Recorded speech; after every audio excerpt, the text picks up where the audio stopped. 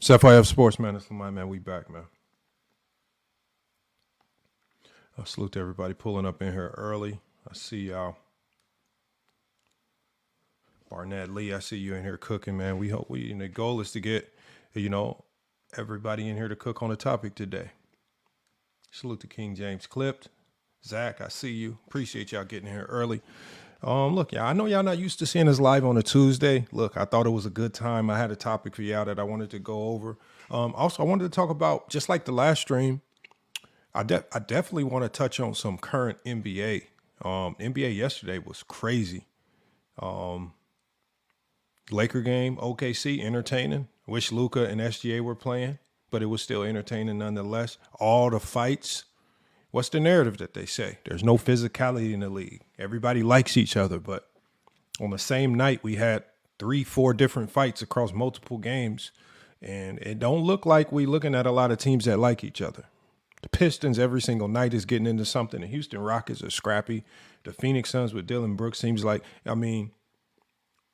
but ultimately, the funniest part about it is that it's all of the old heads that say they love this rough and tough and fisticuffs fighting that are doing the complaining, crying, saying it shouldn't be in the game. So we're going to be talking about all this. And again, this entire show today is about contradictions, man. From the fights that we saw yesterday to the same old head talking media that go live on TV, that go on the YouTube crying, talking about this shouldn't be in the game. Yet they say this is what made the NBA great back then. Contradictions on top of contradictions. And on top of contradictions that we're going to expound upon in these same conversations that we always have, even in these GOAT conversations. We're going to be talking about that. So, this show is going to be opened up to a ton of different topics. I can't wait to get into them all. As we always do across every single show, we always get through this intro, and as the intro plays, please make sure that you guys are sharing the live. Share the live, repost it to your story. Reposting to your story is probably even better than just sharing the live. But repost to your story, man. I'm going to be watching for everybody that reposts to their story, and ultimately it's going to get to a point where we're going to start doing giveaways or some type of either Cash App or PayPal giveaway for a random person that reposted their story. And I'll let you guys know when we start doing stuff like that. But ultimately, things like that are going to start coming soon. But look, we got to cook today. It's going to be FYF Sports. Hopefully, I believe that we'll have GOAT James Kingdom in here to cook. A lot of topics on the docket for today. A lot of conversations that we can even touch on. That Ochi Clips, the GOAT sniper, man. He snipes everybody that he's dropping on YouTube. And then as we get into this live, make sure that you guys go over to YouTube, follow FYF Sports Debates and GOAT James Kingdom on all of our platforms, because anything that you see in this live is going to be dropped in full on YouTube. So if you miss anything, if you want to go over anything, if you want to clip, if you want to react to anything, make sure you go over and follow us on YouTube, because that is where you can find all of these streams in full. I got a Johnny calling. I'm not sure why. Hold on. Can you guys, and also I want to double check too, because I want to make sure my audio is good. Can you guys, can I get a 1 in the chat if my audio is solid?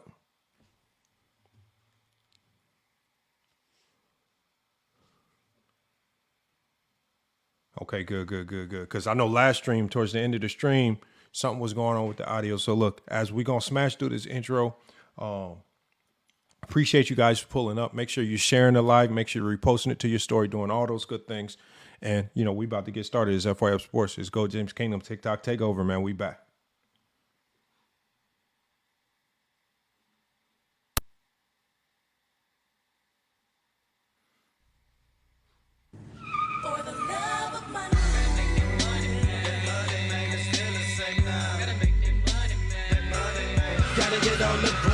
giving it up to the 9-9. If you slip, you can shock it, fall in the nighttime. Gotta get mine. Ain't taking no shorts on the lounge and top of the phone. Call up my homie, tape at home, polishing this Mac 10 Chrome. Got a lick, we can hit so quarter click, cause once again it's time to the zone with a flip of bird. My wit to the curb, so I swerve and roll loud. To pick up the rest of my thugs, let's spread on the mission for counting up more now. Joe, when it hit the bump, gonna ride like every day with 4 more thugs. I'm a bro with and stroll with till we end up in the grave and lay. Putting in the drop lean, we spotted the place and quickly rolled up. Gotta make that money, man. Hopped out of the ride, see flesh, then showed up. Fucking a kaboom, so drop it on down when them into the room. Them doom, and I'm shaking the dice and hit them in naturals on them fools, and I'm looking lovely. Yeah, better not think it's funny. I'm coming up quicker than 9 quads, cause flesh be loving his money. I'm giving up love to the hustlers, all them saints and busters, making that money, stand on your feet. And you better believe, gotta have that cheese for the green leaves, never catch me sleep. Steady on the grind, get my stand down from a crime, and I hit up the 9-9. Gotta keep that bankroll, making me say 20s, nickels and dime. Hit us for stick up, lick up that 211. Gotta get what's mine, been failing. Me kicking up dust, I'm a trailing, failing 187. That's how it is, that I got to have it in the night. What? Mission to check a meal and still be real, thugging on the clock, like creeping on the come up. Won't sleep till I'm done up, gotta blaze my gun up. Hunt up another plotting scheme, gotta make some great so nut up, what up? Gotta get that business on, even though the Buddha run me, done me feeling lovely, but I'm just in it for the love of the month.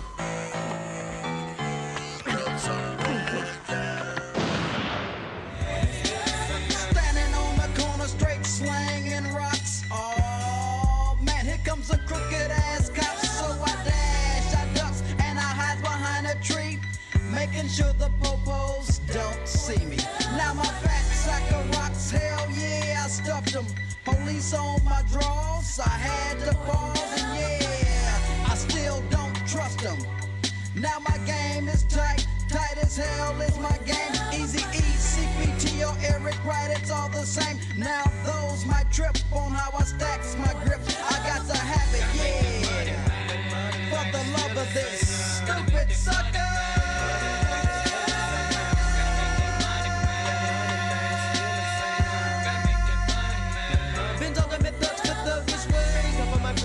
Every time, follow me down the 9-9, and you will find all I make line. Check out the whip, the nail, drop down, run them up out of my hood, ribs. Like when I'm making me grip, when I make click, roll them with ruthless. The thug I big, put them in mud, buck them in pump wood, for the love of money, with nothing to lose. Rolling with troops, rolling with thugs, it's going down. Steady pumping 3 rounds, running with a McBang, bang. Gonna make that money, man, it's still the same, steady running things wild. And follow me now, well, I'll take you up into the dark side of me, run. See, for the W done, for the bud I run. Ready to get up on my brain, up in this thug game. So people me creeping, me crawling off on the mission back in the days. Crazy was dealing with thugs that wanted to get paid. But it's my son, that the thugs the rest up up on the mission for money. You give up the gas, now drop it down fast, cause me and my partner was hungry. And if it was stolen, you might get your blow to the temple and bone road dogging. Just make this lick you simple and run to hell with send ya. Me fellow with bang and double my rivers, remember me billion now. I'm on me dig ya, so deep in the ditching you with it, cause tricky was slipping, I'll get you and rip ya, so buck the down. Get it robbing and stealing, making a killing, get a thug dealing, needed $1 million, making me money with the thugs be chilling. For the money these fools be sending Cleveland, but if I'm with thug getting off in the brazen skullers, and when I stick them, lick them, remember I get them up for the love of money. Stoke and get food, walking jet move. Stoke and get food, walking jet move. Stoke and get food, walking jet move.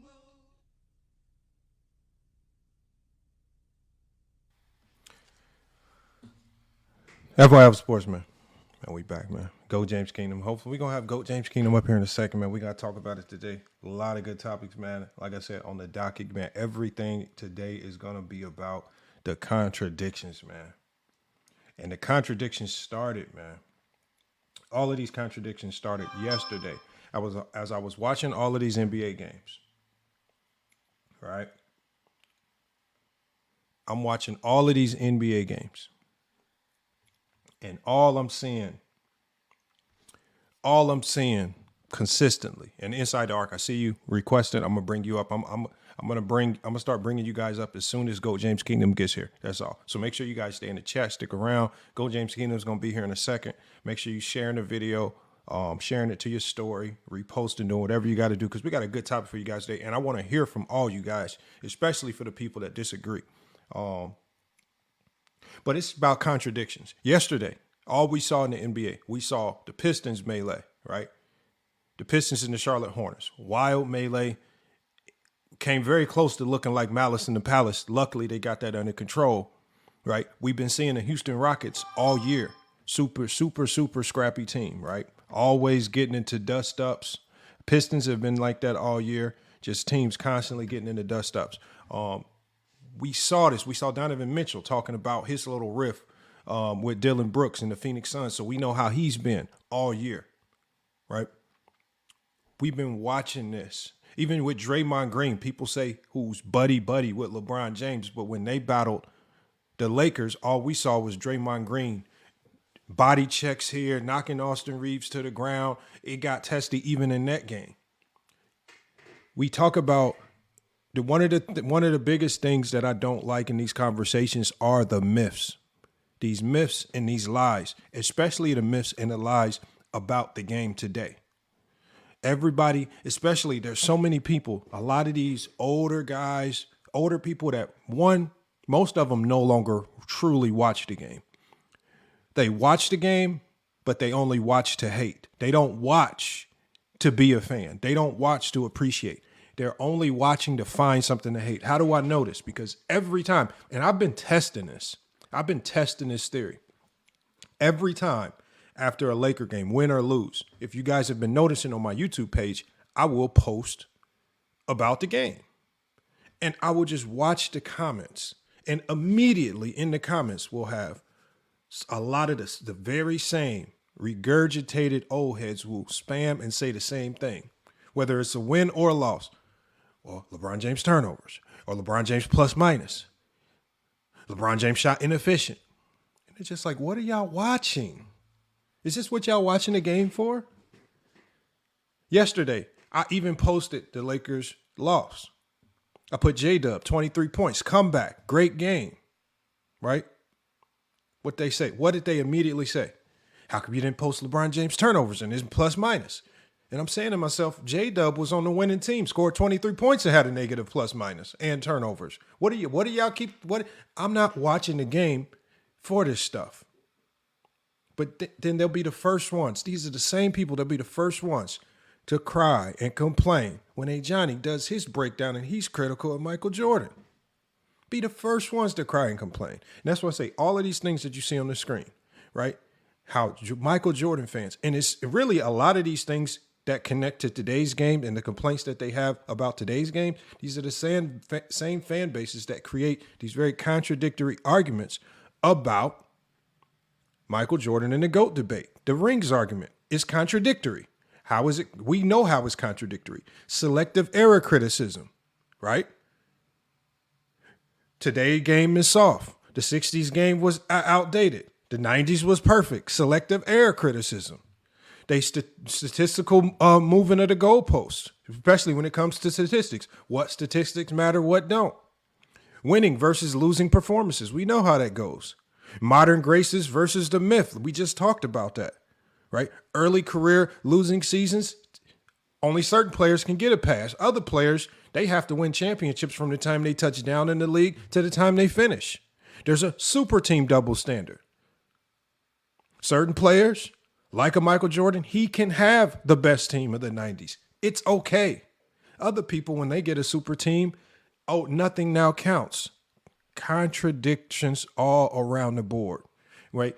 Credit for wins, excuses for losses. We know who that applies to. Clutch highlights versus the full resume. We know who that applies to. We got Go James Kingdom in here. Hopefully he's fully connected. I know he's probably trying to connect his green screen and get all that stuff in order. And we can get man. I'm trying to get my green screen in order, man. What's happening, y'all? What's good? Peace and blessings to my. What's good, brother? I'm chilling. I think I should go on the camera. I can't really go on the camera right now, but I should go on the camera eventually by the end of the evening. But what's good, man? You got the Zesties upset, man, because you ain't talking about LeBron's turnovers and his layup airball. Did you see his layup airball? Did you see that? I saw him airball a 3 like yesterday. I saw all of it. And he was still the best player on the floor for the Lakers by far, and it wasn't even close. So I Wasn't mean, even close. wasn't even close, man. I mean, some of the stuff he did yesterday surprised me. Even Austin Reeves caught a body that surprised me with the two-hand dunk in traffic, man. So, I mean, whatever LeBron's doing is rubbing off on a lot of them guys. But to me, that was a good game. That was a good game start to finish. OKC with a lot of young guns. Caruso played a good game. Case and Wallace played a good game. Those guys are shot makers, man. And that's what LeBron James said after the game. That's the difference between why they're champions and we're not. Simple as that. I mean, they got a lot of guys that are just gamers. They know how to come in. They know how to do their job. It's relentless pressure from start to finish. There's no let-ups. We see with the Lakers, they play in flurries. They play in a flurry where they're really good. Then they'll have a flurry where they're really bad. There's really no consistency where they could put together a full 48. So, again, salute to LeBron for even pointing that out. Hell of a game. NBA was really good yesterday, but it did help me identify a lot of contradictions that are going on in basketball talk, man. Well, we always know they have to contradict themselves, Lamont. They can't stay stable because George's career is not enough. Like, we know this. Like, we understand this. They have to create narratives, or they have to say it's how I feel or how I see the game. It's never really based on actual, true, objective measurements. You know what I'm saying? Because when you do that, you see what I'm saying? You have to acknowledge LeBron James' greatness, and they can't accept it, man. They just can't accept it. So, you know, they're gonna find anything to be negative. They're negative people, bro. Like that's what you said. Like, how do you watch the NBA game and the only thing you want to point out and bring to anybody's attention is what was negative? Don't make no sense. Exactly what I've been saying the whole time. I was like, I watched the game yesterday. Oh, then somebody got a little background noise. Remember, we're trying to keep the audio perfect and crisp. So again, if you're not talking, just if you remember to do so, just mute your mic just in case, because we want to keep the audio clean. But feel free to chime in. I'm not saying mute yourself so you don't chime in. I'm saying mute yourself so we don't catch the background noise based on wherever you're around. That's all. So, but whenever you want to chime in, we'll let you guys chime in. But we're gonna be talking about it because that's why I really wanted. I don't know if you still have that chart queued up that Johnny, that you said you wanted to pull up today, because I feel like that still ties into a lot of what we're saying today. If you can send me the chart, we can find a way to get it queued up if you want to go down that road. But what do we got? Who do we got? You know, it's something that I think, like, my co-host and my co-founder of Goat James Keenan, Brandon, said. He said that he has Exhibit A. Exhibit A is that they are bad with basic arithmetic. They don't understand basic arithmetic. They'll try to finagle their way out of numbers, right? And then another thing is Exhibit B is that they'll discredit errors. They'll discredit this error. They'll discredit the error before Jordan played. That's just the way they are. The first thing they'll do is just discredit an error when it doesn't go well for them. And then, lastly, which would be Exhibit C, is, like I said, they can't appreciate greatness, Lamont. You see what I'm saying? Like, they can't appreciate what is considered greatness. They have to dumb it down. Now, anything LeBron James does greater is just longevity. They've tried to convince people longevity is a bad thing or doesn't mean anything. It's like they literally are trying to convince people playing longer and playing longer at an elite level is nothing. They're really trying to convince people this. They're really trying to state that means nothing. All because, again, like I keep telling y'all, Jordan's career is not enough. Jordan has longevity, but his longevity does not match. I was on somebody's TikTok not too long ago. I forgot what day it was, and I asked them because they was saying something to that degree. We have all these people randomly saying LeBron James needs to retire, and I said let's go down that road. LeBron James, let's just presuppose LeBron James is officially retired. He's no longer in the NBA. I said, what next? I said, as a fan, how does that make, like, what are you going to now move along to? What does it accomplish? And he got silent. He said, I don't know it, nothing. And I was like, that's exactly the point. You're just saying it to hate. There's no reason behind it. You guys keep saying you want him to retire. Yet every time I make a community post about LeBron James, it has hundreds and hundreds of likes and hundreds of comments. I was like, all you guys, if I post about something else, if I post about Wemby, if I post about Ant-Man, nowhere to be found. right? You guys are LeBron James super fans, especially the haters. They're LeBron James super fans, right? And a lot of them just shadow watch, and I can compel that a lot of you guys don't shadow watch today. Pull up, right? There's only a handful of people that are not necessarily welcome, and even those people are welcome to a certain degree, right? I made it clear to All Ball TV the other day. I have no interest in engaging with this man anymore. He crossed the line that's outside of the level of basketball. Using your kids as fodder in basketball talk, and you try to pretend as me and A Johnny disrespected your kids, you no longer welcome to FYF Sports. All right. I heard he got banned on TikTok. I heard he did something crazy on TikTok. I heard he was out here And, showing off and his if arsenals and stuff like that. And if he did, more than likely, what he's going to try to do is he's going to try to appear on people's lives, knowing that he's banned, to try to get your life diminished or also banned. So again, people like that, man, low character guys, man, people like that, not necessarily welcome to FYF Sports, especially if you got a history of being banned, man. Definitely not welcome, man. But your son is definitely welcome, man. He's a good dude, man. Barber. I wish I knew his barbershop name. We give it a shout out, man. Salute to your son, man, for having some sense, having a little bit of a brain on him. Let me start with Inside the Arc, man. What you got on this, man? My bad. I was me to have a little background. What was the specific question? No, it's just the topic of today's contradictions, man. It ties into what we saw yesterday on the court, man. All of the fights, right? All of the teams that are going at it, competing, fighting for playoff spots. We see teams like the Charlotte Hornets, right? A team like the Charlotte Hornets, who everybody would think should be tanking, right? They have absolutely no reason in the world to push for a play-in spot with one of the best draft classes coming up. I mean, if any team should be intentionally losing, it should be them. But we see them going on an almost 10-game win streak. These guys are fighting and clawing to get wins, getting into massive tussles with the number one seed in the East, man. This don't go along with the narrative that they're selling us, man. They're contradicting themselves because when I watch TV, it's the same old heads that were crying, saying, we don't need this in the game. These fights and throwing punches ain't good, and this guy needs to get suspended. But I thought, this is what made the NBA great to you guys a while ago. But now you want to vilify these dudes for doing it now. I don't get it, man. Yeah, so with that, a lot of times I think, GJK, don't hate me. I think the way that I feel about it is that these people, when they're coming up and talking about these contradictions that you're also bringing up, it all ties into their nostalgia. So their nostalgia is during this era, this was happening. And since this was happening during this era, this is what I expect basketball to be. So that goes into positionless basketball, goes into the off court, on the court stuff. When it comes to trying to make it to where the modern NBA is in any way, shape, or form close to nostalgic wise what it looks like, that's when they start to contradict themselves because they just want to hate. They're not actually talking about what's going on. They're strictly here to hate. They're not here to talk about basketball or talk about greatness or talk about a good ball player because they cannot praise anyone from here because then that's going to make them look weak. But let us praise anyone. Like on my page, I praise Scotty Pippen. They automatically think that I'm trying to tear down other people. Land my plane. I feel you right there. We got a couple new people I haven't seen. We got Oakland. We got Out of Sight. What's good, y'all? What y'all got on this? We'll go to Oakland first, man. How you doing, Lamont? It's insane. I've met a few people on Juan Boy Lives, a few lives, Goat James. I've heard people say Michael Jordan got 5 DPOYs, but I've seen people that don't even watch the NBA come on and try to talk about it, how gather steps and Euro steps shouldn't be in the NBA because it bends the rules for people to travel.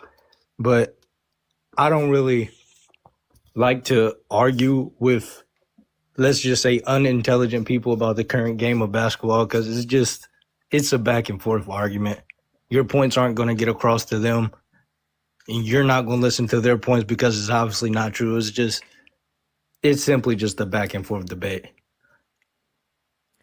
No, but we listen to their debates.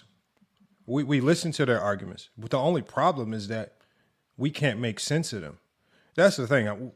I'm not here to fight with people about a lot of stuff. But when you say stuff that just don't make sense, like for example, this is why A Johnny has went on this tear. I mean, if you guys are going to open the door about criticizing the smallest of the smallest things, if you're going to create definitions like dropping, right, and you're going to only selectively apply it to LeBron, well, he's going to take that definition of dropping and he's going to identify, well, damn, if we use dropping as a standard, then Jordan's probably a much bigger dropper than LeBron by any measure.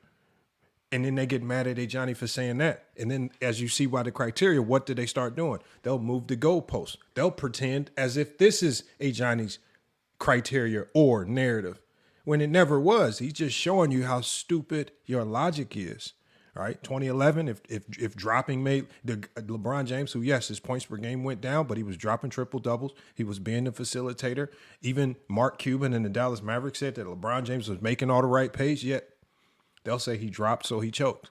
If you're gonna not use context, if you're just gonna apply these weird labels, now you just open the door for people to use them same labels versus Jordan. That's when they give. I was on a Kobe stream yesterday. I forgot the guy's name. And the guy I didn't even argue with him. At number 1 and number 2, he had Jordan and Kobe. And his criteria, he had 3 criteria: post-merger, winning, and context. And I said, well, explain the winning and context. When he explained it, all he talked about was quality of competition. It's toughest competition. I said, by your definition, Kobe should be your GOAT. It makes no sense. If it's about quality of competition, who had faced more competition than a Kobe? If it's about the 50-win teams that he talked about, if it's about facing the greatest defenders and defensive teams, who face more than Kobe? I said, by your own criteria, you're too scared to even put Kobe over Jordan. Hypocritical.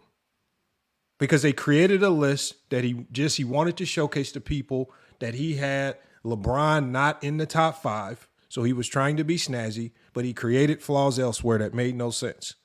And when I was talking to him about Kobe, he was getting dumbfounded. Off the top, Lamont, just the fact that he would have said post-merger only automatically eliminates his list. Your list is already eliminated. You can't eliminate errors and then claim you have an all-time list. You don't have an all-time list. You have your list. I didn't even want to argue with him about post-merger because I started to, and I was like, okay, you're just saying that because you fear the resume of some of those guys. So you don't have to, when you say post-merger, it's just you being scared. Because what's the difference between 1976 and 77? It's really not that big of a difference, right? And, so they just say this. He says, well, I could watch. And I was like, you can watch games in the 60s if you really wanted to watch. I said, and then we went down a road of just a whole bunch of lies, even to the point where he was saying that the 1993 Phoenix Suns was an elite defensive team. It was time for me to exit the conversation. And he was just saying anything. But Lamont, I wanted to address Oakland right quick again. Y'all got to remember, ain't nobody here trying to change no minds. We are trying to address the facts. The problem is that these dudes have been lying so long that people believe the make-up stories that they have about Michael Jordan in the 90s and all this other 1900s nonsense. So in reality, we do change minds. I've seen the GOAT debate change physically in the last 3 years with what we've done in GOAT James Kingdom, ladies and gentlemen. I've seen it. They've changed it. 6-0 is only for the casual Jordan fans or the casual Zesty Jeffries. The upgraded Zesty Jeffries, they're like the upgraded version of the agents in the Matrix. Remember in the Matrix 1, they had the regular agents. They had the upgrade in the Matrix 2. That's what they are. Now they're coming up with the new one now is the most championships as the best player in the world. Oh, hey Johnny. So they're they started that because of GOAT James Kingdom. They invented that because of what we've been doing in GOAT James Kingdom for the last 3 years. So yes, you can change people's minds if your true intentions is to be honest, not to bring your personal take. We always tell people nobody cares what you think.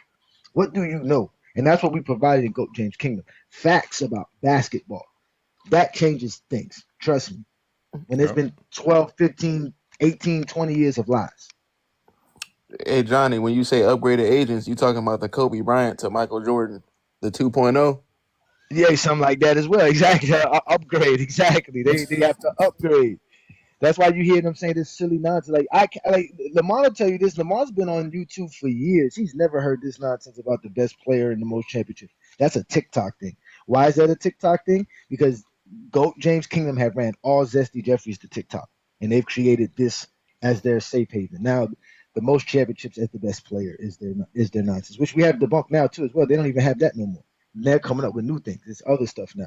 The highest Advantage highs. creation. Yeah, the highest highs and the lowest lows. They're doing all this stuff. If you take a step back and look. Yeah, that's wild right there. We got Tony up here. What's good, Tony? Oh, what's up? What you got on this, man? I know you've been watching. Yeah. So one, I hate the super team thing because there's no definition of a super team. Anytime I get somebody to give me a definition of super team, I find some other team that follows their mold that they don't consider a super team. I.e., the best example I give is when they tell me the 2010 Celtics are a super team with 4 All-Stars, and then I point out the 2015 Hawks have 4 All-Stars. They go, well, that doesn't count. I go, why not? Those 4 All-Stars can win 60 games. Those 4 All-Stars can win 50 games. Why wouldn't that be one? And then as far as the Jordan fans that lose it over me that I can't stand is 6 titles or more than 4 when it comes to LeBron, but 11 versus 6 with Russell, then it doesn't matter. And then they say it's about win percentage in the finals. 6-0 is better than 11-1 in the finals because they hate losing, and to like Bill Russell over Michael Jordan means you're a loser. Oh, I also was told too, if you got Bill Russell as the GOAT too, that means you're a racist. Oh my God. You know what? You know what? Now that you say that, Tony, Yeah. all these contradictions, you brought up the super team thing, right? I've always said that Jordan fans are the first people to say that championships matter the most, but they're the first to actually discredit championship and winning, right? But another thing is that they love to discredit super teams. But if you ever hear them talk hoops every trade deadline, they're the first ones trying to devise a super team for teams to put together. Oh, but Johnny, here's the real thing. It's one of two. It's one of two ways they use it. Either they use it to pump up the guy they like for beating a super team, or to discredit somebody for winning because they had a super team. But there's no definition of what a super team is. I'm a firm believer. I say super teams don't exist. There's no such thing. That's a fan made up concept. When Steve Kerr or Tyronn Lue were going through their game plan, they never go, now, come on, guys, this is a super team we're going up against. That's not in the NBA locker rooms. They don't say that shit. It's some made up bullshit fan logic. And it's low IQ basketball conversation if you start calling teams super teams. Yeah, like I said, they're the first to do it. You know what made me realize this? When I watched the PC clip of Penn, right? Zesty Penn was over here talking about how now that the Cleveland Cavaliers had Harden, they were going to trade for Giannis, and then LeBron James was going to show up next year. Like, they're the first ones to always talk about super teams and all these crazy trades that can happen and signings that can go on. Meanwhile, they don't like the super teams, but they're the first one to try to build a super team with their predictions every trade deadline or off-season free agency. So, they're very contradictory. Because, again, like I told you, special ed students, man, they don't remember what they ate last week for lunch, but they're going to tell you how they felt in 1996 when Jordan scored, 30 points in the basketball game. I don't even care about these dudes, bro. That's why you got to talk hoops, man. You got to talk hoops, man. Break the game down.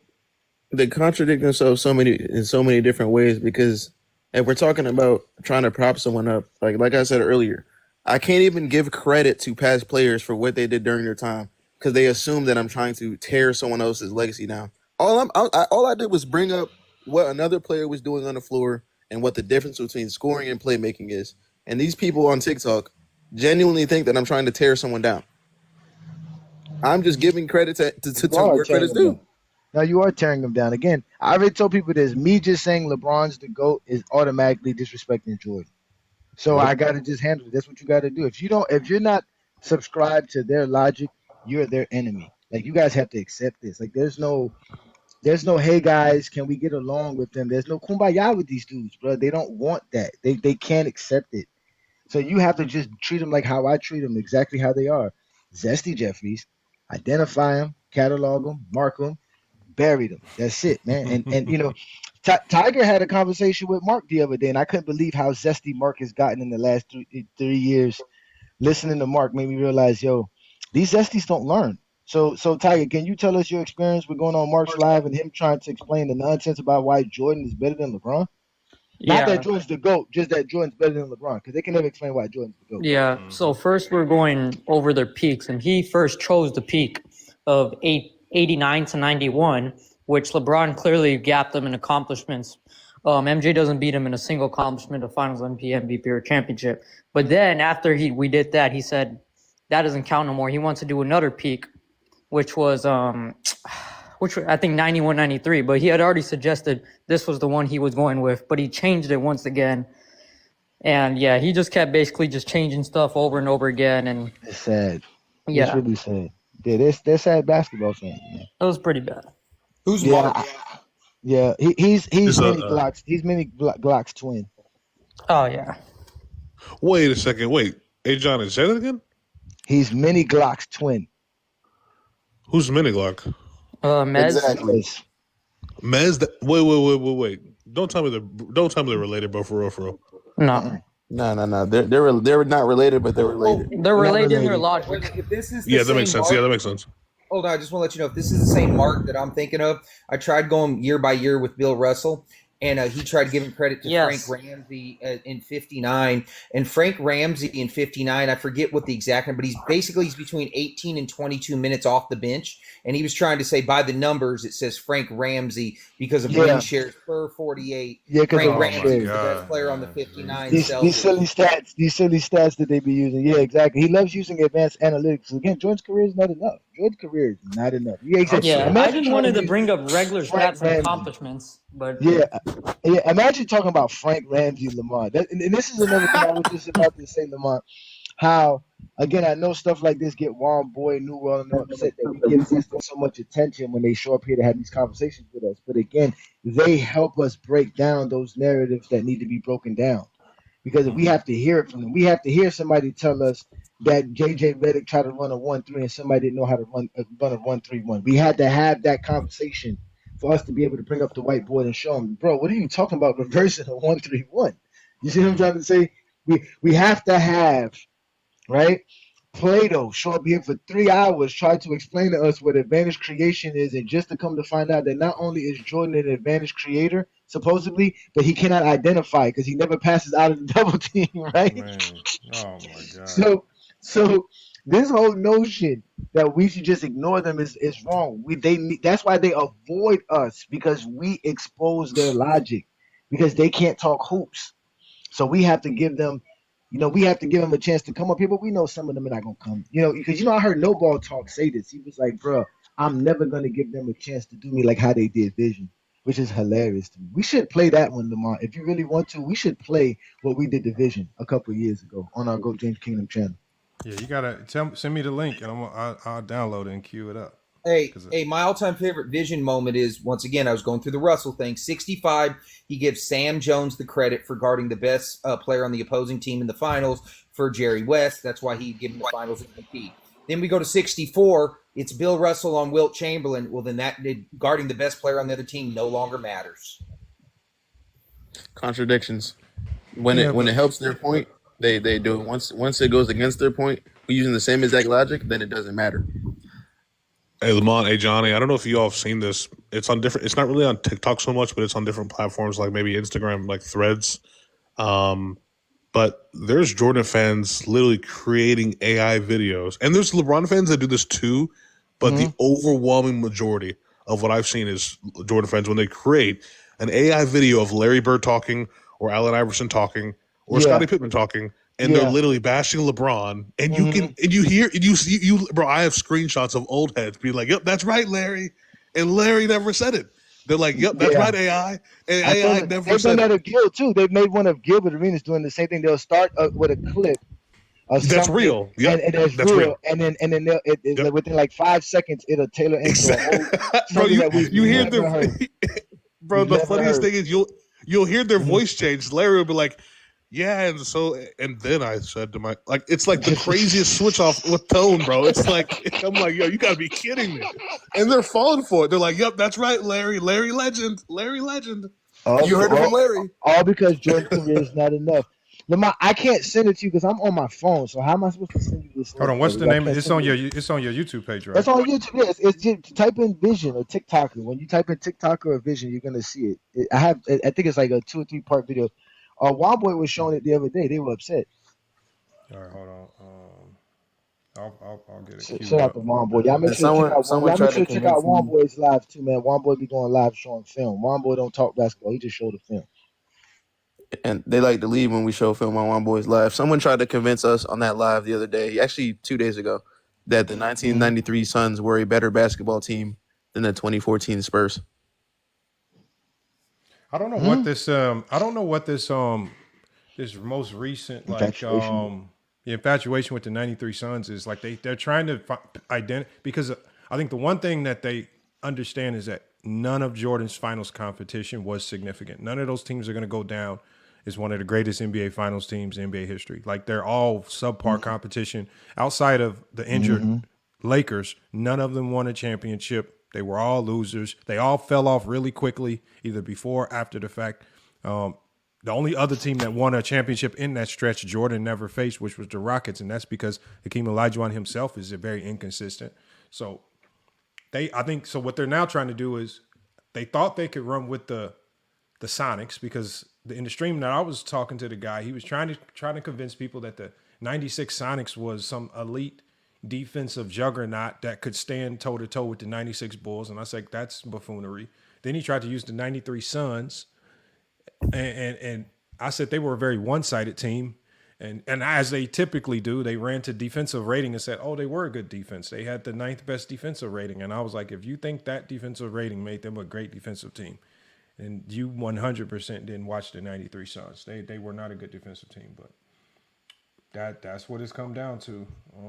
They were a good defensive rebounding team, which helps their. No, they were a good offensive team. That's it. They were a good offensive team. They had Barkley scoring points. They had Dan Marley, KJ that can score.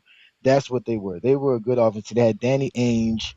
They had a good team, but it wasn't like they were better than the '93 Bulls, which is the problem. The '93 Bulls were one of the best teams ever in NBA history. Again, they had 2 All-NBA players, 3 All-Defensive players on their roster, plus 2 All-Stars.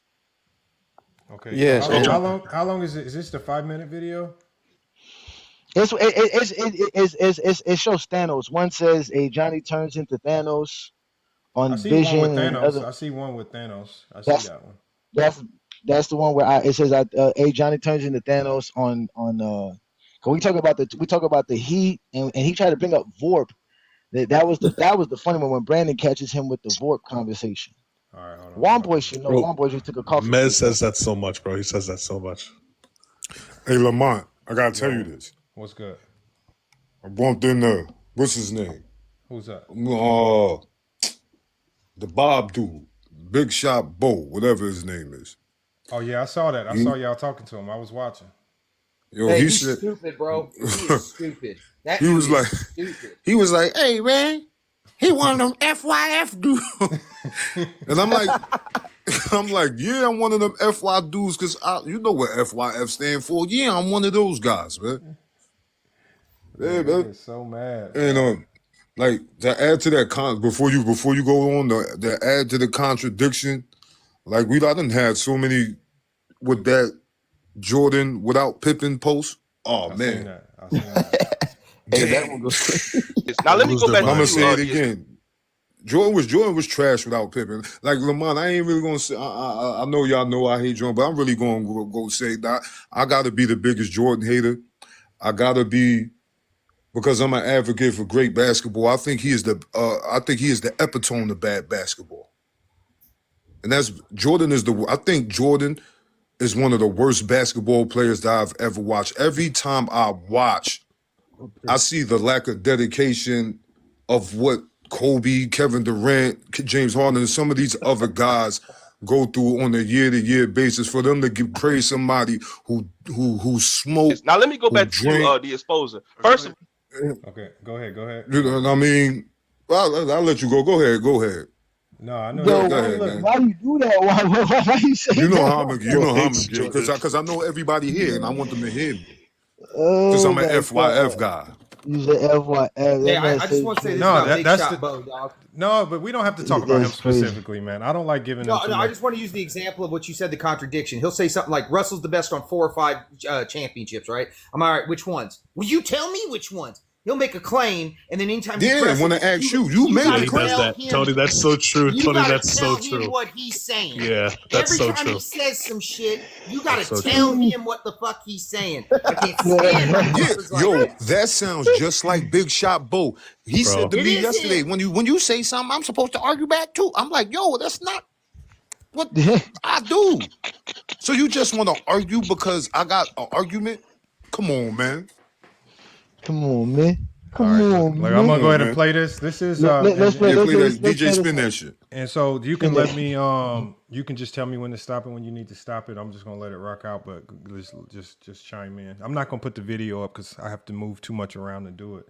But y'all should be able to Okay, get no the audio. problem. Yeah, I mean, it kind of, You want me to should put see you his want me to face, put the video? Let me go ahead. It's not gonna be too crazy. Let me get the because his video. face is funny. All right, hold on. Let me get. Because you can keep the picture. You just gotta shrink you up. Yeah, I got people want to see you. I Anyways. know, Why but nobody we wanna gotta see no. that? It's the layers. It's like this. I gotta add the video. I gotta add it in. Hold on, let me add the display capture. No, I know, because I've been using the TikTok studio on the computer. It's a little different. Yeah, it's different. You got to make sure you add the picture, and you have to know how to do it. And then you have yourself, you have your camera, and you have the videos or whatever you sharing. It's No, all it's this not different stuff. hard. I just wish whenever you add an element, it would just automatically put it in the front. It sticks it all the way in the back, which is crazy. All I right, see here what we you're go. saying. Yeah. Okay, here we go. Amazon coming to my house. All right, y'all. Here's the video right here, y'all. All right, I'm gonna go ahead and let it play.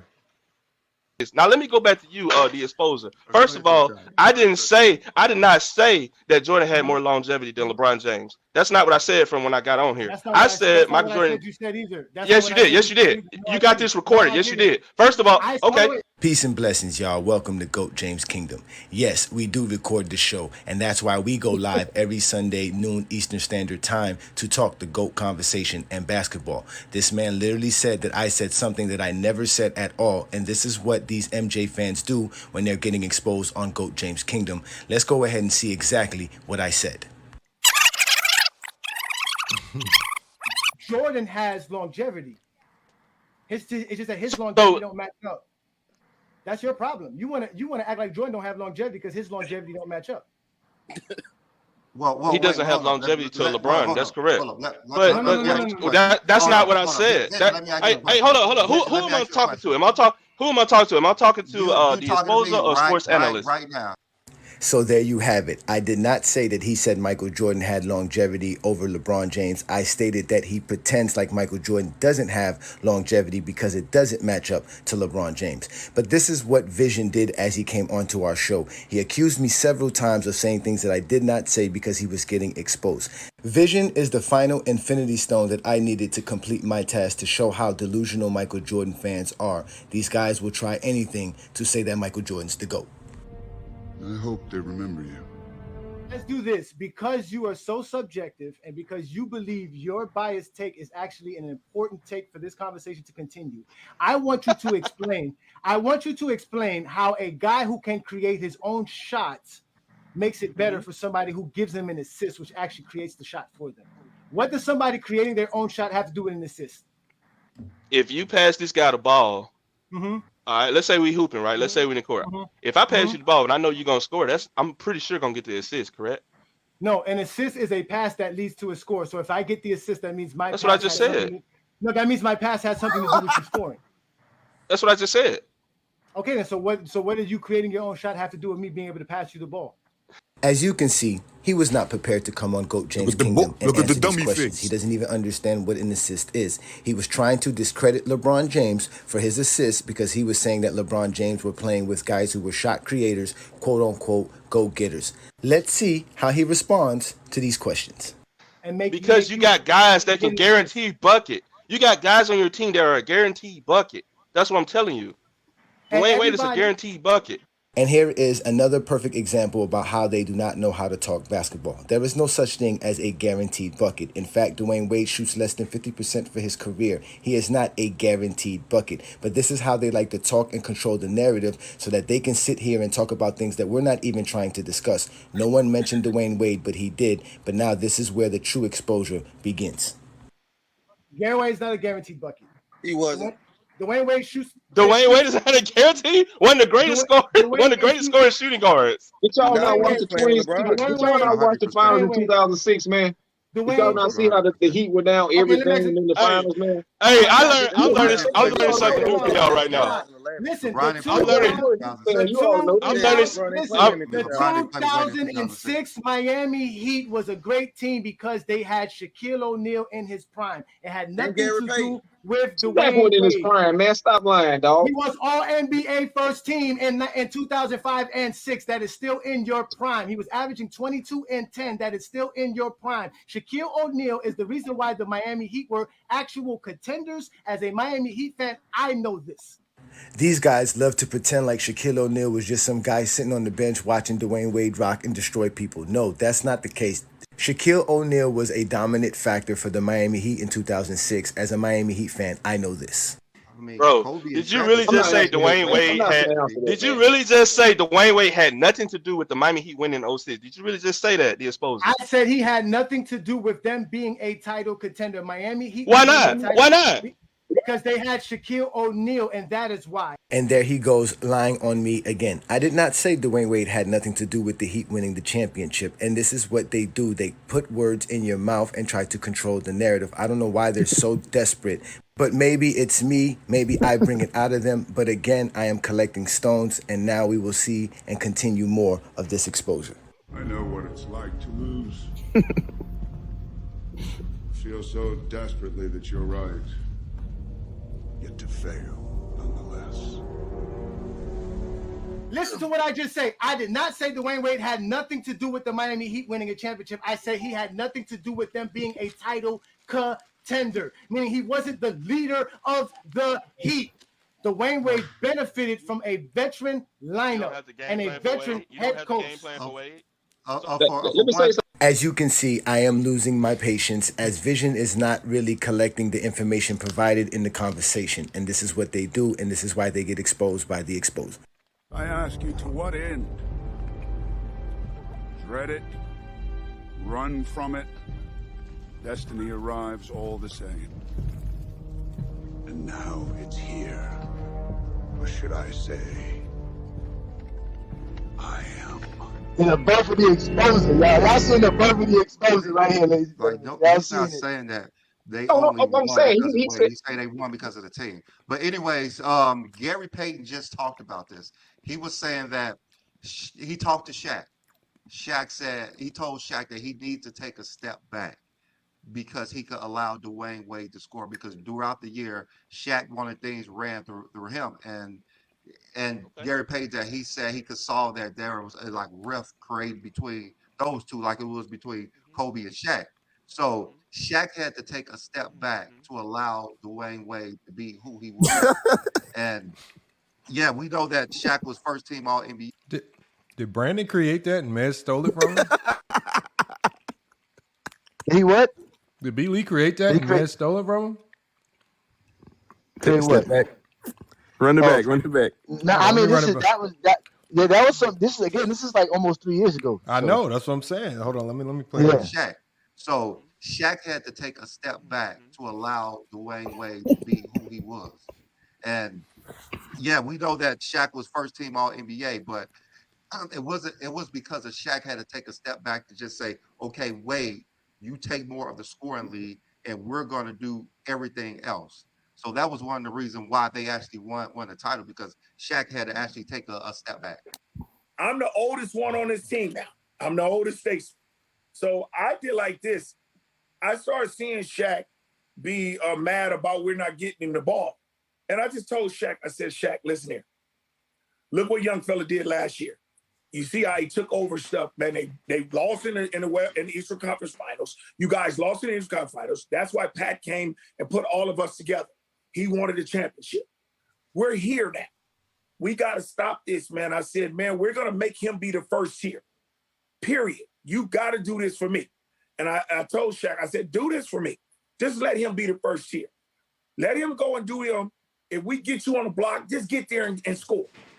And when he agreed to it and bid in, man, D Wade, I ain't never seen nobody perform like this ever. He had 35. And I was like, this is incredible because this young kid was giving them the blues. So what Pause it, I'm Lamont. trying to get an Pause it, Lamont. understanding for Pause that it right quick, Lamont. Pause it 2006. right quick, Lamont. So what you guys are listening to is Gary Payton is explaining that this is what they had to do after being down 0-2 in the finals. This is not before 06 season. This is not in the middle of the 06 season. This is not during the playoffs. This is Gary Payton coming to Shaq after being down 0-2 in the finals. They were just talking about it recently because they just celebrated the 20-year anniversary in Miami. And they talked about how Gary Payton kicked in the door on Shaq in the middle of the morning in the hotel room and told him, bro, we are running through Dwayne Wade for the finals. We're going to win it. He heard what he said. We here now. We're in the championship. Let's give the ball to Dwayne Wade. So Dwayne Wade was never the leader of that team. Shaq was always the leader of that team. And the team was built around Shaq. Gary Payton was there for Shaq. And that's what I was trying to explain to them. But watch how Ralph tries to save them again. This is when we used to let them up, and they used to think they were going to cook us. But watch what happened in the video. You see him smiling. He's reading his notes as well. Go ahead. All right. You're saying that Shaq was the man for that team? Is that what you're saying, Johnny? Shaquille O'Neal was the leader of the 2006 Heat. He was the leader of the 2005 Heat. In fact, bringing up that same conversation Brandon's talking about the other day, Shaq and Gary Payton were bringing it up, and there were times Gary Payton was like, man, we're not running that play. They were trying to run plays for Dwayne Wade. He was like, we're going to feed the big man because it was a veteran roster. It was a veteran squad that was trying to win a championship, and they utilized everybody perfectly. Everybody played their role perfectly as a team. Dwayne Wade was the leading scorer. He's going to be your first option because in certain series, like against Dallas, he's the best option for them because of the game plan was let Dwayne Wade shoot. And they got rid of me and Gary in Miami because Gary and I was the only one that really didn't listen to Pat. So Pat would call the play and Gary would be like, I'm not running that. I'm throwing the ball to Shaq. Pat would be like, we're going to do this, we're going to do that. Gary would come out and help. I ain't doing that. Give me the ball. I'm going to throw it to Shaq. Shaq will get double and he kick it out. Thanks, Gary. Every play, hey, Ahmad, every play, right? Pat be doing the play, and I can see, Gary sit behind Pat with this face right here. That face right there. I ain't doing that. I ain't doing that. D-Wade be like, hey, man, run the play. I ain't doing that. D-Wade be like, hey, man, run the play. I ain't doing that. D-Wade be like, hey, man, run the play. I ain't doing that. I'm throwing the ball to Shaq. He going to get double, and when he kick it out, hit the shot. Forget all that. Forget all that. Mod, it was too much, man. I ain't got time to be, I'm 38 years old, man. I ain't got time to be running no plays, man. I got to run what I got to think that's going to be okay, man. Give it to big fella, man. If he want to kick it to us, man, he kick it to us. We just got to be ready to shoot. Man, I ain't got time to be listening to no plays. Actually, according to the season, D Wade was the most productive over Shaq because D Wade game score was 38.6 for the season and Shaq was 28.6. Game score. Now, Ralph and Trey try to come to Vision's rescue, but they couldn't help him. And Ralph just actually got himself exposed as well by joining this conversation. And again, like Vision stated, this is recorded. So he stated something about the game score for the season. There is no such thing as a game score for a season. There's no multi-game game score. Game scores are basically for a game or a playoff series. So what Ralph is bringing up is not a season game score stat. He is bringing up a season high game score stat, which is what Dwayne Wade has here and what Shaquille O'Neal has here, which has nothing to do with the actual production for the season. But if we go to the stat that Michael Jordan fans love to bring up, which is the PER, you can see here for those two seasons, Shaq's PER was higher than Dwayne Wade's. But this is why Ralph joins GOAT James Kingdom every Sunday noon Eastern Standard Time, because he knows we provide real information and real basketball knowledge. We do not sit on TikTok just talking about a bunch of nonsense like Vision does and the rest of his crew, which has been exposed here on GOAT James Kingdom. Let's continue the exposure. Now let's get back on topic. Now, like I said, we can say Dwayne Wade was a scorer, right? He was a go-getter, bro. And you sit here and lie and say Dwayne Wade couldn't create his own shot. He couldn't score at will. Are you serious? He was bringing the ball down, pulling up. He said that. Ralph, here it is. He did say that. Oh, here come the And there you exposure. have it. This That is was it. the third time he said that I said something that I did not state because he could not handle the conversation. He had to create up actual narratives and things that I didn't say for him to try to argue or win this argument because he doesn't have facts. This is where the exposer starts exposing him. You have now been exposed by the exposer, Vision. Vision, I did not say that. I did not say Dwayne Wade cannot create his own shot. I said, what is the point of you bringing up Dwayne Wade being a shot creator of his own when we're talking about assists? When you don't get an assist when somebody creates their own shot. You got this recorded, bro. You have this recorded. I know you I have got this this recorded. recorded. Cool. And you are officially being exposed by the exposer, and you're going to sit there like a man and take this just like Buddy did 2 weeks ago. I hope they remember you. Listen, you're going to come on the show and be a respectful man because that's what I gave you. We were patient enough. We were going to get off. We were not going to sit here and do this. So don't bring up lies. I never said anything. You just said 3 different times I said something I never said. While we have you recorded, and you will be on TikTok very soon because of what you stated. We don't have to lie, brother. We just stated this. We have rational reasons to speak the way we speak. We use stats, accolades, and achievements. You're coming with narratives that you should have studied our show on and found out we've been broke down. I hope they remember you. And I'm glad you got this recorded because you yourself and you cooking yourself. I literally heard it because if I didn't hear it, I wouldn't have said it. Because we didn't say it. Smack that nigga.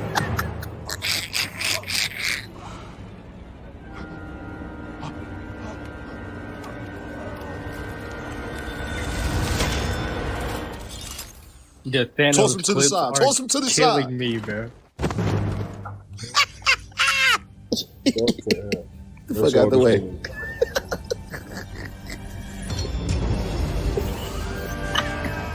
Let's see what happened to Vision. I hope they remember you. Vision, you have now been exposed by the exposer. If you guys want to catch the full conversation, catch our last episode on GOAT James Kingdom Show. Hey. That boy said, I literally heard it. If I didn't hear it, I wouldn't have said it. Brother, that's what you did, sir. Thanos clips on speed dial is crazy work. Wait, hey Johnny. They Johnny. got So the I agree same with habits, I agree with man. I'm sorry, go ahead, Lamont. I'm saying they got the same habits, man. They do this. We run into this all the time, and we'll get into these conversations with them, and then they'll say something to the effect of, let me explain to y'all what he's trying to say. And it's just like, bro, no, I'm right here. I don't need you to explain what I was trying to say. I can explain what I was trying to say because we know you're going to just try to misquote it to push a narrative. And I can't believe they've been pulling that same strategy for 3 years, man. Damn. Hey Lamont, quick question. I could be wrong, but didn't Gary Payton or Shaq at some point, either one of them, say that was D Wade's team, like at other like quotes that they've been quoted? And LeBron said that it was Anthony Davis's team. That's not, but that was never Johnny's point.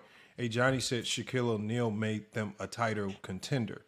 It can be D Wade's team all he wanted. His point was that Shaq being there is what pushed them over the top, what pushed them into a different conversation. That is a fact. Because they weren't a title contender with all those other guys like the Lamar Odoms. They had all those Nobody is taking a sophomore guy and making him your lead championship for a championship run. He was Shaq's sidekick. Simple and plain. The team Johnny, was built around Shaq. But my question is this though: LeBron James never played with an 06 Dwayne Wade. Mm-hmm. So why are we even bringing up what 06 Wade did? LeBron never got to play with that version. of Dwayne Wade. No, because that's how the conversation gets derailed. Because remember that the conversation started off, he was trying to discredit LeBron assists. Because we were telling him LeBron accomplished more than Jordan. So when Brandon told him LeBron has more assists than Jordan, that's an accomplishment over Jordan. They didn't want to accept the assists. Because he was basically saying the reason LeBron James has all the assists is because he's been playing with guys like Dwayne Wade, Kyrie Irving. All these guys make LeBron James have assists. When I tried to explain to him, none of the, like an assist is you created the shot. That's what people don't understand. That's why you get credit for an assist, because your pass created the field goal attempt, which led to an actual field goal made. So one of the reasons why they started. It doesn't matter who he gives the ball to that led to a field goal. It's the fact that he made the pass. That is the point. So he tried to use that, and then that's by me. Because remember, he said Dwayne Wade's a guaranteed bucket, and then Trey which is known as JT from this DJK City Girl Groupies, chimed in. Did you see what Dwayne Wade did in 06? So it doesn't matter his career. Just because Dwayne Wade did 4 good games in 06, all of a sudden that signifies everything Dwayne Wade is supposed to be today. Like, no, bro. Like, get out of here. I'm a Miami Heat fan. I was there at the parade, sir. I was there. I watched those games. I've been a Heat fan since 2002. You can't tell me nothing. Yeah, like one of the reasons why they started playing through Wade, because when they was going through Shaq could not hit a free throw. He missed over like 10 consecutive free throws in a row. And that's one of the reasons why they lost the first 2 games. And they were double teaming and triple teaming Shaq. They were double teaming and triple teaming Shaq. They couldn't get Shaq the ball. Yeah, they were couldn't get leaving him the Dwayne ball. Wade wide open. They were letting Dwayne Wade go 1-on-1. Yeah, And that's why Dwayne Wade took over. Dallas had a big ass front line. They had Desanya Job, Yeah. Eric Dampier, Dirk. Listen, we're not winning that championship if Playing through Shaq, Zoe you come couldn't. back. Listen, Zoe comes back because of Shaq. Antoine Walker shows up because of Shaq. J.C. Williams shows up because of Shaq. Gary Payton shows up because of Shaq. All these players show up on the Heat because of Shaquille O'Neal. None of them show up there to go play with Dwayne Wade and Lamar Odom and Karan Butler, ladies and gentlemen. That's facts. Yep. And using the logic that they tried to use, it's like trying to say, like if I when he creates his own shot, that's not an assist. I only get an assist if I pass the ball to them and I created the shot. I created the bucket. I know. I know. Like, That's that what I was logic trying to is say. terrible. Yeah, but inside the whole, remember, that's why I say the contradictions. That's why I got it up here. Like up here, I have statistical moving goalpost. What they have to now do, because LeBron James is a great passer and he gets a lot of assists. Their whole objective now is they have to find a way to devalue what an assist is. It's not that great. It's easy to get when you got great players around you. Like, so an assist and you're passing to D Wade, they have to give the presumption that it's easy. But by default, by them diminishing that, and that's why I say it's a contradiction, you now diminish Magic Johnson. You now diminish all the great passers in NBA history, not just LeBron. That's why I say this whole show is about contradictions, because they try to create these scenarios for LeBron, not knowing that they're also tearing down all of their other favorite players, and it doesn't make sense. But man, all of this to just say Jordan is better than LeBron is crazy, man. Shaq also took less money. He was gonna, I think he was gonna get 125. And Pat Riley convinced him to take less. Thank God for that. Yeah, to get more players, because he told me, he said, I can give you 125 and we don't win nothing, or I can give you 100 and we can use that to get other Tyson players. says, are all assists equal? Yes, all assists are equal. Now, are all playmakers equal? No. That's a different thing. All assists are equal. All playmakers are not equal. That's why I say when you're on the basketball court, sometimes you don't even have to be a good passer. You're going to get an assist. You don't have to be a good rebounder, but sometimes you might get a rebound. You don't have to be a good defender, but sometimes you might get a good steal. Great defenders, that is what changes. Great rebounders, guys who have a nose for the ball, we can tell those guys. So great playmakers are a little bit different from guys who playmakers, but an assist is an assist. They all count the same. Y'all try to change the value of them for whatever reason. I don't know. You change the value because Jordan don't is not great at it. Yeah, exactly. You got to, because then what does that mean about what you feel about basketball? No, basketball is about how you feel, Lamont. We be in the worst part trying to tell somebody not how to feel a certain way. I was going to also talk about this too with you, Lamont, because we was also talking about how the Super Bowl was horrible. Oh yeah. and the NFL is struggling, right? And how, and you know, they don't really have a star. Without Patrick Mahomes, it's clear as day they don't have a star. Right? No one to market. Yep. No one to market, exactly, right? So this is where the NBA is blossoming, because the NBA has so much going for itself right now. And hold on, is that the real Tommy Sotomayor in the chat? I would love to get him up here to cook. Man, we can get him talking sports. It says Tommy Sotomayor live, and his comment was, "Stop trying to find someone better than MJ. It's silly." And I don't know if it's the real Tommy Sotomayor. I just looked at his profile. I think it is. Salute to Tommy, man. We got to get him up here. Trust me, we already found somebody better than Jordan. All right, hold on. Hey, Tommy, hit the hit the request, man. We got to hear you out, man. Because you be. I guess you be in a lot of these manosphere debates. Let's see how you do in the sports debate, man. Don't come up here and get cooked, man. You know we're gonna put this everywhere. Yeah, I hope. Yeah, follow me. Come to my live. Nah, we're gonna get him up here right now. Don't say are they saying Tommy Sotomayor's a zesty Jeffrey, man. Oh man. Okay. Come on, Tommy. Come on up, man. And we didn't have Tommy up. We didn't have Tommy on FYF on YouTube before as well to cook Kwame Brown, man. So again, he's not a I wouldn't say he's a enemy or anything like that, man. I listen to it. I rock with his content, man. He does a lot of good things. It's unfortunate they keep banning him everywhere he go, man. But salute to Tommy, man. Tommy, what's good, man? Not much, man. Can you hear me? Yes, sir. Yeah, I watch and I hear people talking, trying to find reasons or trying to find ways to split it and say somebody's better than Jordan. Mm-hmm. When you have to do that kind of work, maybe you should just stick with what you have, is all I say. Like, I'm not trying to say LeBron isn't a good player or one of the greats, or that somebody in the comment section said Kobe isn't one of the greats. But you have to understand how I grew up. I grew up a San Francisco 49ers fan. You know why we said that Montana was the great? Because if Montana got there, he won. Mm-hmm. And you expected Montana to do it. And it's one of those crazy things. How many people do you have to where they're expected to do this? And Jordan was expected to do it, and he did it. And I've heard a lot of great arguments. Let me tell you who makes a great argument. Isaiah Thomas makes a great argument when he says he beat us when we were old. But here's the thing. A lot of people will beat you when you're at the end of whatever you're at. And what happens when they are in their era, when their group of people, I didn't want to give Shea Gilgeous-Alexander his props. I watch him play enough, it's hard to take it from him. I didn't want to give LeBron James his props. I watched him play enough, it's hard to take it from him. Jordan is my generation's, I can't believe what I saw. But I don't think the generation who watched LeBron James says, I can't believe what I saw. Do you understand the difference? Like with Jordan, it was, I can't believe what I saw. There's no doubt about it. Everybody watched it. And when you thought he was going to do it, he did it.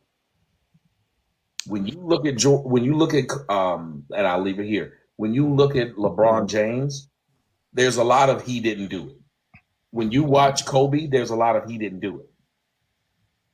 Go ahead. I mean, and I'm gonna let Go James Kingdom this one.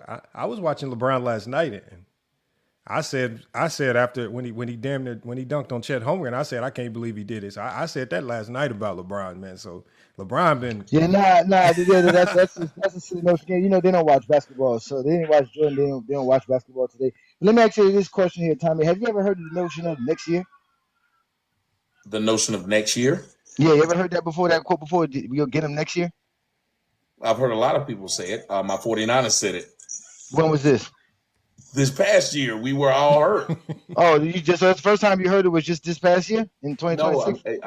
No, I'm telling you, I've heard it, and then I gave you an example. No, I'm asking you just the first time you heard it because you said when you saw Jordan. No, are you not? Again, a lot of y'all like to argue.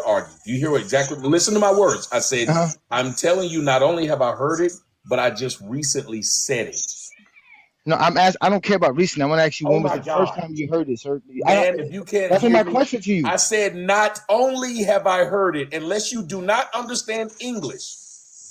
Okay, so just since you don't want to talk about when the first time you heard it, in reality, the first time you heard it. You didn't ask me when was the first time I heard it. The first time that it was ever stated or uttered was with Michael Jordan. So when supposedly Michael Jordan was supposed to do something, he didn't do something. That's why they said, "We'll get him next year, Jordan," because they expected him to do it in '88.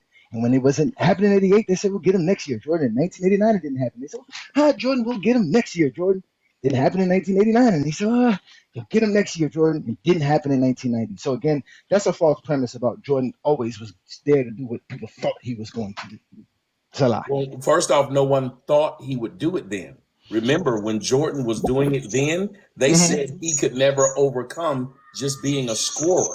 All those years where you're talking about, they never expected him to do it again. What happens is, like with Sam Darnold this year, we've seen him do it. Now we need to see you do it again. A lot of people, once we've seen you get to the mountaintop, we want to see you get to the mountaintop again. Once Jordan got there, Every time you thought somebody was going to dethrone him, they didn't. That's what next year means, sir. That's what next year means, sir. You're lying. Again, that's what next year means. What? Next year. He was expected in 89. That was next year. That's why they came up with the frame next year. You'll get him next year, Jordan. No, he didn't do it in 89. No, You'll they get him said next Jordan year. could. You'll get him next year. Next year was the knock phrase, on sir. Jordan was It he never would happened in never- sports history, sir. Never in sports history was somebody was saying, you'll get him next year. That never happened in sports history. That only happened with Mike. The knock on Jordan was he would never win it. Sir, if you're looking at the league MVP, the defensive player of the year, all NBA first team, all defensive first team, all-star starter, all-star MVP, scoring champ, steals champ, on the number one defense in basketball, you do not expect them to lose in the second round to a team with no all NBA player, no all defensive player on their roster, sir. You expect them to get I am off. 50 years old. I know The that. knock on Jordan was literally you can't win with Jordan. So how did that change? He won one. How did that change, though? How did that change? How did he win that? No, what do you mean? How did it? He won. I thought you said he couldn't. You just said that was the knock on him. He couldn't. Oh my, this is ridiculous. I'm not sitting here to argue with you when you seem like you don't understand English. If the knock on me was I couldn't fuck a fine bitch until I fucked one, people are going to sit here and say he can't do it. They need you to see you do it. Once you do it, then they'll say you might have got lucky. Let me see you do it again. Everybody, it's like what my man FYF was saying a second ago. He said, if you play in the league, you'll end up getting a rebound. Doesn't mean you're good a rebounder. You'll end up getting assists. Doesn't mean you're a good assist person. So the thing is, once you do it, they want to see you do it again. Anybody can do it. Trent Dilfer did it. We like to see you do it again. And when Jordan won one, they said, can you win another one? I got a question for Tommy. Yes, sir. So I'm originally from Illinois, grew up in the Phoenix area. I watched Jordan play. I'm a little bit younger than you. 41. I caught him 92. So I didn't catch the first title. I caught all that. But going back as I'm looking at these careers, like if that's your argument, then why wouldn't you value, because I think Russell's the GOAT. I would much rather be an 11-time champ and a 5-time MVP than a 6-time champ and a 5-time MVP. I also like the era of people constantly telling me that Wilt's better than Russell, but Wilt can't beat Russell. When I look at Jordan, Bird's got a winning record on him. Sidney Moncrief's got a winning record on him. Isaiah Thomas has got a winning record on him. Nobody's got a winning record on Bill Russell. And then when I look at the consistency of their careers just across the whole board, Jordan goes to UNC, historic program. Bill Russell goes to San Francisco State. Nobody wins at San Francisco State. Bunch of titles have been won at UNC. Bill Russell goes back to back. Jordan only wins one. Jordan's got the 92 Dream Team, best talent of all time, they say. Second biggest point margin difference ever in the Olympics. Bill Russell's number one. Michael Jordan makes 83.5% of his free throws. Bill Russell wins 11 out of 13 titles. That's 84.6%. Statistically speaking, Bill Russell's more likely to win a title than Jordan is to hit a free throw. Then if you even want to add some stuff, because I know people like to knock the amount of teams, let's just give Jordan a ring for every time he wins a single round in the playoffs, because I know that's one of the big knots. Jordan still has less rings in more years than Bill Russell. I just don't know why you'd want to lose 60% of your career rather than win 85% of your career with no more MVPs, no less dominance. I just don't get that. No, let me tell you, you see what I love about what this guy just did? He not only made an argument, he didn't make an emotional argument, he made a factual argument based upon statistics. And it is very difficult to argue the statistics except for, I would say this, when he played, there was a lot of men who not only when they were playing basketball, they were working for the fire department. Hey, yo, fam, can you just stop, man? Oh, my goodness. We can't go there. Oh, my boy. Why not? See what I'm saying? We heard Tony say all of that. Hey, yo, I ain't gonna lie. When I used to watch Bill Goldberg, because he cut me off. No, Let him talk. Because Tony cut me off because plenty of players after. Wait a minute. Hold on. I didn't multiple cut that guy championships. off. So that doesn't make Jordan unique. No, I didn't cut him off. No, I said he cut me wait a off. minute. I said he cut me off. No, If I was was going to saying, respond why to is you, it that I just for you heard to that discredit guy's the complete 60s. argument? I said 3 words and I got cut off. That's I straight up mean, when you say it like that, though, Tommy, it's a little disingenuous Because Larry your Bird argument was was a heard farmer. before. We're not gonna accept you call people plumbers and things like that. You're not going to accept me calling them what they were? No, I mean, Larry Bird That was a doesn't have farmer. nothing to So do what with does the that Larry really Bird mean? wasn't winning titles That when the has nothing guy to you do just with brought it. up. But Tommy, that That argument has nothing to do with it. Right, but Tommy, here's the issue though. Like, here's the thing though. That argument goes into when these players' parents are committing coitus and having these people. Because if Jordan plays in the 60s, he's playing that same guy. That's nothing to do with Russell or Jordan's control, right? So I wouldn't knock anybody for doing shit out of their control. Well, or hold doing on. I do the same thing when they're talking about LeBron James. They'll say, look at what kind of numbers LeBron James is putting up now at 41. And I say to them, well, Michael Jordan didn't have the same thing that Jordan has. So you cannot knock him. Same as if you were talking about Bill Russell. Bill Russell didn't have what Jordan had as far as to continue with the longevity. Wow. Contradicted. That was your argument. So hold on, wait. See, Lamar, he just pulled Just the argument contradicted on me. himself. That's your argument. That's your Hold argument. on, That's not his Listen to argument. what I'm saying. I'm saying We heard what you We said. heard what you saying, man. I'm getting But let agitated. him go ahead. But let him go ahead. Let him, because he's 50. So let him go again. You just contradicted yourself. But go ahead. Okay, I listen to you. I don't understand what y'all's idea of having a conversation is, but I listen to y'all when y'all speak. And then when I asked you just a second ago, tell me the contradiction. I'm willing to hear it. Now, here's the reason why I don't go in a lot of places. Because y'all think that just being rude to people or trying to diss them is you win the argument. And I don't come from that era because we didn't talk on the internet. We talk face to face. And when you had that kind of mouth, Here we go with the tough guy talk. Here, come on, man. Nobody want to hear that, bro. Man, All nobody I want to hear asked y'all for was respect. If you can't give it out, I'll leave you alone. Can I respectfully We're giving answer you where he respect, but you're contradicted himself? confusing. The fact that you're No. confusing doesn't mean you're being Every time I disrespectful. tried to answer, the other guy said a lot of things, and I never cut him off. Okay. Can I just respectfully answer This where is you contradicted ridiculous, and yourself? the fact that half of the comment section is just doing the same thing, making smart ass remarks. If that's what y'all gonna do, I will just listen to y'all because I'm not here for that. I'm too old for that. Okay, so inside, Mr. Tommy, can go ahead inside. Can I'm I gonna go right back can to I Kareem. respectfully- Please, y'all. One mic though. Go ahead.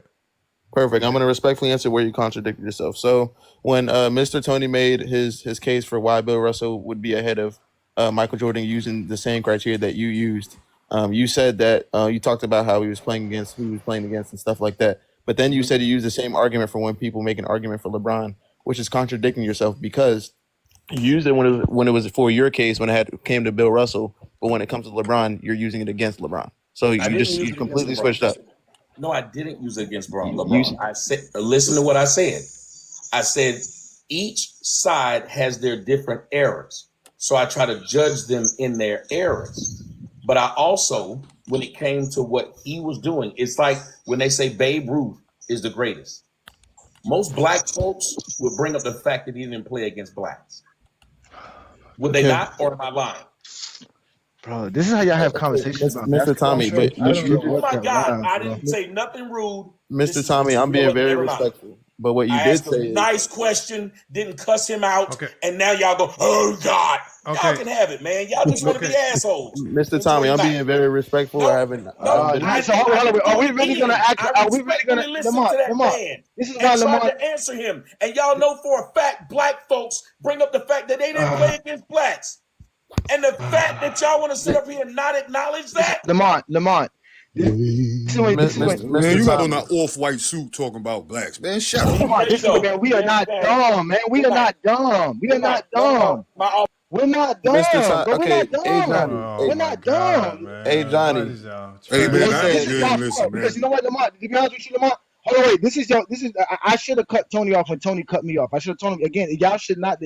We brought this man up. I was having a conversation with him. It went left because of it. Because I was supposed to have this conversation with him. These people come up here. If you guys want to have a GOAT debate, we know you guys have your own lives, and we'll support you on your own lives. But you can't come over here trying to debo when somebody's short like that. But either way, he came over here with nonsense, man. I don't care. That's nonsense, man. You too old to be coming to us with stuff that we've heard all the time, like with the plumber talk and the same regurgitated nonsense. It doesn't sound smart over here, Lamar. It just doesn't. And then we Talking supposed to about where just you listen. grew up and some nostalgia Well, bullshit. that- So we ain't trying it to hear goes all into that. the, it goes into the hold on. It goes into the topic of the show. That's why.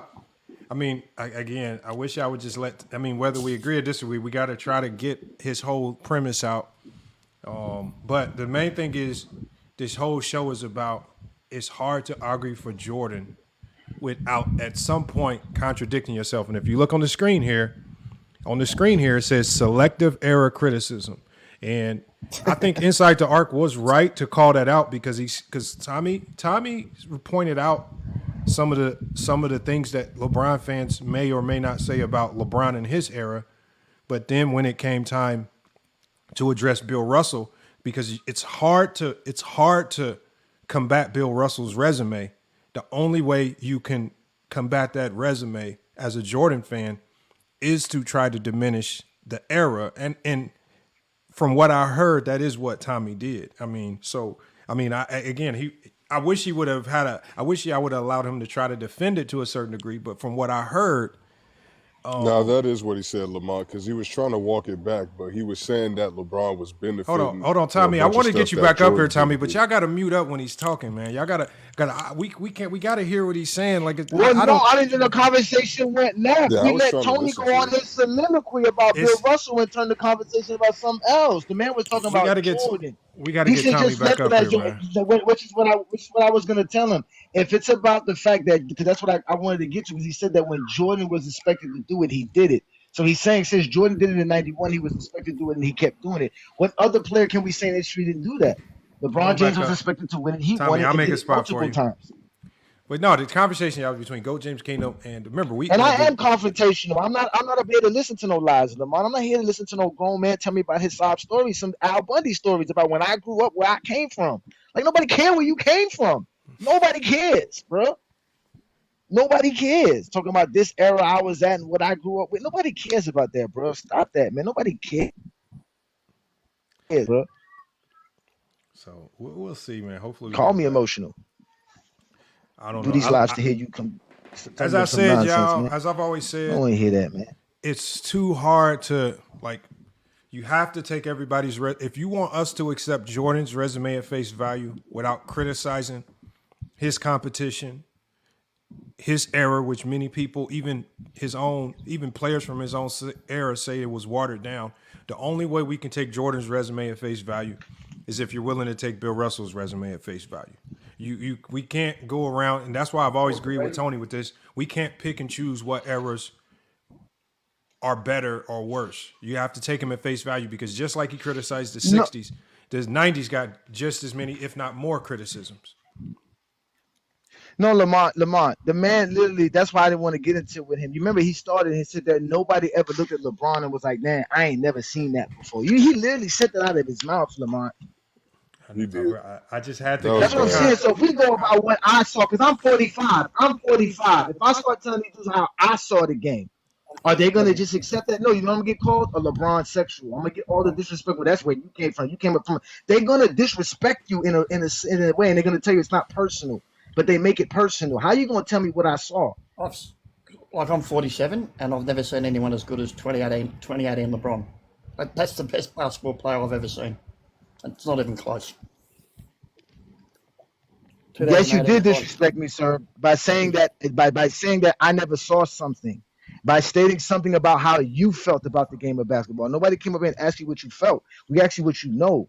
That's what y'all don't understand. Nobody cares how y'all feel. You 50, you should not be coming here trying to tell anybody how you feel. Nobody cares how y'all feel, bro. Nobody cares how y'all feel, man. Be concise with your logic like Tony was. He said exactly why Bill Russell. No, nothing. This is what it is. Yeah, I didn't Come on, man. I didn't like where some people, not saying any names, said that they judge people what they did in their era, but then immediately went to judging someone for what they did compared to their era. It doesn't make sense. It just doesn't make sense. I mean, when you talk about these players across eras anyway, there's going to be some discrepancies because of the rules, how they played, whether there was expansion teams or not. You know, there's just so many factors that goes into it. So I do like how Tony broke it down with his logic. He was very consistent. and even pointed out flaws in how Tommy was talking. Oh, cheese. But this whole show, remember, y'all, this whole show is for us. Like, remember, this show is about the contradiction. So if you are going to argue for Jordan, and Scores Society did a video about this, it's very hard to argue and for Jordan as the GOAT without having some type of contradiction in your argument. And like the champ, whether it's the championships, the ring, like if you look through everything on the screen, and there's even more. And that's why I say that it's easier to just say you have Jordan as the GOAT because that's the era you grew up in versus trying to use stats, accolades, and achievements. Because the only way you can make Jordan the GOAT with stats, accolades, and achievements is if you diminish stats, accolades, and achievements for others. You have to diminish Bill Russell's titles. You have to diminish LeBron's all-time scoring. I mean, you have to diminish everybody else. You have to diminish you have to diminish Jordan's help around him, which was considered a super team, to say that others had more help and they had super teams. You have to do a whole bunch of, and that's why I say it. And we've tried and tested this a lot, y'all, with the criteria. I've seen it a ton. Very hard, man. Very hard to do what they try to do. Yeah, you got the ultimate chat GPT, Lamar. Hold on, we got Tommy. But Tommy, you got to get Tommy back up here, though, man, because Tommy was, I mean, we rarely, that's the thing, we rarely get to hear Tommy talk basketball, talk sports, man. So, again, I did want to y'all keep talking about this Tommy dude like he's somebody. What basketball take is he giving us? No, Tommy, he normally doesn't talk basketball. That's why I wanted him up here. Okay, then so we don't need him up here, Lamont. We don't need. No, we need Tommy. Man, we gotta get Tommy. Don't talk basketball. Yes, we do, man. You know the thing that gets me though. These old dudes that claim they're in their late 40s, 50s, and all of that. They talk about everything. They talk about, man, I saw this, and the first thing that come out their mouth is them talking about stats. I don't want to hear about what you saw, man. Listen, come on, guys. Like, that's what I be trying to say. That's why I be getting mad, bro, because it becomes a conversation. It becomes a dick measuring competition. Because if I tell you about what I saw, how does this change the conversation? Why are we sitting here having what's it called, fire camp stories, man, about our basketball history? Who cares? Now we talking about stuff that isn't basketball in the comments. We have to be. Yeah, we talking about how I saw the game, how I grew up when I came up. Come on, man, nobody want to hear that, bro. Let's be honest. Yeah, bro, that's like the worst basketball talk ever. Instead of hearing that, that's the whole point. I'm a basketball purist, bro. I want to talk the game. I like what Tony said about Bill Russell because it was all basketball. All hoops.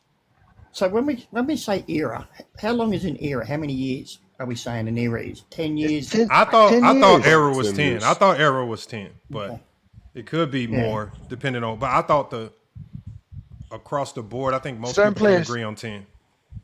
We normally some players in the lap eras. So some players in the lap eras. Yeah, so if you were to look at LeBron, he's been a top 6 or 7 player for 2.5 eras, pretty much, and it's unprecedented. Like, you know what I mean? Like it's over 20 years. So when people say he played in this era and that era, his game's actually transcended era. He's played in probably 3 different eras of basketball, if we're being real. Yeah. But the problem I have with that conversation is that why do you have to say top 6? Why can't you just say he's been an all NBA player? Like that describes his greatness alone. Yeah, you know what I mean? Like, because that becomes subjective when you start saying stuff like that. Top 6, top 7, top. What were you? Oh, he was voted top 3. But like, no, what were you? Were you an all NBA player? Were you an all defensive player? Were you an all star? Were you the MVP? That's why these accolades exist. We don't need nothing extra. Why, as basketball fans, do we ignore what's already given to us to show you what greatness is? Again, there's only been 6 players to play 21 NBA seasons or more. LeBron has 21 All-NBA seasons. Yeah, I don't care what ranking you have him at. He was an All-NBA player for 21 straight years, ladies and gentlemen. That's an adult human being's life. He's an All-NBA player in 3 different decades. That's unprecedented. Everybody that's always big on this eye test shit, you know what I mean? And like, I've never understood the TikTok eye test requirement, because if your eye test was so fucking good, you'd be a scout, but you're not. So nobody pays you off your eye test anyway. But these all NBAs represent the eye test. That's why Steve Nash is the MVP of the league in 2005. The numbers aren't eye-popping for an MVP, but if you watch that dude play, what the Suns did with him on the court versus without him on the court shows you why. He is the most valuable player that season in the regular season. There's nobody more valuable to his team in terms of wins and losses than Steve Nash in the 05 season. But we know that. But Tony, we know that, and that's why I say with the MVP award, and I'll concede to the fact that I know that on a year-by-year basis, voters have changed what that means. Most valuable versus best statistical, like when Russell Westbrook won it. We all know that when he won that MVP, it was tied directly into him with the statistical feat. And you can argue he was the most valuable because the triple doubles did translate to a ton of winning. But again, I've seen that definition change. I'm fine with it changing, but that's one of the reasons why I say the MVP award. If a player has multiple MVPs, it's statistically the hardest award to win in basketball history. You have a less than 1% chance of winning one in your career. And for anybody that has two, that's how you know you should be looked at as an all-time great or one of the greatest to ever do it. The problem with the MVP is if you win it once, you have to do something better the next year to get the second one. You know what I mean?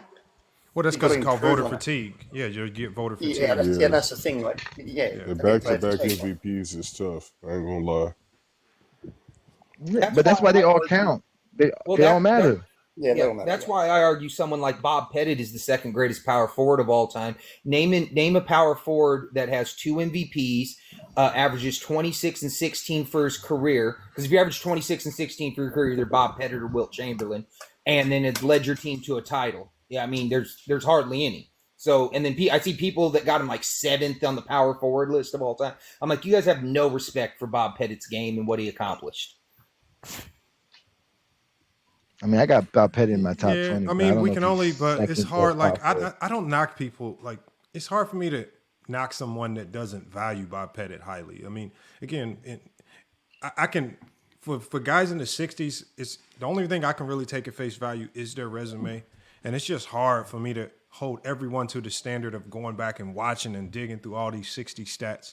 I mean, if somebody says they can't do post-merger, I get that. I get it. I don't agree, but I get it because, I mean, it's hard to – that's a hard watch sometimes. When you go back and watch, it's a hard watch. And we watched that video with Pistol Pete and George Gervin. When you hear people talk about those two, you would think these dudes were – I mean, you would think they're doing Doctor Strange on the court, teleporting and doing – but then when I watch it and I'm like, it's eighth graders out here. It's eighth graders out here doing this, man. That's why I say y'all got to – I mean – it's so like I respect people that go back and do their due diligence, but I'm not knocking people that it's hard for me to knock you if you can or you don't, because when we tell these young dudes to go back and watch, they're only going to watch it in comparison to what they've seen today, and they're just going to come back and say that was trash.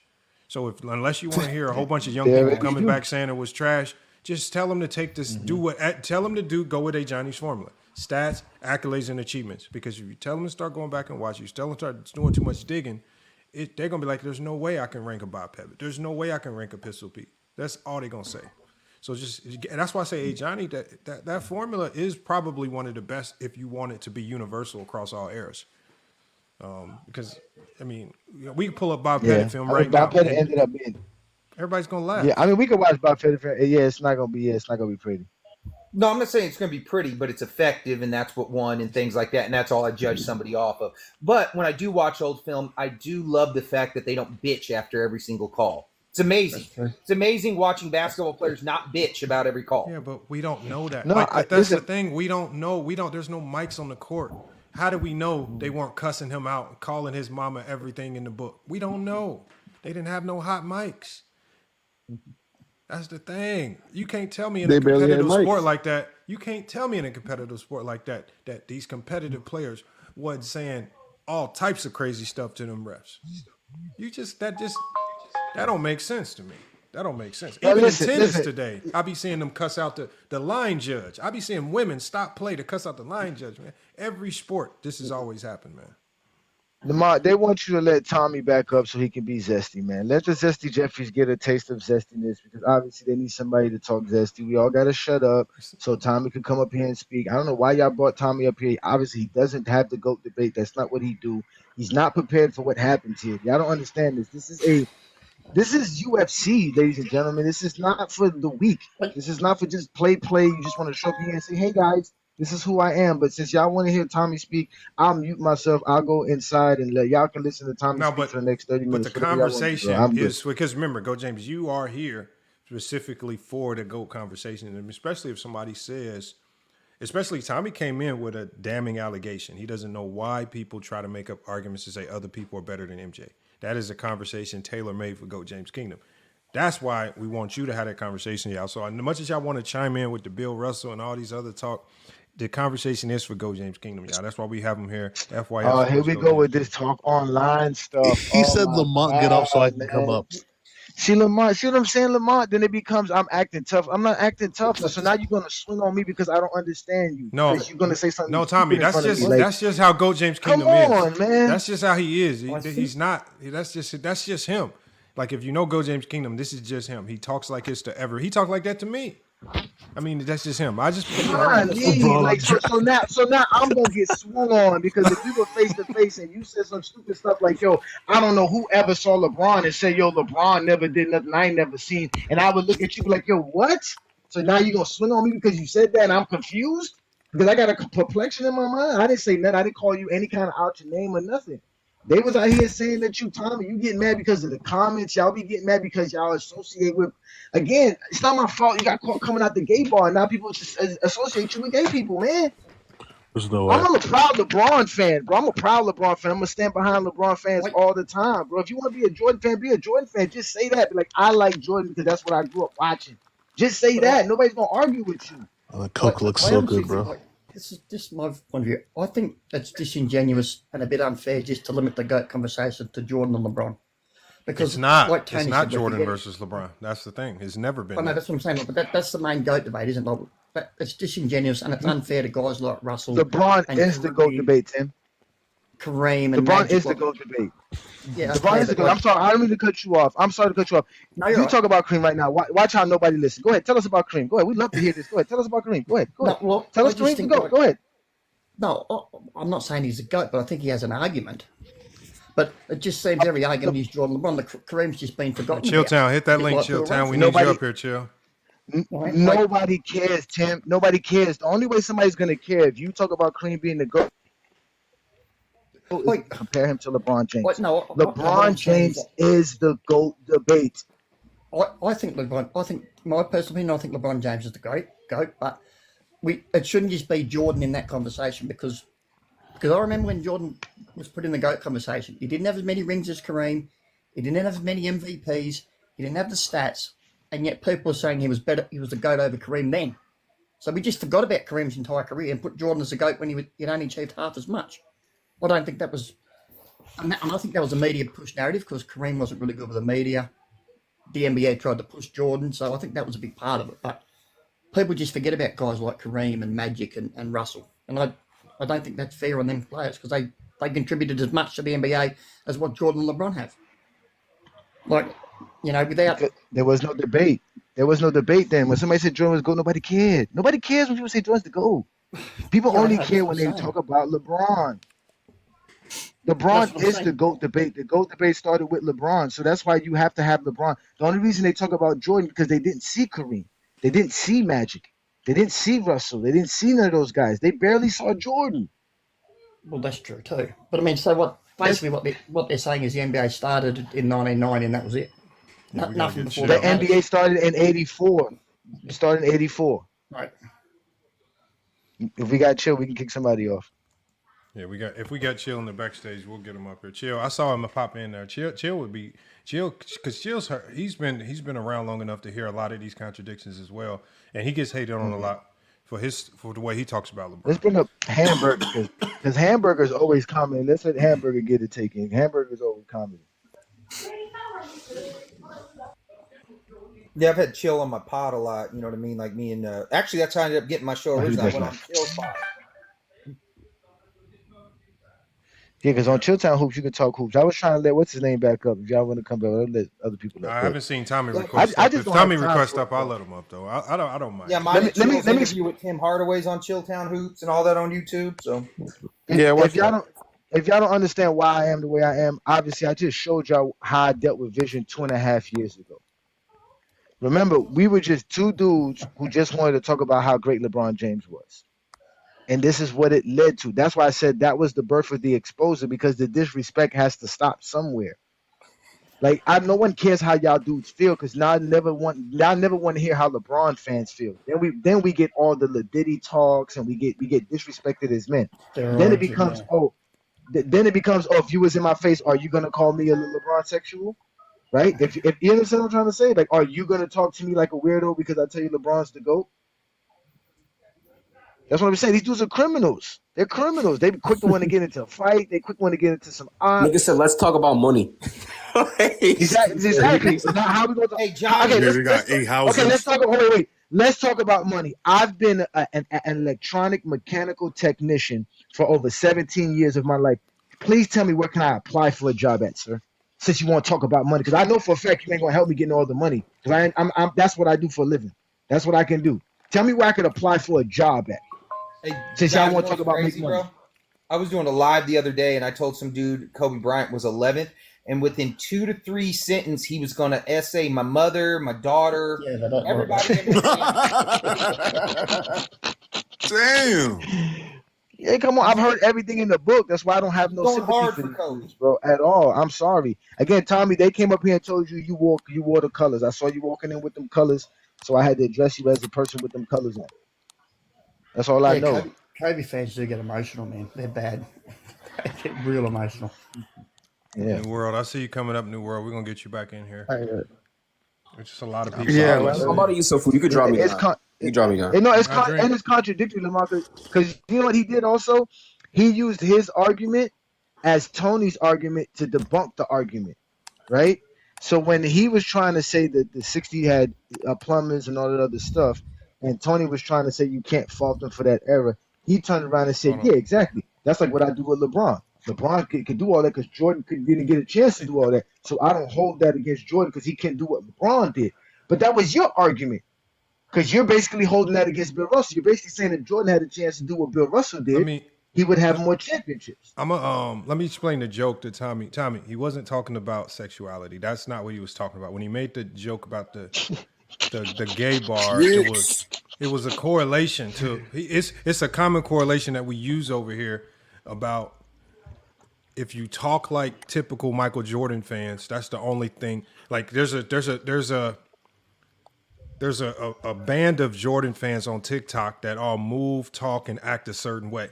And so he was making a funny correlation to those guys. If you move talking like those guys, the only thing he knows to associate you with is those guys. That's who he defines as Zesty Jeffries.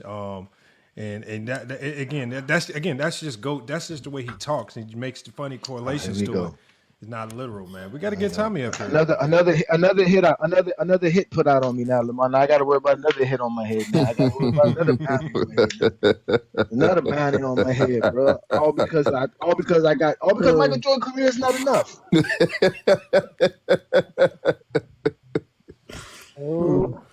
Hey, can we mute Olo? He keeps laughing. Nah, Olo came just on time to spruce up the show, man. Make it better, bro. Like I be trying to be cool, but he got mad because they cut him off, and nobody wanted to hear you talk about no plumbers. Nobody wants to hear that when Jordan was out here playing against crackheads and drunks. It wasn't even that serious. It's just like immediately contradicting himself after making the same argument is what set me off. Once he said something about Jordan, and then immediately went to talking about Bill Russell's competition, I was like, oh my goodness. Blaylock just took hits. Roy Tarpley just took hits. No, listen. Imagine if I would have told him, man. Matter of fact, I've seen LeBron James do more miraculous things than I've ever seen Jordan do. What do you think his response would have been? Well, I've never seen it. What's going on, fellas? What's up, Josie?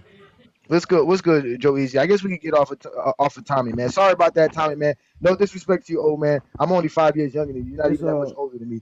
Nah, I yeah, came from your generation as well. Can y'all hear me good? My headphones kind of fucked up. No, we can hear you. Y'all You can do hear me? sound muffled. You do sound like you got the Dollar General headphones, but you good. Nah, bro. my son put my shit in some water, man. But nah, bro, I've been in and out of, you know what I'm saying, on both sides. You know what I mean, the Jordan fans and the LeBron fans. I've been on both sides. And I just wanted to respectfully ask y'all, what would it take for a respectful debate between you guys? One final one, all said and done. Y'all can do it top right four now. hitters against they top four hitters. On We've been trying to do neutral that. ground. All of our debates are respectful. They all are. It's 20v1. I've been asking for a 20v1 for over a year now. They don't want it. They avoid me on purpose. Okay. And this is what they do. Then they go and tell people that I'm weird, and that's why they don't want to deal with me because I don't sit here and listen to lies. Like Lamar said, man, I'm not dumb. We not dumb. I heard what you said. You lied. Me on the outside looking in, you know what I mean? Mm-hmm. This shit is entertainment for me because like LeBron is my favorite Appreciate player. it. He is my favorite player, but I have Jordan at 1, but Bron at 2. But I'm not the biggest basketball fan in the world, so I'm here for the entertainment. Honestly, I ain't even gonna lie to y'all. Came to the right place. You came to the right place. Now, exactly. we could be entertainment and informative. If Tommy, but yeah, now I'm one just thing I trying do to- know about Tommy is Tommy in the chat. He is the one thing I know he does. He does do the debates, and the way we do the debates on here, Tommy, Right. with the 3 2-minute rounds, nobody can overtalk. You have and we can do that if you want to do the formal style. That way, it guarantees no cutoffs, no interjections, nobody's laughing in the background to make you feel uncomfortable. And if Tommy, if you want to be one of the first big names to actually do that with Go James Kingdom to prove your point, because it sounds like you have MJ as the GOAT and you have a lot of reasons for it. And you are known in these streets to debate. But we got Go James Kingdom here for the debates, man. So again, man, that's why I say, Tommy, you got to come on back up here, man. It's just basketball talk, man. You know how it is. No, And I'm telling you, Tommy, and just for the Tommy in the TikTok chat. is wild. TikTok ain't YouTube. No. I've been listening. Hold on one second, my Josie. spot in a second. I've been hearing some of Tommy's streams, like some of the streams he's entered into over the last couple of weeks. What the conversation we just had is rated G compared to some of the conversations when he was up here talking to Richard Spence, and I'm talking about he's talking to real KKK members and stuff. And this is a rated G conversation compared to some of the conversations I've been hearing you engage in. So man, come on, man, you got to come back up here. It's just GOAT James Kingdom, man. It's just basketball. And it's just basketball. He can get my spot in a second, bro. But like I'll be the person to go live. You know what I mean? I can do that. Well, put the word out. Put the y'all- word out for me. Tell him. Goat James Kingdom won a 20v1. Him, Nah, Polo. bro, you just said it's always 20v1. Hell no. I ain't falling for What that you mean? shit. I haven't gotten it yet. That's what I've been asking for. They've been dodging and running. And Yeah, but hiding. he's the All right, one, so look. Josie. He's the one. I'm the I final know, boss. I've been seeing everything, you know what I'm saying, with all y'all that been going on, entertainment. Okay. But I'm trying to Okay. like make, you know what I mean, one big final debate, get it out the way. Top 4. They don't want that. Nobody will debate him. Imagine finding out.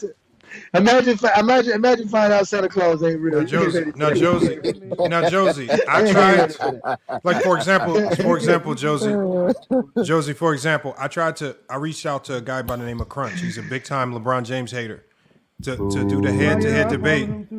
I know. I said, do you want to do the head-to-head debate with Go James Kingdom? And again, this is a structured debate. Just a Johnny and Crunch. Crunch blocked me. He was like the third or fourth person where I asked him to do the debate. They blocked me. So again, I don't think a lot of these guys are interested in debating a Johnny because and what they do want is they want a Johnny to go to their platforms where what they can do is they can muck up the conversation. There's going to be like 9 people on the panel. They're gonna try to tell you what you said. They're gonna muck up what you say. They're gonna redefine what you said to make your argument flawed, so they can argue against a flawed argument. And so again, when I say we do a debate over here, obviously we have our panel conversations where it can get messy. But when you do a debate over here, Nobody talks when you talk. So you got 3 2-minute rounds, right? You versus the Right. other person, then we vote after the fact. So, but I tell people those 2-minute rounds can feel very lonely. And like, for Right, example, I for somebody understand. like Mez or Vision, if they were doing a debate against a Johnny, what we find is guys like that don't even finish their 2-minute rounds because without the aid and assistance of other people blurting stuff out, running interference, I don't think they can talk for longer than 35 seconds, right? Their brains start to break down and then they just start to, they start to just fall apart. And that's where they start to lose in these debates because they actually have to think. Mez is a pretty good debater, but Vision's not. He's we not. ain't gonna get. I ain't gonna. He shotguns. He's not a debater. He You know what I mean? shotguns. And you Like, can't shotgun but it we with 3 can- 2-minute rounds. If You I cannot shotgun. like the way that I'm talking to y'all, right now, you know what I mean? Let's find a common ground. I'm gonna go reach back out to them in a second. 'cause I think They're I'm not on coming to right FYF now. Sports. They know the danger of coming over No, here. that's They what will I'm never saying. come Like, over we here. can meet up. No, we can meet somewhere like, bro. No, Josie. Josie, there's He only said, one meet somewhere place. where we supposed to meet up at? Hold on, We Josie. go- There's I'll only go one. live. Josie, I'll there's go only. live, bro. Hold on 1 second, It's Josie. not about you going live. It got to be There's on- recorded. It has to be No, available for more than there's some people. only Not just one the 90 place people where- here. And I'm gonna send it out. Josie. No. We've been to those platforms. We've given them ample opportunity to have a conversation. If they want to do the debate, it's only going to happen in one place. It's going to happen on FYF Sports, Go James Kingdom, TikTok Takeover, where we can make sure it's done properly.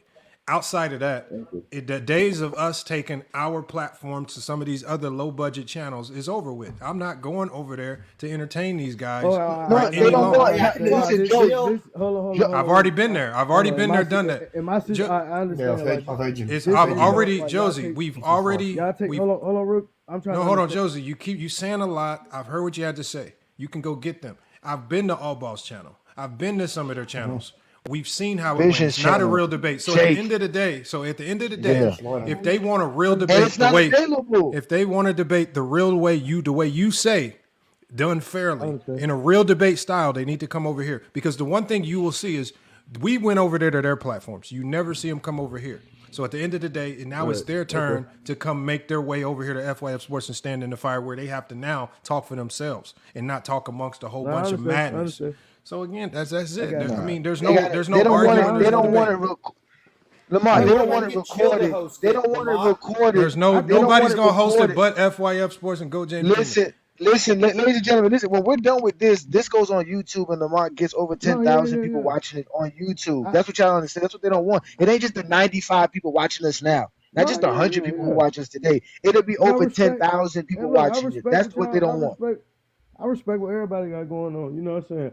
I just was trying to find a way to make it one final jam. Get it out the way. Josie, it's not hard to go. Hold on, Josie. It's not very hard. Tell them come out that hole, You man. could DM them right now and say FYF is live. Come pull up. They want to speak with you. That's all it takes. We're not going. I mean, all right, so say they do come over here. Like, what is? I just told you what a head-to-head debate looks like. How can the ground? You said what? A head-to-head debate is very simple. 3 2-minute rounds. That person goes, a Johnny goes. That person goes, a Johnny goes. Final round, that person goes, a Johnny goes. The panel, we discuss it, we vote. The chat, they listen and they'll vote in the chat. We'll determine the winner. That's it. 3 2-minute rounds where everybody's muted and you put your best case forward if you want to do the GOAT debate. If you want to debate other things or if you want to debate other people, maybe we can set that up. But again, when it's a structured debate in that particular manner, they want madness. They can't debate when it's just them standing in the fire because that 2 minutes gets very lonely. And don't let us expand it to 3 minutes. I mean, they have to use not enough brain power for them to get through that. They don't have enough. They don't have the intellect and brain power. The feeling probably mutual, you know what I mean? I don't want y'all to feel like they told me to come ask y'all and all this little extra shit. Or Josie, you can compile all of what you've learned from them, and you can do this. You can debate Go James Kingdom. You can debate. Lamar, let me get this. Listen, man, we don't shoot the messenger. Go back with the message and say that. No. Listen to me. Make sure you get this message clearly so you can go back and say it exactly as you heard it from A. Johnny the Exposer. They are cowards. I tell them I call them all cowards, and I want my 20v1 and for the world to see if Jordan's really the GOAT, they will prove Jordan's career is enough. Tell them that I said the reason they don't show up over here because they know Jordan's career is not enough. I just wanted to hear y'all. I just wanted to hear all y'all. How about that? I just wanted to hear all y'all boys go at it one time, man. Man, you ain't never gonna hear it because they cowards, man. I don't know why you want cowards to get beat up and abused, man. That's just bad by you. You shouldn't want that, man. Nah, hell no. You should have mercy for them. You should pray for them. Pray for them. I just think this is my view. This whole LeBron to Jordan debate hasn't become who's the GOAT. It's become, this guy's the GOAT. This guy's a bum. I mean, people have to realise you can sit there and give Jordan his flowers and say he was great and think LeBron's better. You can do it the opposite way. You can say Jordan's a great and LeBron's. There's no crying in the GOAT debate, Tim. Tim, there's no crying in the GOAT debate. Stop crying. Stop crying. There's no crying in the GOAT debate. There's no crying. Stop crying. There's no crying in the GOAT debate. That is crying. So why are we disrespecting Jordan? Why are we disrespecting? That's crying. It's a part of the GOAT debate. They said that. They told us failures, lows, all is a part of the GOAT debate. Stop crying. Jordan has failures, and we have to point it out. Like I said, listen, Tim, I know I sound confrontational, but I'm explaining to y'all as a basketball fan, I don't have the luxury to be like how you say. You act like I haven't tried this pathway before. You just saw us play a video with Vision and Ralph and them from 3 years ago. We have opened up the platform to just have a civil discussion about I agree. They're not civil individuals. You're in the jungle and asking the jungle to be tamed. You got to get wild, my friend. You a wolf. You need a wolf to catch the wolf. You ain't catching the wolf with a stick. Listen, you need a wolf to catch the wolf, my friend. I know what you're saying. I totally agree because that's what Vision and them are like. Vision's got. Yeah, I'm just saying, bro. I'm just saying, bro. Y'all trust me, man. I've been through it. Listen, Ralph was the one who told me this. He said, just because you have LeBron as the GOAT, you are automatically a target. So you trying to wiggle your way and say, well, listen, LeBron's my GOAT, but, I still think Jordan's the great. I got him number 2. Nobody wants to hear that. They don't care that. To you, having LeBron as the GOAT is a problem. You're being disrespectful. You're being dishonest. You're being everything in the book that is not considered good for a basketball fan. And if they haven't told you that to your face, then I don't know which Jesse Jeffries you've been around. I wish I could hang around them. No. I've been in Vision's States and we've had these debates. He was a nice Jesse Jeffries. I would love to hang around these Jesse Jeffries. Please bring me around them because I've never seen one. I've had this debate with Kobe fans, because a lot of Kobe fans put Crunch as one guy and Hyde, they put Kobe as a GOAT, and I get on their life. I'm not saying I said Kobe's great. I said he's like 7 to 10 or 11 all time. When you say that, you're not hating on the guy. He's just not as good as guys like Jordan and LeBron. But they think it's like an insult. It's like, oh, you hate the guy, you think you're bum. No, if you got any player in your top, so 10, you really. But you're still saying they're great. Do you really think you could ever? You think you could? No. Do you think you could ever say anything to them to convince them that you're not disrespecting Kobe? You think they don't care? I don't. Again, why would you even? But I mean, that's just what I'm saying. That's how toxic. So you look them in the face and you tell them Kobe's 11th. Yeah, he's 11. No. And he's 11 because he's a sidekick. He's 11 because that's why. You give them the reasons. You tell them why he's 11. They got to just accept it. Stop crying. Yeah, that's it. There's no crying in the GOAT debate, ladies and gentlemen. None at all. You don't cry. I tell these guys all the time, ain't no crying in the GOAT debate. You go at them. If you don't like it, guys, guess what? Don't talk basketball because there's not a basketball discussion you're gonna have. That's not the GOAT debate. I just think I guarantee you. That's why y'all. Yeah. But the people who make the best debates make an argument for their guy without tearing the other guy down. That's how you do the GOAT debate. You don't have to tear one guy down to make your guy better. And Jordan fans do that a lot. Excuse me, Tim. I don't think you're getting the point, Tim. They don't care. But whoever you got as your GOAT, you are going to have a beef with anybody who disagrees with you. One of the reasons why I carry the disposition I carry is because when I know guys who are respectful, like Johnny and Lamont, get to talking basketball, and they got to waste their time with guys who don't talk basketball, don't really know basketball. When they get disrespectful and then they got a whole bunch of people cheering them on for all of that, that gives me the fuel to go at them the way that I do. So I'm the same way, keep the energy from the rip. You got to keep the same energy. We still love basketball at the same time. Or like you said, debate football or something. Because it's going to happen in basketball if you don't agree with the vast majority. The vast majority are the casuals. But see, the thing is, I don't see this happening in any other sport. Like, if, say we were to say boxing, Muhammad Ali or whoever, you wouldn't disrespect Ali and say he's a bum to make the other guy. You know what I mean? It's only this Jordan LeBron debate where it gets so toxic. That's my. But you got to understand, people go back and watch boxing, so they can make that analysis agree. when it comes to Muhammad Ali. They don't go back to watch No, basketball. That's true. No, but you're right, Tim. Tim, we say that all the time. Tim, we say that all the time. The reason we say that is because those fans are real sports fans of those sports. Boxing fans are real boxing fans. They understand the sport. They understand technique. They understand. They're smart fans of their sport. Basketball fans are not smart to their sport because, again, Jordan didn't allow you to be smart. You just had to like Jordan. What you're afraid to do here, Tim, is call out what I call them zesty Jeffries. They are the problem. They're the ones that you keep identifying. You keep calling them Jordan fans. Real Jordan fans should love basketball and appreciate basketball. They're not really Jordan fans. They never saw Jordan. They only use Jordan because to them that's just the easiest way to tell people that LeBron's not the GOAT, and to do it in a group. They have to be in a group and do this. They can't do this by themselves.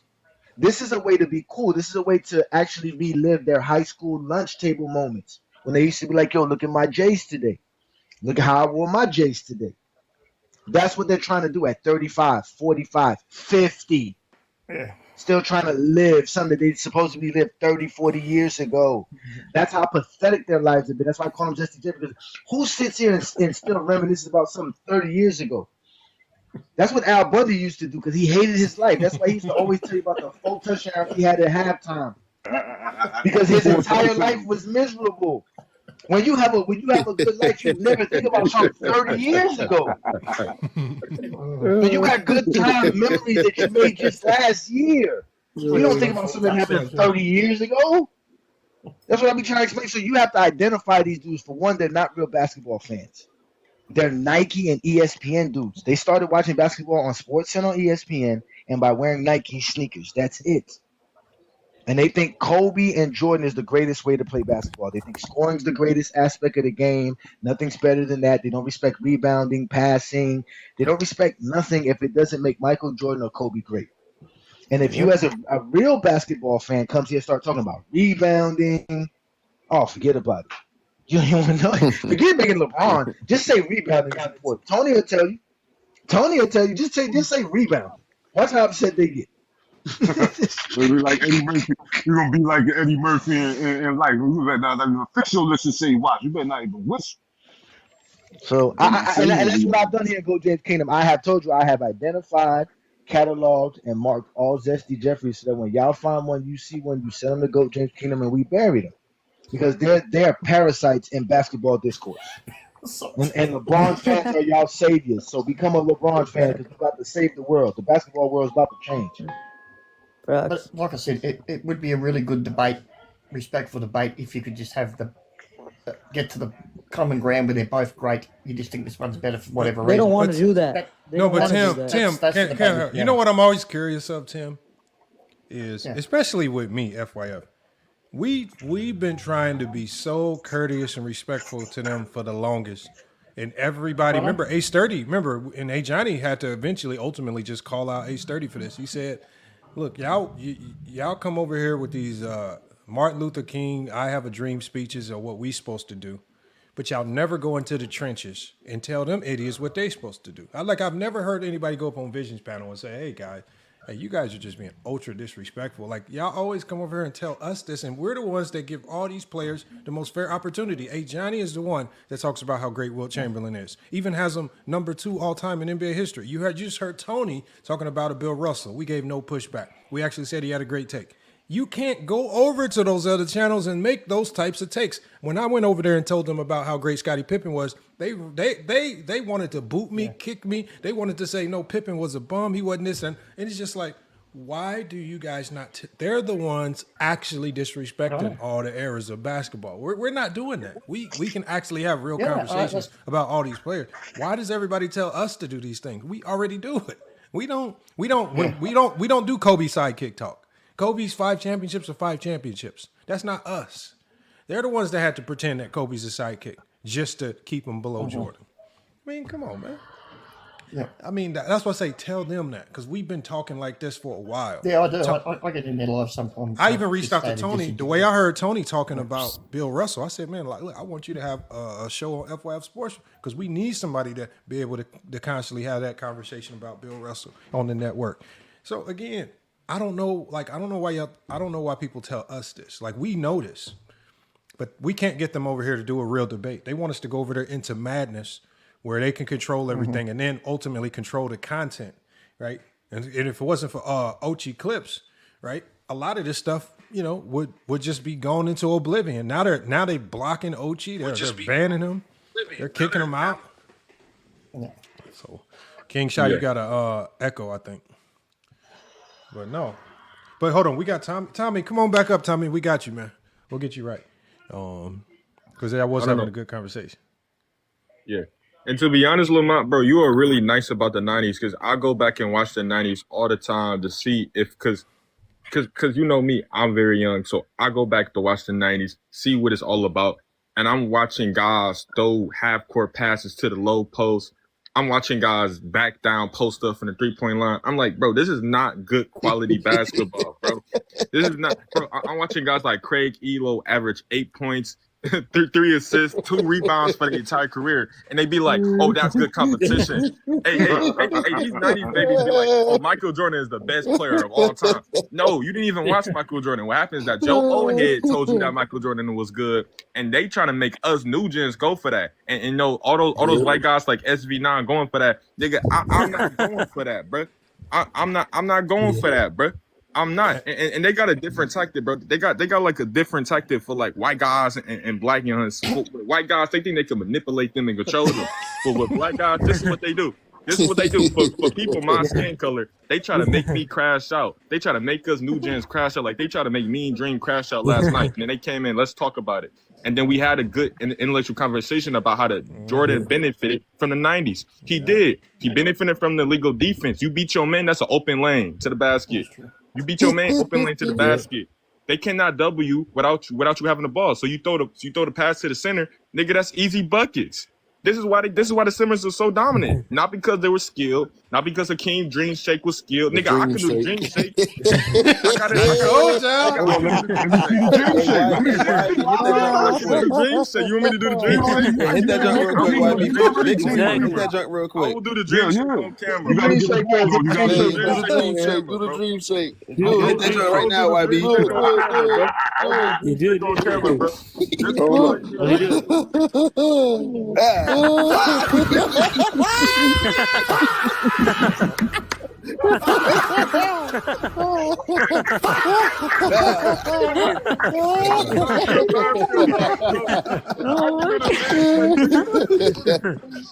Oh, he's still doing it. Hold on. They telling you to hit it again. Hold on, they telling you to hit it again. Do it again. One more time. One more time. Hey, yo, OT, you getting it? OT, make sure you get this. OT, make sure you get this. Oh, look at the red. So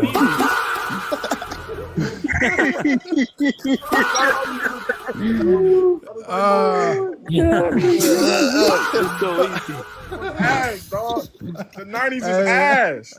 That's why we say the 90s is ass, bro. Some hot ass, man. Oh my God. Hey, hit the Dream Shake, man. Hey, nah, Lamont having that. We can make fun of the Dream Shake. Great booty cheeks. Hey, wild boy, bro. Michael Jordan is the worst basketball I ever seen play the game, bro.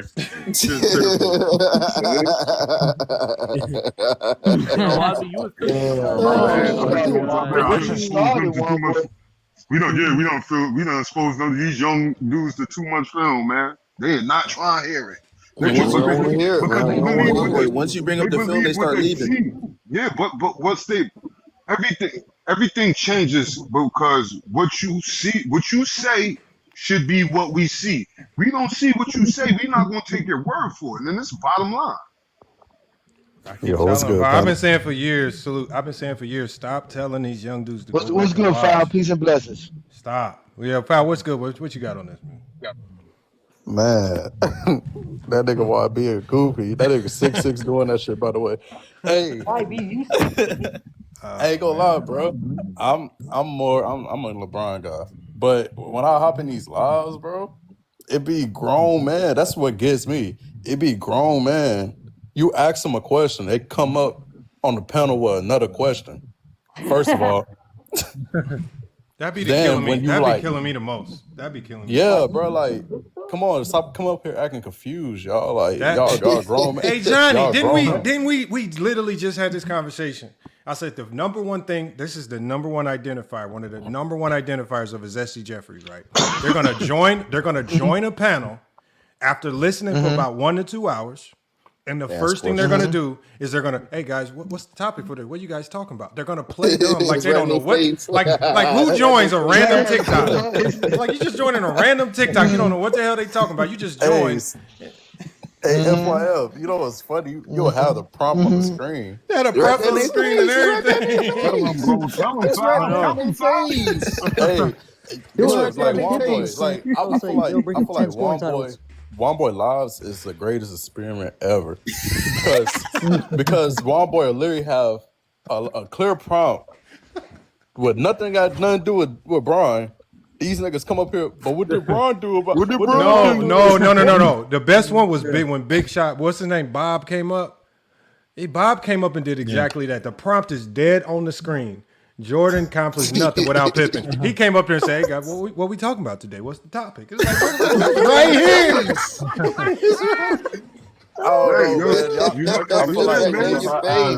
Man, when Johnny said they can't read, they can't count, like it's real. No, what Go James Keenum said, like you gotta leave your feelings at home and stuff like that. Like, bro, I'm on that because like, why you come up here with your feelings about two grown men that don't know you? First of all, why'd you come up here ready to bang bang? Where you stay at? Like, bro, just leave your shit. How old are you? Come up here acting like What's your age? Bro, these old heads, bro, they care about our personal lives too much, bro. I don't know why they Oh care. my god, YB was on a live showing film, and there was this one guy just kept like pressuring about his age. Hold on, y'all. Hold on. That's another thing I found out. Jordan fans hate these two words. They hate the word bill and they hate the word film. Yep, that's right. They hate the word bill and the words bill and film. You are absolutely right, brother. Bill and film it makes them so angry, furious. Hold on. What's coming up? Hey, look, just so we can when he requests up, I'll let him up. But just so we can get back to basketball, a conversation I was having. I don't know why people do this, and tell me if I was making a good point. Because you know the one of the newer Zesty Jeffrey angles is to try to tell people how trash Pippen was, especially in 1998, right? And so in the 98 finals, to be exact. And so there was a game, I think it might have been game 1 or 2, where I think the Bulls only scored, I think it was game 1. The Bulls scored 88 points to win the game. And Pippen had like 19 or 20 points. And they're basically saying that he basically saying that Jordan had to do all the scoring. I said, do you know how much scoring 19 to 20 points is if your team only scores 88 points? That's like scoring 30 today. That's like One Boy. What did I say earlier, bro? That's about 25% of your team's points, then. Yeah. But I'm saying it comes down to just basic math, like because the era was already a slow pace. Pippen already gets limited touches because Jordan's shot chucking, so Pippen has to try to get it how he lives on fewer possessions. And not to mention, he has to be efficient, and he's still giving you 19 to 20 points. There was a game where he dropped like 28 points. Was it 28? And in the 98 finals, I said, when you don't even go over 100 points, do you know the value of over 20 points? I said, and they were trying to convince everybody that Pippen was like this low tier help. And I said, who was the third leading scorer overall in that series? And they like the first. The names that they were saying. The names that they were saying to avoid Pippen, bro, they were saying Hornacek. I think somebody even said Antonio Carr. Like they were saying the dumbest names, man. I said, no, it was Pippen. Hey, FYF, they don't grasp the concept of defensive slanted error. Oh, they said Tony Kukoc was the third leading scorer in that series. And I said, man, what are y'all watching? That's what I'm saying. That's what I'm saying. Like the 15 to 18 points Scotty was giving you, that's dramatic in that type of error. And the defensive slanted error. It's when you're averaging like 80 to 95 points, somebody averaging 17 to 19 points is a lot. That's like somebody averaging 21 to 25 points today because That's you're getting, exactly what I said. they're not cracking 117 or something like that. Like it means more if you're only scoring 80-something points. Pippen was the third leading scorer in the '98 finals. Yeah, he was, but they didn't know that. They didn't know that. They were trying because he was trying to sell. They were trying to sell this idea that Jordan had to carry. Jordan was doing all the heavy lifting in the '98 finals, and Pippen was doing nothing. I said, you're not talking about his defense. I said, you're not talking about all the other things that actually made him Scottie Pippen. You're only talking about when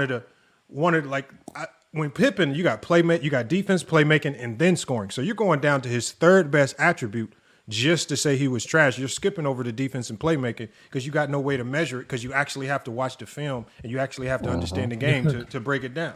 So they just bypass it. Yeah. Lamont, I posted this too. I this is what I'm talking about with Scottie Pippen. I genuinely gave Scottie Pippen credit for one, being able to score a little bit, being able to rebound, being able to pass like that. And these people think that me saying that Scottie Pippen was a good player is me tearing someone else down. No, I'm not tearing anyone down. I'm exclaiming that this dude was actually a very good player that people don't realize. Why is me giving credit to somebody tearing someone else down? Like even Young Miami was talking about Dwayne Wade in the 2014 finals, and he was trying to compare Scotty in the '98 finals, and he said, "Look at their stats." I'm like, bro, the stats don't tell the full story. But even if you want to look at the stats, if they're averaging the same amount of points, one of them is a clearly better rebounder, playmaker, defender. So why don't you use common sense to realize, especially in two different eras? YB, you are tearing Jordan down. Stop, guys. Stop saying why. Stop asking these guys why and how. They don't have the answer other than the fact that they're zesty.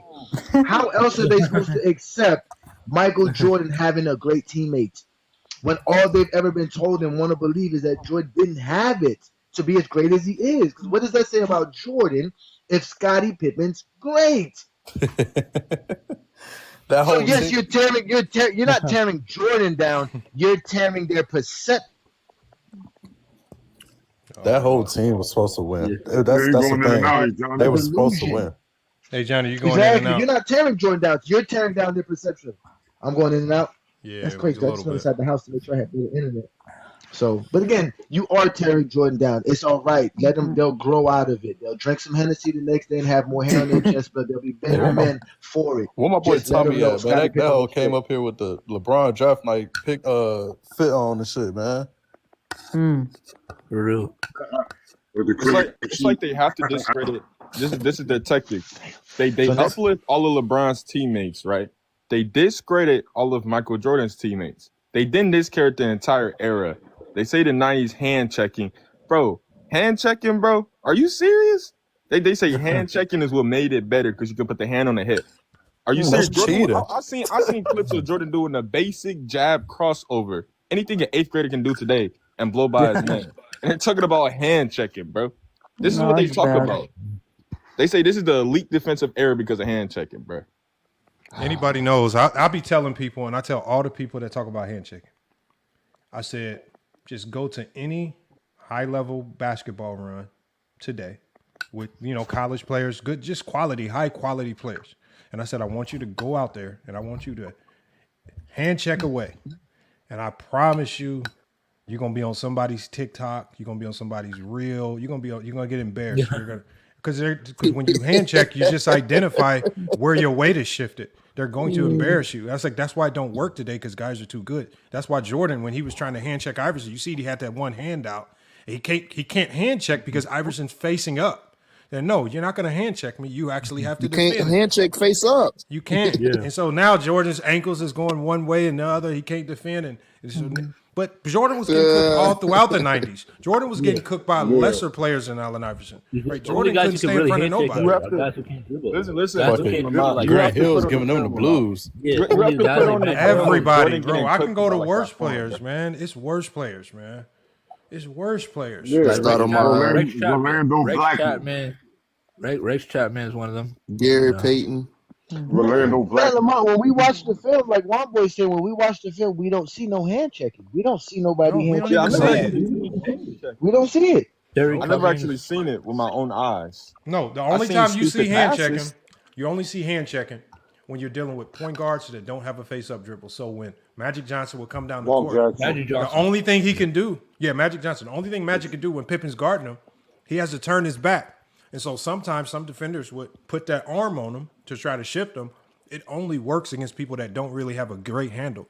Like that. Unfortunately for Magic, that's an indication that your handle isn't as strong as what the 90s fans made it out to be. You know, that's just a fact. It just is what it is.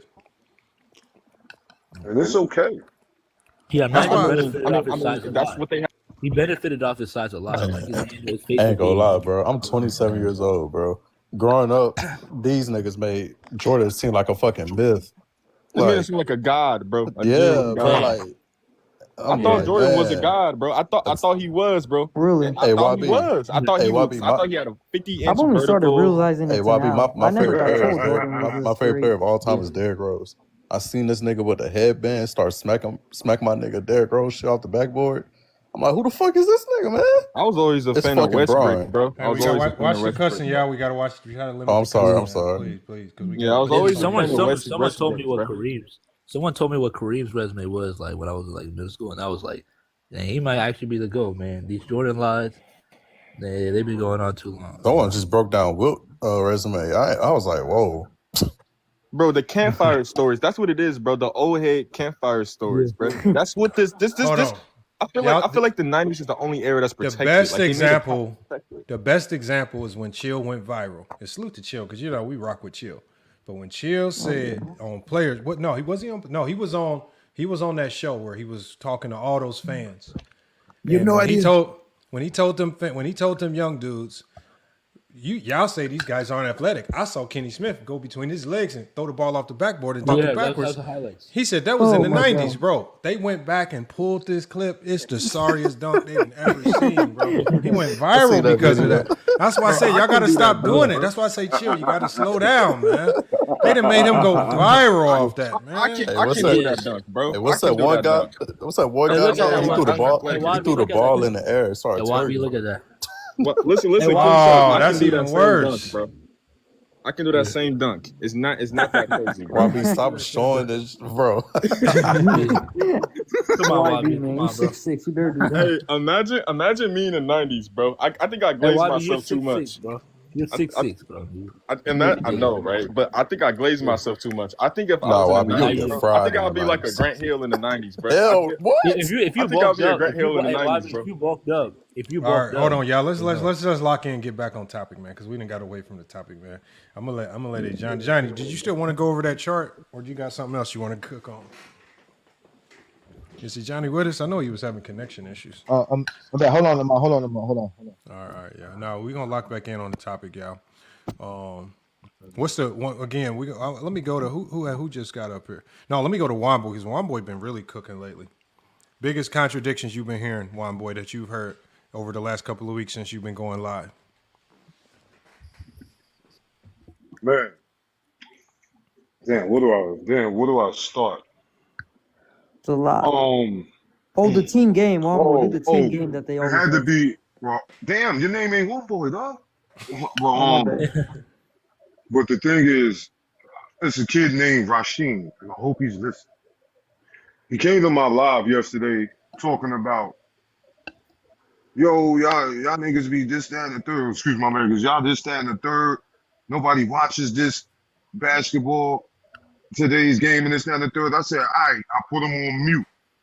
And I had to keep muting him because he keep trying to talk. And this is my platform. So if you want to talk on my shit, you got to wait. If you say something dumb, I am cutting you off. I'm not letting you go. So I asked him, I said, you're not a fan of today's basketball for whatever reason.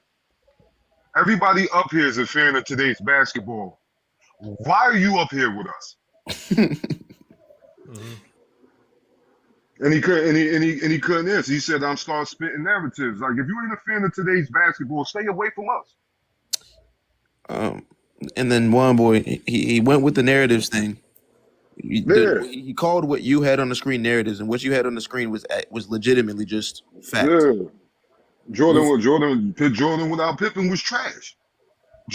All of Jordan's success is tied to Scotty Pippen. You can't, everything they talk about with Michael Jordan is attached to Scottie Pippen. And when they and say that's why I that, tell them.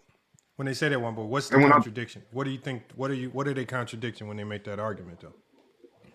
Well, one thing, if you're gonna talk about nobody watches basketball, but you're up here harassing basketball fans, you're obviously not a basketball fan. So what are you doing in these spaces? You know what I'm saying? That's a contradiction. You also contradict yourself when you say, "Oh yeah, I saw this," and I go pull a film up, and what you say ain't what we seeing. That's a contradiction. You know what I'm saying? Then like you said at the beginning of the show, oh, this Eversoft, they have a fight, and then they go turn around and talk about, oh, they shouldn't be doing this, that, and the third. Like you can't, you can't win for losing with these guys. Hey, you know, it's always crazy. put themselves in Jordan shoes, bro. It's always I went 6-0. I sold those shoes. I made multi-million-dollars. Okay, where's the money? Hey, one boy, his narrative in his eyes was the facts on the screen. Like even Willie said. The narrative in our eyes, he was saying Jordan. They already knew Jordan was going to be, that thing for real. Jordan was. We all know that it was going to be Jordan's league.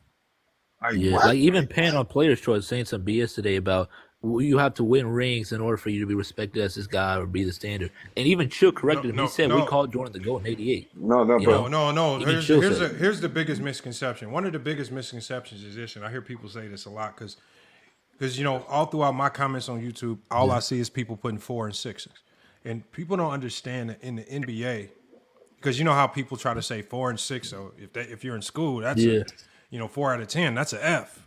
No, in the NBA, the standard has always been. There's only been one standard: win one championship. Once you win one championship, you are for the rest of your career, no matter what you do, you're labeled a champion. Dirk, when they talk to him, he's a champion. Right, no matter win one, and you are. Remember, if you listen to how Shaq and Kenny talk to Chuck on TNT, they're Shaq and Kenny are in a class. Like Shaq don't say, Kenny, you a bum because you was a role player. No, Shaq and Kenny say we're champions. No matter how great Barkley is, he didn't get one. And that's the separator in NBA. Yeah. You get one. Once you get that one and you are now a champion, now you've already entered a different upper echelon of player where we can judge you differently. And that's what they mean by you have to at least win one. So if LeBron James was 0 of 10 in the finals, people would have much more of a case. But he has 4. That's more than some teams have for the entire duration of their existence. Right? You can combine like hundreds of players and they don't have 4 championships. So I think one of the biggest contradictions is pretending that 4 championships is absolutely nothing. It's like only 4. Yeah. That's what y'all saying. Only 4. Yeah, Hakeem get praised for his 2. And Bird get praised for his 3. Because there was a guy who had a list. He had Hakeem Olajuwon ranked over LeBron. And I said, how do you have Hakeem ranked over LeBron? And then you got I have that list. You have post-merger, you have winning, and you have context. I was like, Hakeem wasn't winning anything. He was a loser for the majority of his career. He lost in the first round, got upset, missed the playoffs far more than any of these guys. 8 times. And it's like, bro, where does this come first round like 8 times? There it is right there. Y'all see that? Y'all see that criteria right there? And that's why I said, like, I don't understand. No, that was one of them. No, the one that I'm talking about. The one that I'm talking about is the list where he had Jordan 1, Kobe 2. I forgot the guy's name on this channel. SV9? No, not SV. Black It wasn't Sonic, him. bro. You talking about Black Sonic? I saw that one Black too. Sonic. I was on his channel. I was on his live, and that's why I was asking him based on your criteria. I'm like, bro, this criteria means Kobe is the GOAT. And I said, why are y'all so scared to put Kobe over Jordan if your own criteria puts Kobe over Jordan? And then he started doing his breakdown. He was trying to do this weird breakdown to tell me how Jordan's competition. And he said, no, it's about stats. And I'm like, bro, none of this makes sense. Your criteria is right on the screen. Your criteria says nothing about stats because if you include stats, that elevates LeBron. He didn't want to put anything in his criteria that favors LeBron. So he had post-merger, winning, and context. I said, bro, this shit is dumb, bro. Kobe should go with this. And you know what's funny? What all these guys like is a calendar. If it says 1993 on it, they like the players. If it says 2013, they don't. Or now, they don't. They all like the calendar. They all like when they play. They don't care about how good the play was. Just to boost up Jordan. It is what it is. I mean, we heard how much they were gassing up Reggie Miller all these years. Come to Exactly. find out, this nigga only got 3 All-NBA teams, and none of them Yep. on the first team. Yep. That's what I realized. If you got That's- drafted that's- before the mid-'90s, you're gassed up. Before the early 90s, you're gassed up. So. And you will never. And the crazy thing is, you will never hear Reggie Miller's name in the defensive conversation. Yep. Ever. I don't understand how they crap on DeMar DeRozan, but we can't crap on Reggie Miller with 3 All-NBAs. Like, and what no did Reggie Miller defensive do? teams. Yeah. Hold on. We'll go to Inside. Inside, what's the biggest contradiction you've been hearing? Where they contradict themselves? Yeah, I mean, a lot of the things that if they like to say things like, well, I value more winning in the less time. And then you know what I'm going to say. I'm going to say, if that's the case, why don't we value more winning in less time? Let's use your criteria and go with Tony's pick and say, why is Bill Russell not the GOAT? Then after you say that, they start going to, well, he's not playing Palmer's, or they also say, why are we talking about Bill Russell? This is LeBron and Jordan. No, it's not LeBron and Jordan. This is the GOAT debate. Using your criteria is winning more in less time. Why don't we go to the player that won the most in the least amount of time? So that's what I've been seeing. But they'll do in a sense what Tommy did and try to tell you, well, I can't value it as much because they were playing against plumbers. And that's where I say that's disingenuous, because now that opens, and I don't mind people discrediting the 60s. The problem when you discredit is you have to then equally discredit all errors where there was some type of unnatural imbalance. And that means that opens the door for LeBron James fans to start tearing into the 90s. Rightfully so, because everybody said the 90s was watered down. So don't do that, because you just open the door for the 90s to get judged, and that by default can take Jordan out the conversation. You're all right about that one. New World, man. I know you New World done heard some. Yeah. What you got? What's some contradictions? Recently, I know we didn't talk about it a couple of times, but recently this dude was over here talking about how he values winning championships. And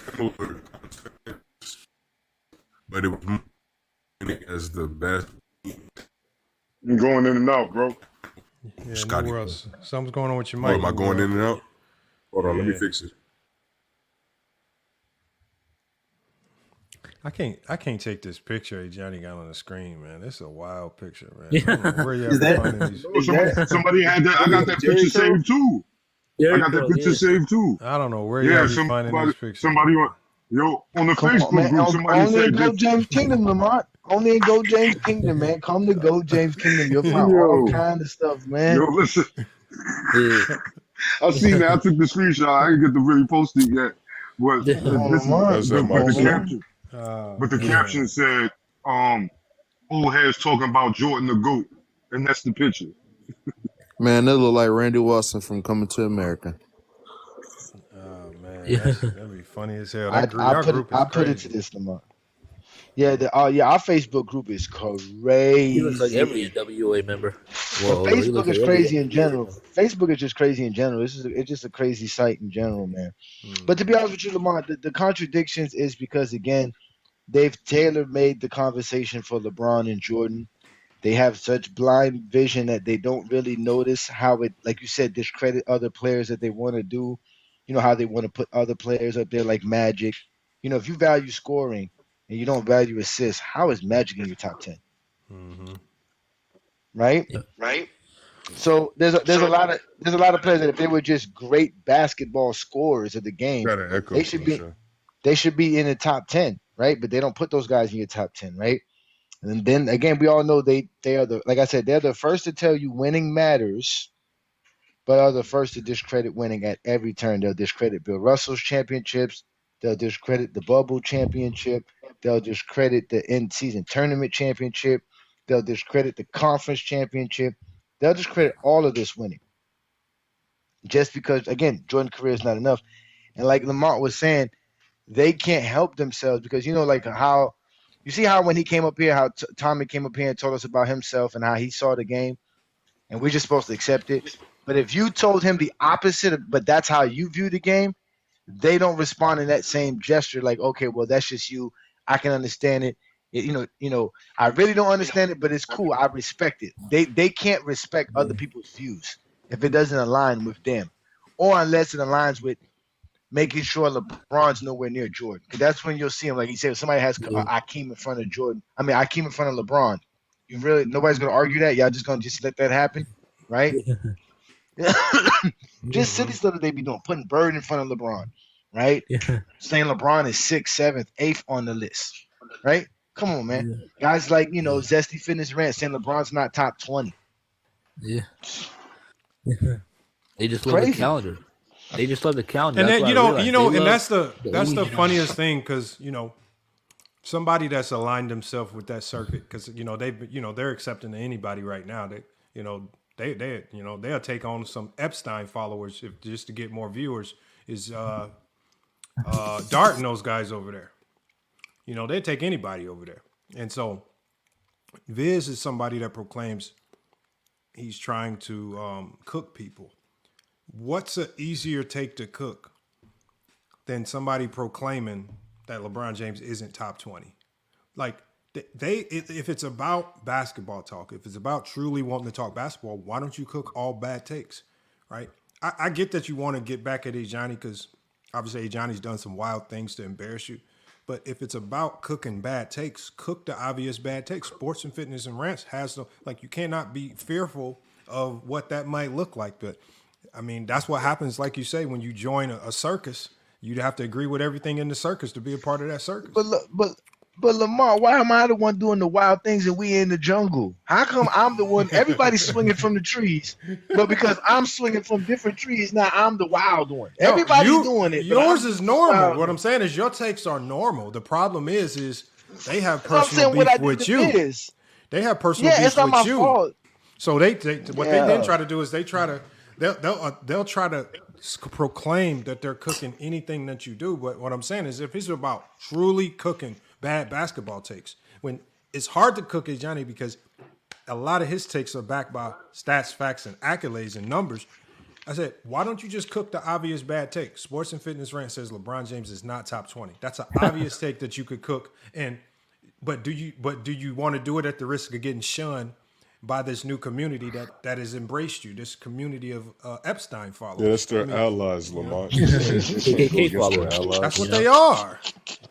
Yeah, KKK followers too. That's what I'm saying. Like you just join any random community. You got KKK members, Epstein followers, definitely drug users, because there's no way Sports and Fitness Rants is clean. He's doing some type of illegal drug, something. It's just like, come on, man. I mean, they will click up and partner with the craziest of the crazies just because they mad at Go James Kingdom, man. Bro. Come on, man. That's what I was telling y'all. We have changed the GOAT debate. I'm telling you, all these dudes that y'all we've encountered them all already, bro. They've all gathered up because of GOAT James Kingdom. They done created private chats, those secret meetings, congregations. Now this is the new thing too, Lamar. Now that you said this, I thought about this today. You know how you banned Willie, right? And the reason you banned Willie was because he was come over here trying to pull people over to other people's lives. I think that's what they're doing now.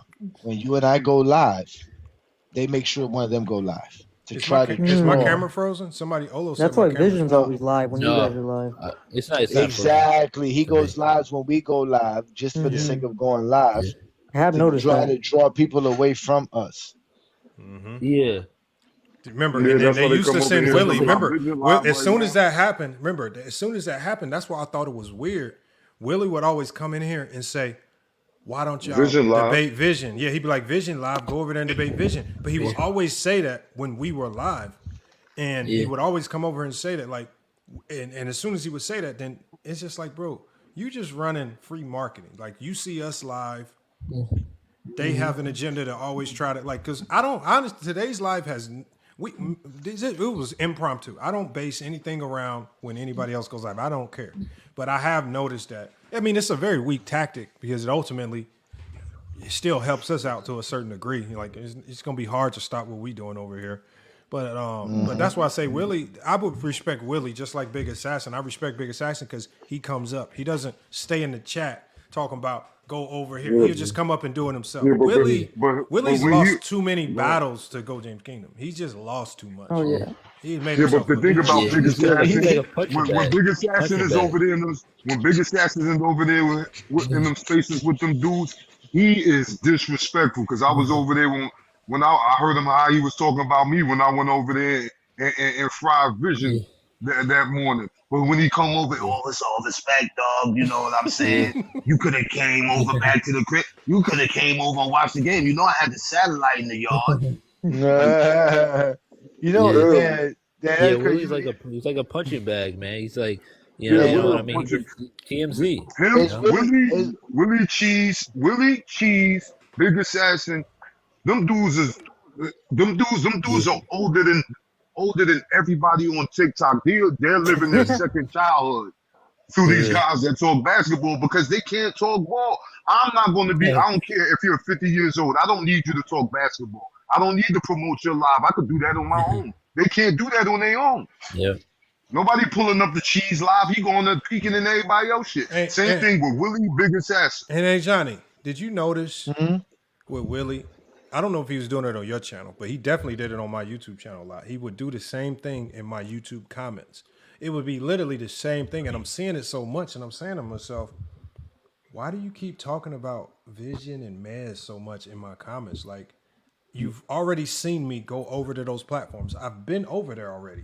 But you keep coming into my comments mentioning them as if I've never been there, but they've never been here. They've never came over here. And it's just like, that's why I said you got to go, Willie, man. Now, I've unblocked him since then, right? I had to put him on a 1 week punishment, but goddamn, you have to chill out, man. God damn. He could never contact me. Contact me at 5 something in the morning. Listen, Lamont, man. Listen, and again, the point of having these lives is because, like Lamont said, TikTok is a platform that he has obviously a partnership with FYF Sports, and I'm just here to help Lamont deal with these Esther Jeffries on TikTok. You guys know I really don't like TikTok that much, as far as these lives, because like I said, it's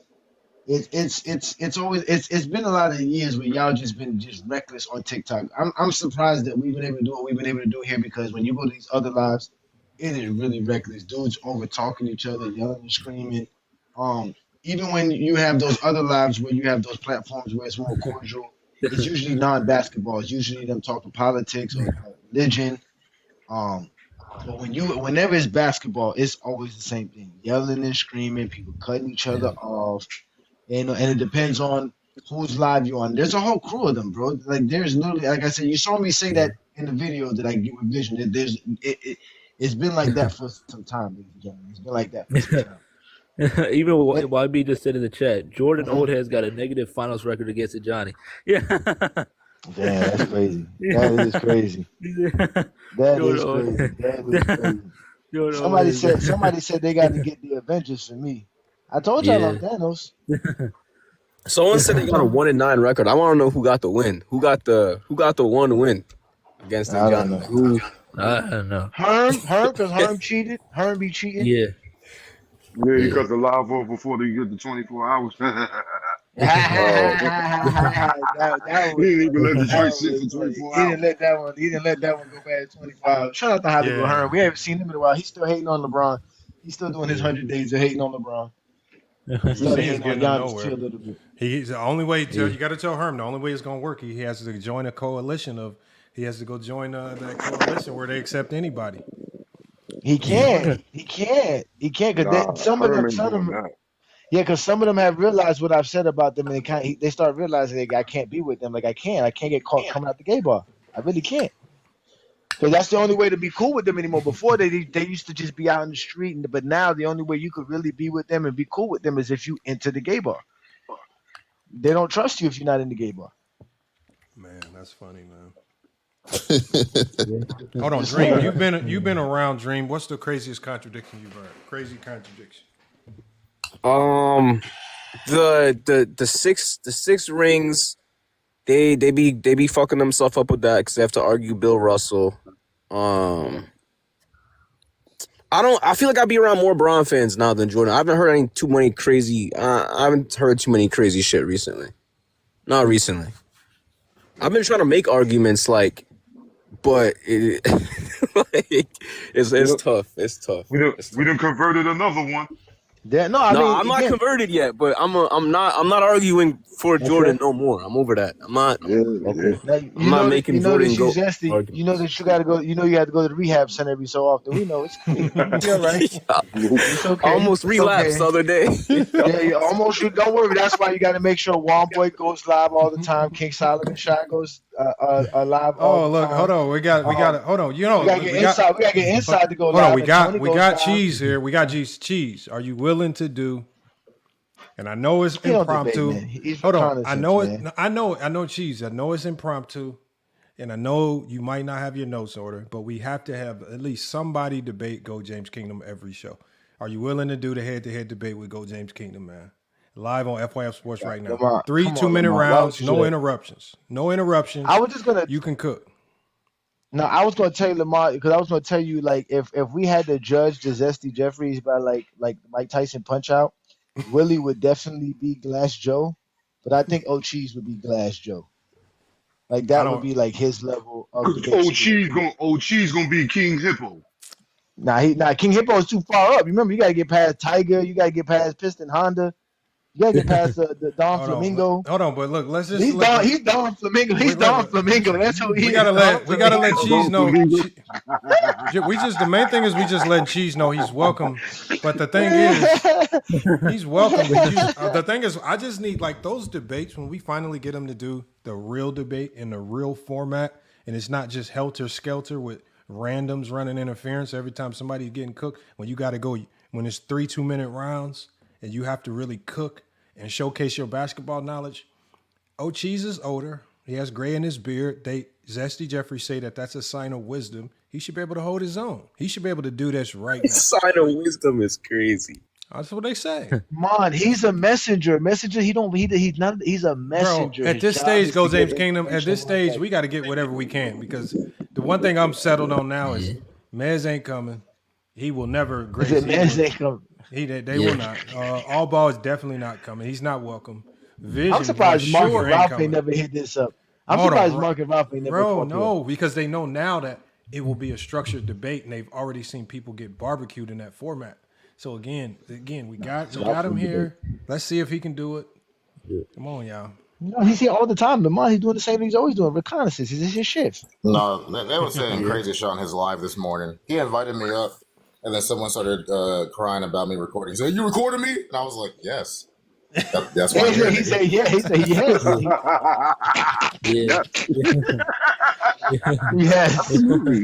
Yes, it's on my YouTube. Thank you for the content. You should tell him, thank you for the content, gentlemen. Thank you for the content. They was talking about all the teams that was better than the 90s Bulls. They were saying the Blazers was better, the Suns was better, the Knicks was better. I was like, what the fuck going on? Like, Cheese. We can talk about that. We can talk about that, Cheese. I want y'all to tell me about these all-time great 90s teams that Jordan had to face. I want to know about this. Please, because they kicked a nigga when he said the 2011 Mavericks were the best team in the NBA. We kicked him immediately after saying that. I could argue that because I do think that Suns team was good. I do think the Suns were good. I do think the Jazz were good. Come on, they were trash, bro. They were trash, but not in the. I don't think there's a tough Eastern Conference. No. But Kings, Dream. You're talking about they were good in the NBA that season. I'm not going to argue that. We're talking about in the all-time sense, like when we have to evaluate your talent versus, for example, a Kobe Bryant's talent or a LeBron's talent that he had to face in the playoffs. I don't think those teams stack up to anything close to what LeBron had to face in the finals or some of these other all-time great players, right? They try to sell us on the fact that the Phoenix Suns, that's why they were up there saying that the Phoenix Suns in 93 were a great defensive team. And I'm like, bro, what are you watching? Right, they led with offense outside of Dan Marley and maybe Oliver Miller. There was not a ton of guys that were looked at as elite defenders. Yeah, right? Marley was getting cooked anyway, so it didn't even really matter what he could do. So I mean, I don't know what they're talking about. Exactly.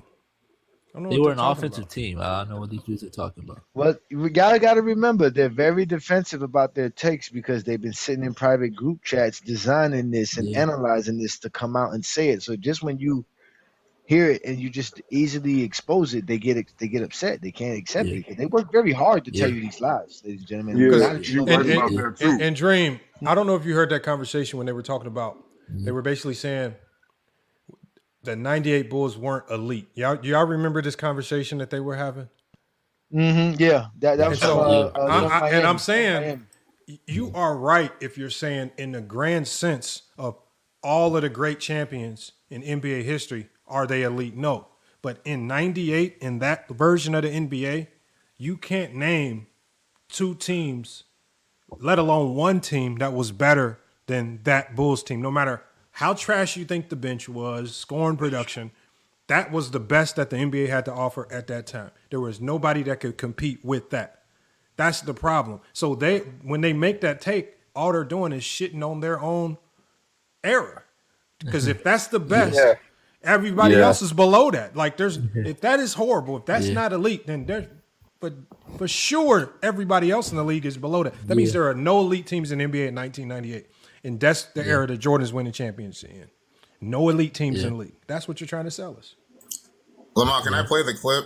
It's just 20 seconds, and it's just like it summarizes everything. Even when you see who's on the panel, you'll understand what was going on. Hold on. Let me put you on this. Let me put you on. That is Go ahead. Showing y'all the panel before we play. It's Black Sonics, Rocket, me, some nigga Jay, Weedy, and then of course, so let's listen to what he said. Hey, so what the shit that stat man? You do not have to have the best team to win, bro. Everybody that win don't have the best team. What? You just want to get loud. And Dallas is a prime example of that. Is that not a prime example? Dallas? The 93 Suns had a way better team than Michael Jordan's team. That nigga had to average over 40 to win that series, bro. Right, hold on. I'm over it. Nigga. They can't name nobody on the Phoenix Suns better than Horace Grant. No, because one boy, that's not the conversation you want to go down, because when you go down that road, that's when you start evaluating teams like his NBA 2K. This player rating versus this player rating. And if I have more players with a 90 player rating, my team is better. It don't work like that. When we say better team. Oh, I know that.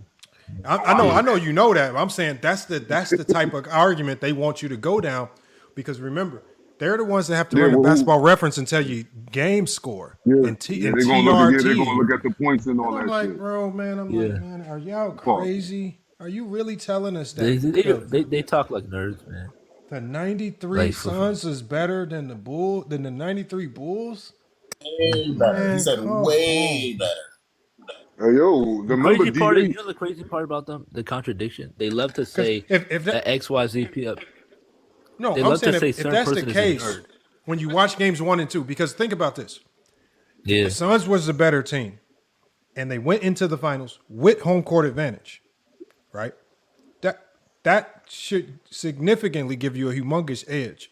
You drop both games at home. Kevin Johnson, the second best player, scores a total of 14 points in both games combined. Right, Barkley in 2 or 3 of those games shot below 40% from the field. And it's just like, bro, what are the Bulls doing to make them look so bad? The only way you can make a team like that look bad is if you're the better team. That's the only way. Yeah. They love to call people nerds for using stats when they use analytics that they don't even know about, like box score and plus minus. Bro, anybody that uses game score on basketball reference, anybody that uses that, bro, they hold accounts need to be shut down. They need to lose privileges to access. Oh, but I be using it to explain to Jordan fans that Scottie Pippen was way better than they think that he was, bro. Scottie Pippen's top 15, bro. I know it sounds crazy, but like Scottie Pippen in games where the Bulls lost. Let's say like, okay, yeah, Michael Jordan went out, he scored 35 points, and the Bulls lost, and a casual is gonna say, damn, Michael Jordan put in work tonight.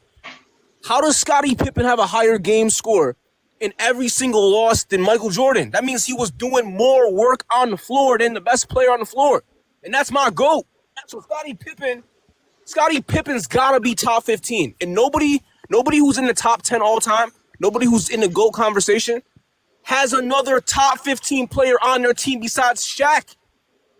That's it. And like maybe Kareem, but Kareem didn't have magic on his team his whole life, his whole career.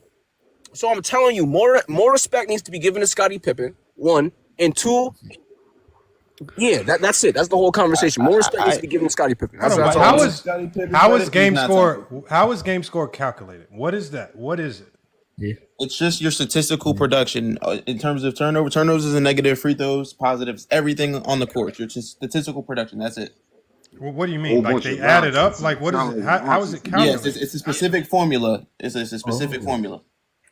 Hey, Lamont, you know how you're talking about you want to get a certain, people up to debate Johnny head to head, right? I actually got a guy in the chat. His name is Paul. I actually know him.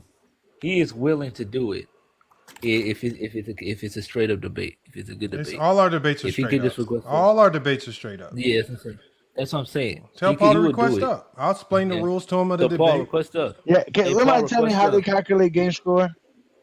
Here talking about I got you. It's a weighted formula that emphasizes positive contributions while penalizing inefficient play. So if you shoot under 500 or you turn the ball over, your game score is going to be lower. I have the formula right here. I don't know how that means, sir. We don't know that. We don't know how that's calculated, sir. We don't get. You got to tell us the formula.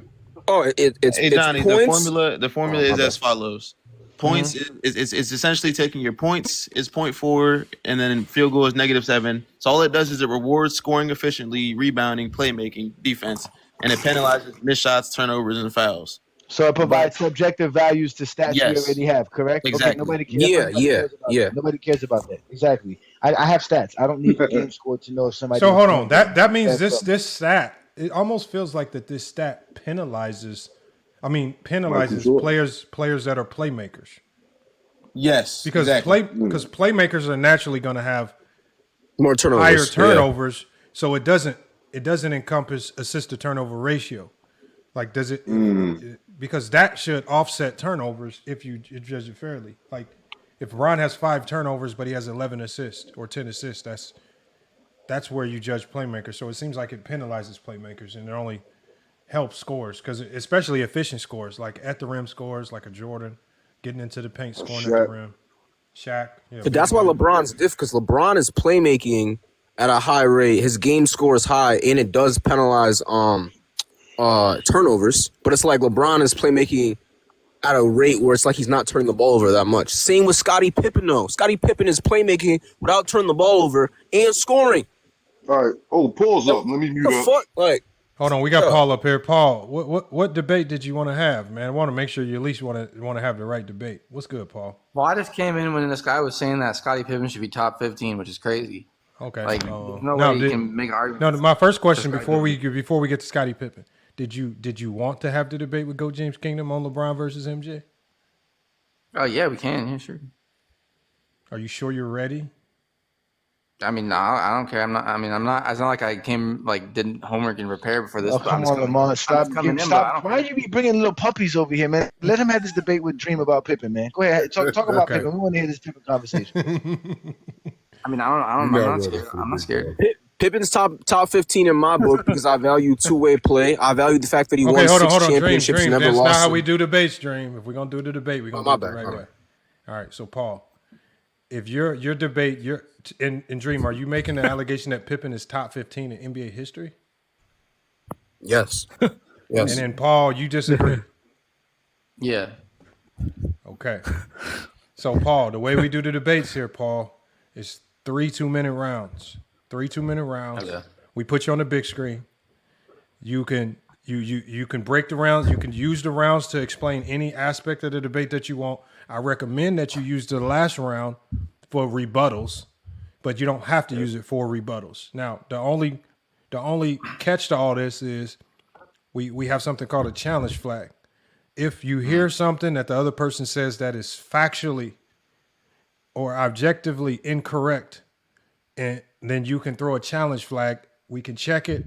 If you're right, you win the round automatically. If you're wrong, you lose the round automatically. So be cautious with how you throw a challenge flag. You could throw a challenge flag. You have to throw it at the end of the round where you think you hear the error. You can't wait 2 rounds and then try to throw it for something you heard in round 1. All right? Okay. All right, so Paul, you're the newcomer here. Let me get my timer. All right. So you're the newcomer here, Paul. So I'm gonna let you go first, and you can. Are you ready to? I'm guessing you are ready since you were ready to cook. Yep. So I can put you on the big screen, and I want you to talk to the people, and tell the people why you feel Scottie Pippen is not top 15 in NBA history. Man, go ahead and cook. Okay, yeah. So basically, I know what he was trying to say, that, Scotty has won 6 championships, but yeah, he was the second best player. Like, no player in NBA history is going to be top 15 being the second best player on all their championships. And so, Scottie Pippen, he's a good player, right? He was an all-star player, but you're just trying to overrate him, putting him in the top 15. Like, what you can't name top, there's 15 players easily better than Scotty. There's 20 players easily better than Scotty. Like, I've never even heard anyone besides, this is the first time I've ever heard someone say Scottie Pippen is top 15 of all time. I just don't understand. I need to hear more of his argument for why before I just start, picking it apart. But yeah, I mean, you can cut me off. You can let him go now. Okay. So you want to concede? You want to concede the rest of your time in the round? Yeah. All right. So let's get you down. So that ends Paul's first round. Let me go ahead and get Dream up. All right, Dream, man, you heard what he had to say. Your first round starts now, man. Go ahead and cook. So 6 championships, never losing in the finals. You could say, well, he was the second best option. And if you are going to say that, I hope that Kobe Bryant isn't in your top 10, because he was the second best option on half of his championships. In fact, I don't think anyone uses that in any other situation. And I'm a Jordan fan, but I wouldn't belittle Scottie Pippen to make Michael Jordan sound better. I just know that if you're the best two-way player, if the other players at the top of the NBA at the same time as you in your era are saying, yeah, outside of Hakeem Olajuwon and Michael Jordan, Scottie Pippen is the best player. Charles Barkley said that. If that is the respect that you have amongst the league during your time period, and you're a number 2 option, I can only imagine how effective you would have been as a number 1 option. But that doesn't matter. I don't have to argue hypotheticals, because Scottie Pippen does have 6 rings. He never lost in the finals. He has the most All-NBAs as the second best player on a team. And outside of, I think, 1998 and 1996, he never really underperformed in a situation where the team needed him to perform. So performing when the lights are bright, that also means something. In mentality, the fact that you worked as hard as you did to get to the NBA, and then you played so good next to the quote-unquote GOAT that people in the league and your head coach were looking at you as the most complete player during that time period, holds a lot of weight. And you weren't a big man. You're a forward and the primary playmaker on arguably the greatest dynasty of all time. Yes, he was the primary playmaker. I think that's all I have to say. And I value two-way play. I do value two-way play. So, all right, hold on. Let me stop your time, and let me put Paul back up. And Paul, this is the start of the second round. You heard what he had to say, and remember, y'all, the debate is, and Paul is debating if Scottie Pippen is not a top 15 player of all time. Let's hear what he has to say, man. Paul, go ahead and cook, man.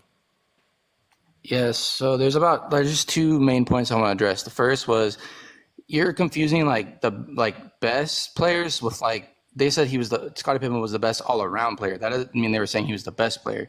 Obviously Charles Barkley is a better player, but they were saying that Scottie was the best all around player. So you're confusing that. And then also you said what can Scottie Pippen do as the first option? Well, we seen when Jordan left the Bulls and they added players too to make the Bulls better too. They got Kukoc, and they only got to the second round. And then we saw Scottie Pippen on the Blazers. That was a good team too. He didn't make it and didn't win without Jordan. So we seen what Scottie could do as without Jordan as a first option, and he didn't get it done. So I don't understand that point. And that's all I got to say. All right, let's stop his time. He concedes the rest of his time. Real quick. Hold on. No, there's no real quick. Hold on 1 second, one boy. There's no real quick in the middle of the debates. I'm sorry. Dream, your second round starts now. Man, go ahead and cook. Yeah, so the whole second option thing and him not scoring a lot of points. If you looked at the pace of the 90s and you looked at how many average points per game a number 2 option scored, Scottie Pippen's around that while also playing great defense, 8-time first team all defensive, 8-time first team all defense, while also being the primary playmaker. So it's like he's averaging like around the same amount as the average second option while also being the primary playmaker for a dynasty. And if you're going to talk about, oh, okay, yeah, well, when Jordan wasn't there, they didn't win a championship. A whole bunch of guys who are in the top 10 didn't win championships in seasons where their best player or the second best player wasn't on the team. So that's not a good enough argument for like to keep Scottie Pippen out of this conversation. I also think that being a two-way superstar, very few players in the history of the NBA even have that tag. Scottie Pippen's one of them. And the other player that you could say is the greatest two-way superstar didn't win as much as Scottie Pippen won. And you could say, well, that's because he had Michael Jordan on his team. That's fine. But he outperformed Michael Jordan in their losses. On the same team together, he outperformed Michael Jordan in their losses. So there's that. All right, that ends Dream's second round. So we going into the last round. I guess this is what I recommended to people be the rebuttal round. Sounds like Paul has done a lot of rebuttaling, but Paul, man, your third round, man, it's here, man. Go ahead and cook. Yeah, okay. So, like, the thing is, like, yeah, Scottie Pippen was a great two-way player. But if we're talking about two-way players, most people has, like, Kawhi Leonard in, like, their top maybe, like, 20-something, maybe, like, the lower half of the 20s, maybe a little higher. And Kawhi Leonard's easily better two-way player than Scottie Pippen and just a better player. Like, he accomplished more. He was able to lead teams further. And, yeah, like I said, we've seen Scottie Pippen without Jordan. And when Scottie Pippen was without Jordan, he had good teams. He had, like, Jordan left, they added players to the Bulls. They still had a good team. He only made it to the second round. He was on the Blazers. That was a good team. They didn't make it to the finals. Like, when Jordan didn't have Pippen, he didn't really have that good of teams. You know what I mean? So we seen Pippen on good teams that could compete for in the playoffs, and he didn't make it. So I don't see how you can say that Pippen is like that. He's, like, obviously clearly just showed us that he's only going to win a championship if he has another superstar better than him on the team. Like, he's a supporting player. He ain't no superstar. He ain't going to lead a team to the championship. He ain't going to win as the number one guy. So I don't know how he could be top 15 all time. That's what I got to say. All right, man. So this is how Paul chose to close it out, man. And make sure y'all start getting y'all thoughts in order in the chat so we can do our votes. But it's on Dream. It's his final round, man. Go ahead and close it out, Dream. Yeah, so as a second option or an other guy who needs a superstar with him, Scottie Pippen is running the offense with Michael Jordan. He's running the offense. He's guarding the best player every night. Michael Jordan's not. I don't mean to put too much on Michael Jordan, but Scottie Pippen. You muted yourself. He's picking up the toughest assignment while running the offense, guarding the other team's best player, and simultaneously being an all-NBA player. That's crazy. And then back to the other point I made in the other round about your rebuttal was that, like, Charles Barkley wasn't saying that he's a better player than him, that he was the best all-around player. LeBron James is arguably the greatest player of all time. It makes you a better player if you can play all around. If you could do more on the basketball court that impacts winning, makes you a better player. And that's why other stars of the league respected him as such. That's all. All right, man.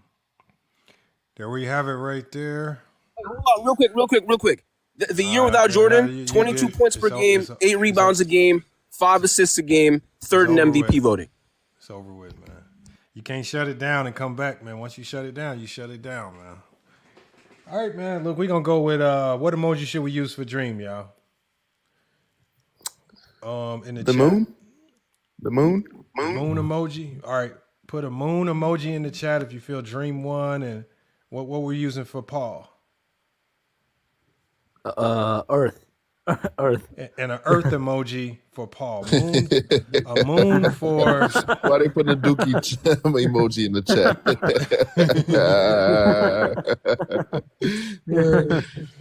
a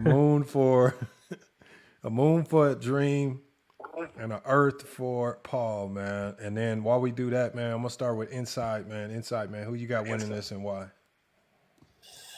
So I'm And gonna hold say on. Let me preface this for all the people that are new to voting. Do not interject your personal feelings into the vote. We don't care about what you personally think about Pippen. This is about what they said, not about what you think. So we're only judging their words that came out their mouth. Go ahead, Inside. Yeah, that's what I was gonna getting ready to say too. Just based off of what the information that we were given, I think that I would have to give the debate for my vote to Paul, just because Dream did not provide information that would prove why Scottie Pippen is the top 15. He kind of just read stats and said that Scottie Pippen is a more skilled player, and I thought that this was kind of a top 15 of all time greatest list. So for me, my vote would be Paul. All right, we got one vote for Paul on the panel. New World, who you got winning and why? So, like similar to what dude was saying, I kind of wish Dream broke down the accolades a little bit more. I'm gonna give it to Dream because he was a bit more structured in his argument when he was presenting points.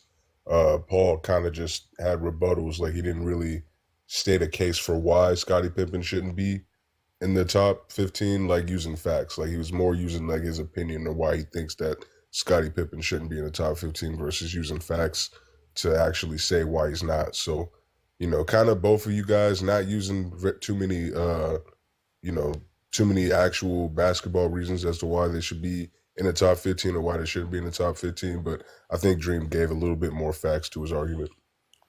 All right, we got one vote for Dream, one vote for Paul. Olo, who you got winning and why? I think I'm gonna go with Dream simply because I like the points that he made when he said he valued two-way players and players that do more on the court.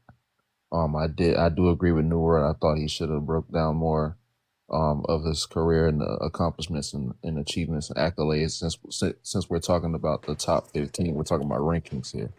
So I feel like he should have went more in depth with that. All right, we got King Shy. Who you got winning and why? I thought this could have been. Hold on. debate Olo, for who'd you Paul. pick? Olo, who'd you pick? I picked Dream. Okay, so 2-1. Okay, so King Shy, who you got? Taking out personal feelings, because I think it's pretty easy to prove why someone like Scottie Pippen is in top 15 if you actually use basketball reasons.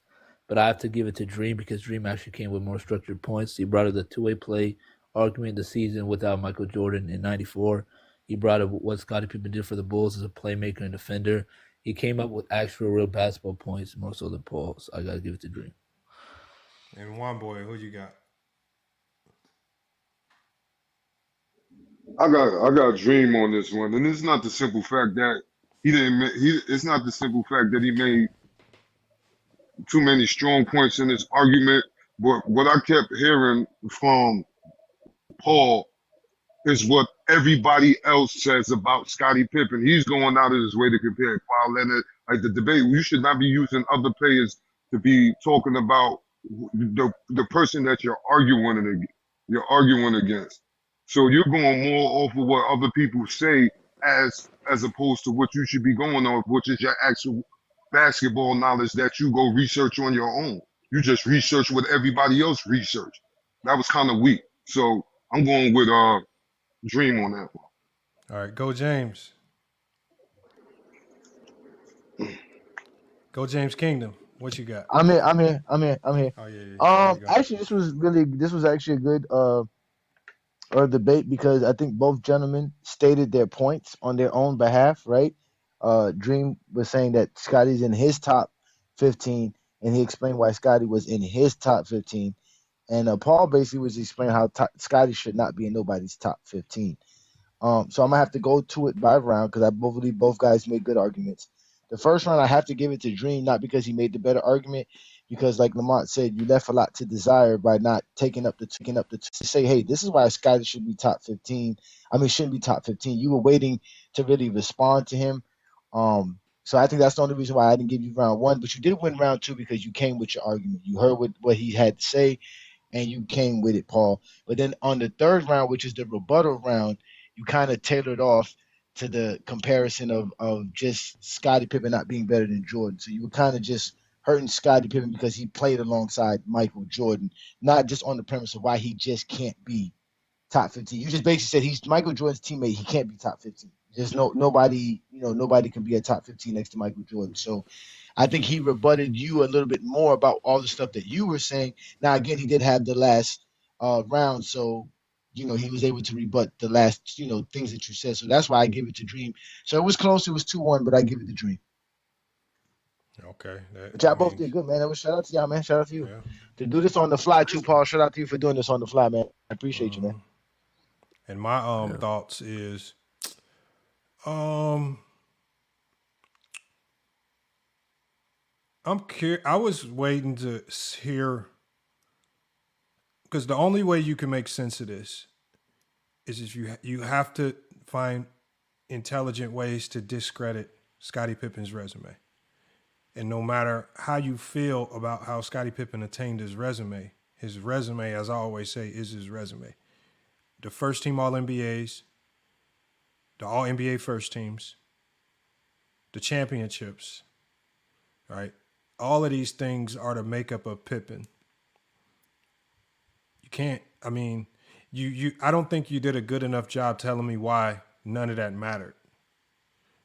And again, I think you were trying to counter too much as opposed to just stating your reasons why. I think you would have had a much stronger case if you'd have just stated your reasons why, as opposed to trying to throw counter punches to everything Dream said. Like, just jump out there and throw your take out there, whatever it is.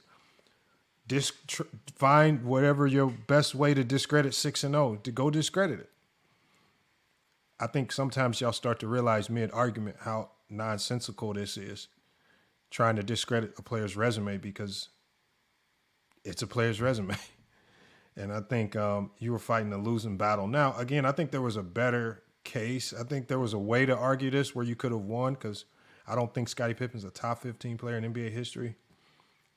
But, man, in these debates, man, you got to be on the offensive, man. You got 2 minutes to get it. You got to get to it. You can't wait around trying to with your back on the ropes, man. You got to attack. And I think Dream attacked a little bit. He got to it. And I don't think you rebutted Scottie Pippen's resume well enough to win this debate. So I got to give it to Dream, man. But Paul got up out of here for some reason, man. Debate. I don't know where did Paul go, man. Sore loser.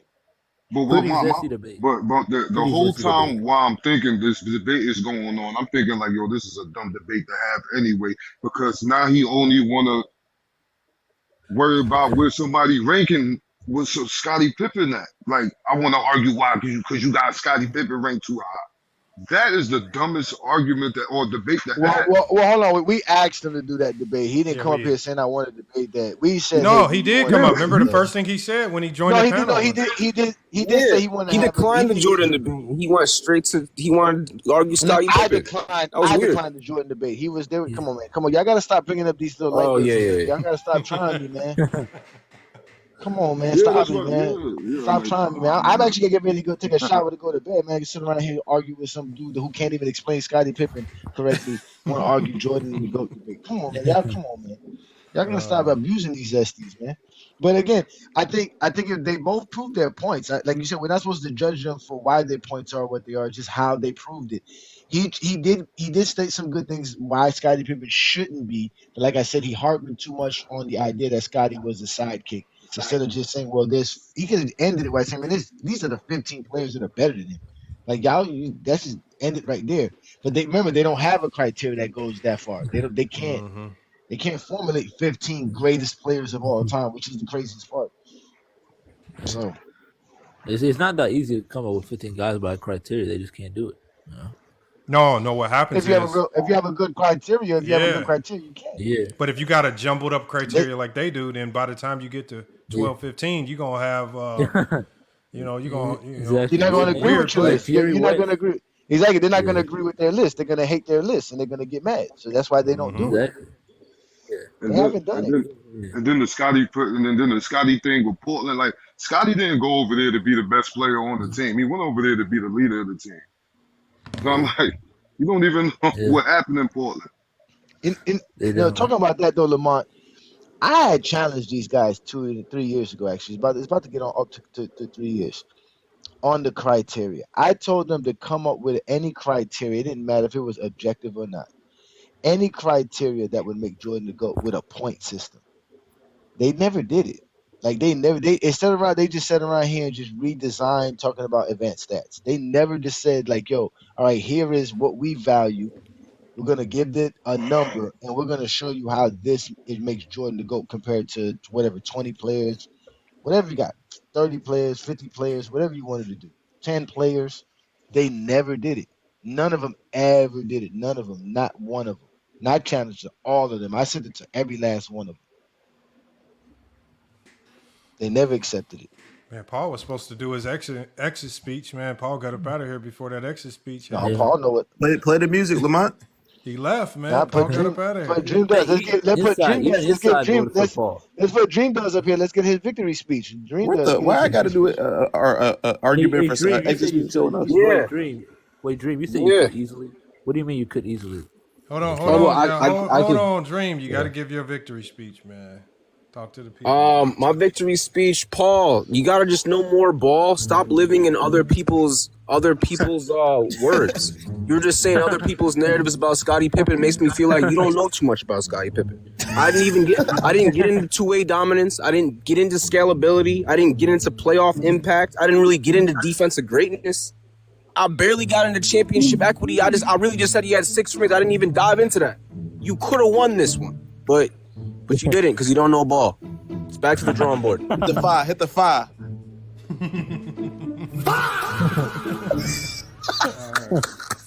All right, man. There's Dream, man. Dream with his victory speech, man. He got him a victory, man, on FYF Sports, man. Salute to Dream, man. Salute to Dream, man. He didn't let himself get hammered by GOAT James Kingdom this live stream, man. He came up here and debated somebody else, man. That's fine. Yeah, listen, I'm not here. Listen, just don't zesty this, man. I heard a couple of zesty words come out your mouth the other day, Dream Does. What did you just say now? Did you say you didn't say portability just now, but you said something else. Scalability. It's like you can play next to other stars. Like Scottie Pippen, if you value that, Scottie Pippen got to be like number 5 on top 10 in your list. Because who played next to a star better than Scottie Pippen did in their career, like their whole career? He was a number 2 man his whole career. He won 6 championships as a number. Yeah, I can't find it. I can't find the basketball term that I would know for scalability the way you just defined it. I don't know. So you got me there. I'm about to ask the algorithm. You got me there. You got me there. SCALABILITY. We know how to spell it. We ain't zesties. We know how to spell right. Yeah. Come on now. We know we just never heard of that before. You said scalability. Okay. Scalability. That's your word, though. You had it. Nobody got more scalability than Spider-Man. Scalability. Yes, but Being a good teammate, being universal. It's similar to portability, though. Similar. Being able to play next to a ball hog. That is that scalability. That's right up there next to advantage creation. Wow. Oh man. That's up there with advantage creation. Mm-hmm. Yo, I'm not gonna lie, Wombo, that was a classic live, man. That was a classic live, man. We dissected a lot watching those games, and by accident. We wasn't even trying to. Fine, man. Yeah. I wish I was up there, bro. Oh, we we gotta get we really was not. Where's Michael at? We didn't get a Michael appearance today, man. Oh, Michael. No, don't get Wombo started, Michael. Show up. Camera on.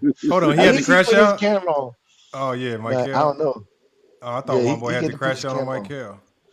Nah, man, I ain't gonna crash it. I ain't gonna crash. I mean, it ain't no sense of doing it. I mean, when you're young and dumb, we just gotta let you be young and dumb. Especially when you got Bill Russell as your GOAT, but your criteria knocked him out of your top 5. You know what I mean? Like, they called him Norbert Lamont. That was hilarious. Hey, one boy, he said he has Bill Russell as his GOAT, but he doesn't count the awards that Bill Russell didn't get. They couldn't win. Exactly. Like, oh, there he is right there. As soon as we said it, we got to get him up here.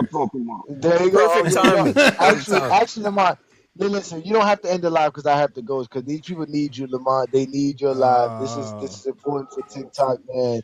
Oh, here you go. This is me. Here he is. Michael is in the Oh my God.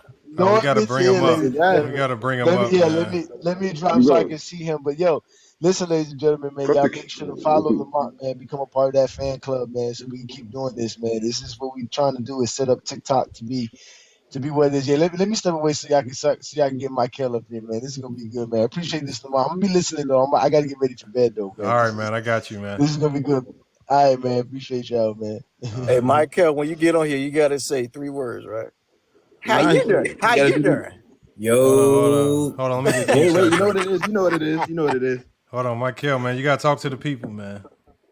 All right, guys. I have Bill Russell, right? Number one, but gap. Wait, what? Gap. Number one, gap. What did he say?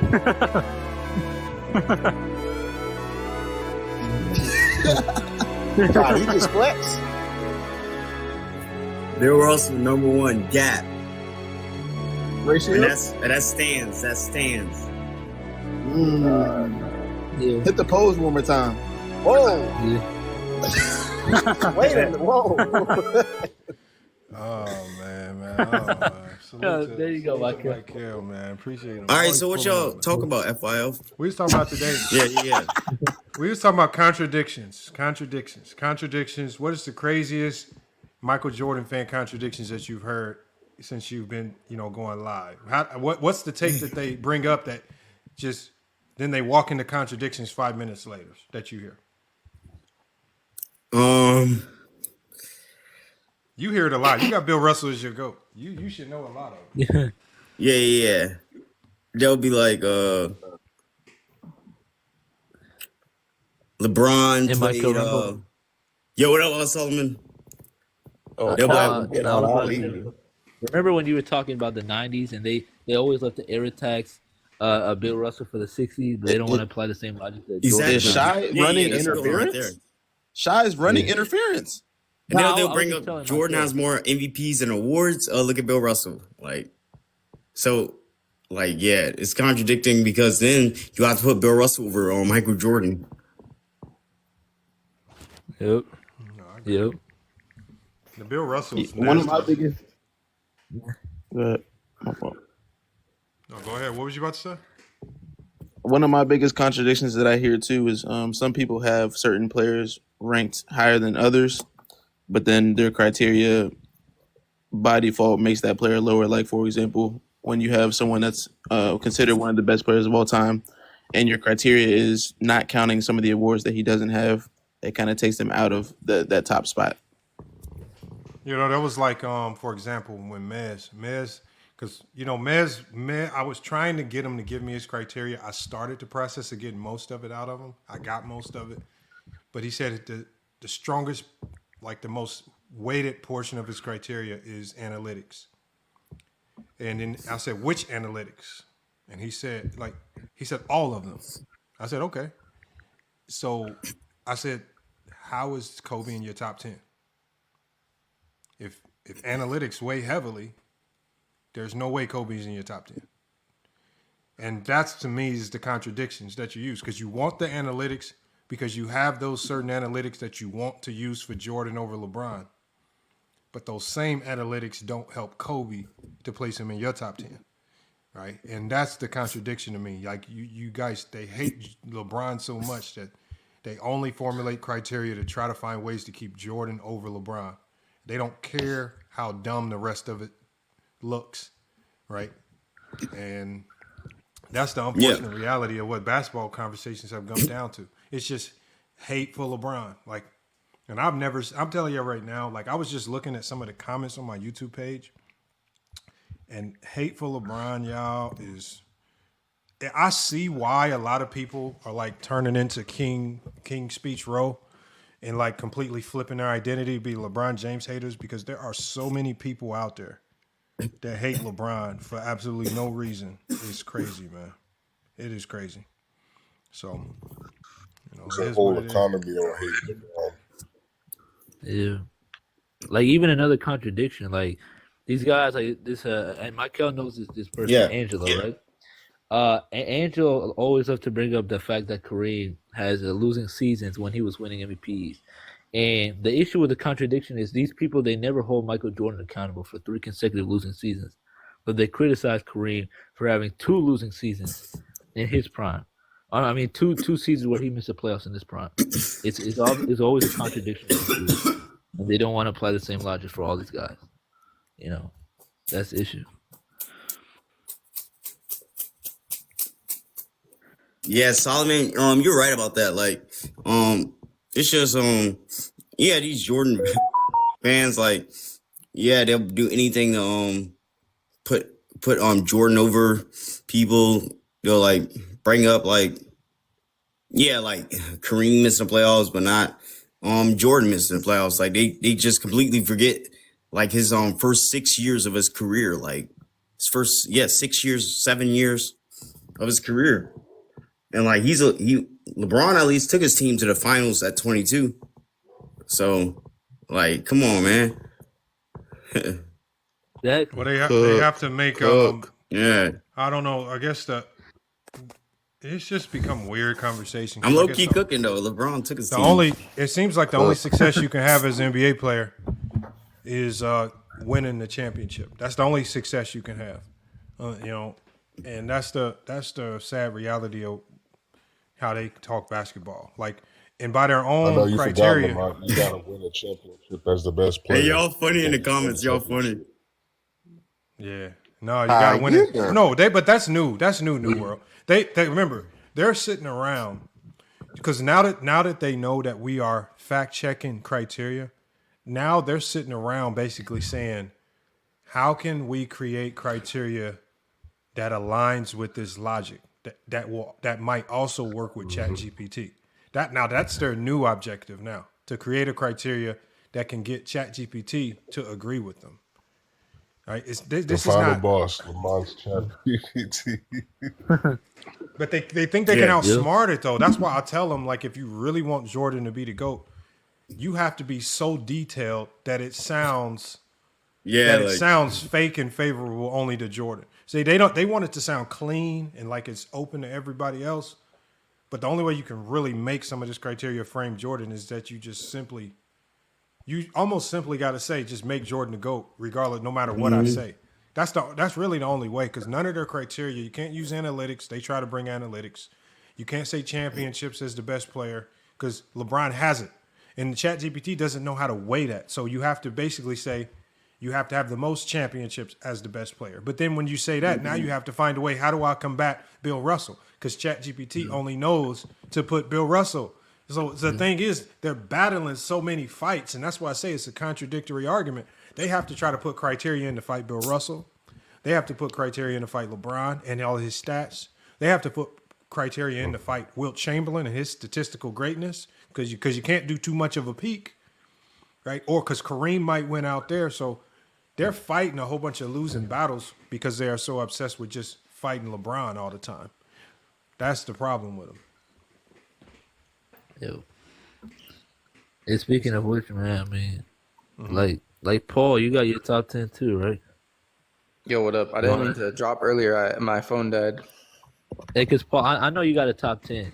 Maybe if you want to share with the algorithm. My top 10? Yeah. I just do my top 5. I don't do the whole top 10. Yeah, you gave me the top 10. Let's go, Paul. Yeah, I got Jordan, Kobe, LeBron, Magic, and Kareem. Okay, but what we would want to know is what criteria did you utilize to come up with that? Oh, there's different stuff like your impact on. Okay, so I want you to think. Because I'm going to take your criteria. I'm going to put it in the algorithm. I want you to tell me, and you add in any nuance that went through your mind when you were putting this together. How did you formulate this? You said Jordan, Kobe, LeBron, right? Yeah, those are my top 3. And then who else? Magic and Kareem.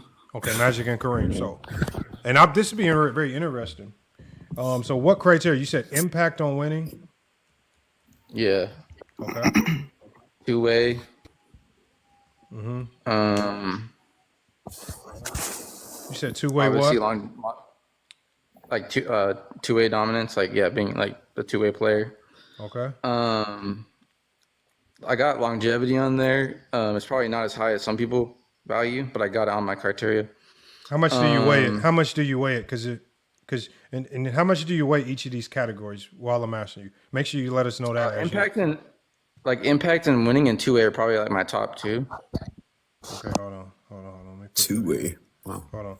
These are the strongest. Yeah. Okay. Then. Okay.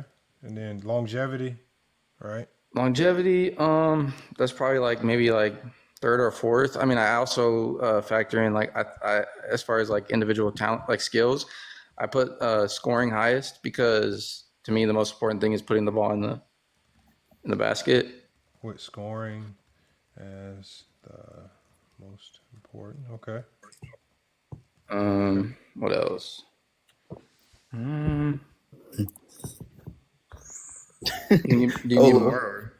No, only because I want you to think. Like, for example, you with Kobe at number 2. Like when you said Kobe was at number 2, like what elements or criteria were you thinking about that said Kobe's at number 2? Like some of those points will help us. Give it an explanation of how you frame this.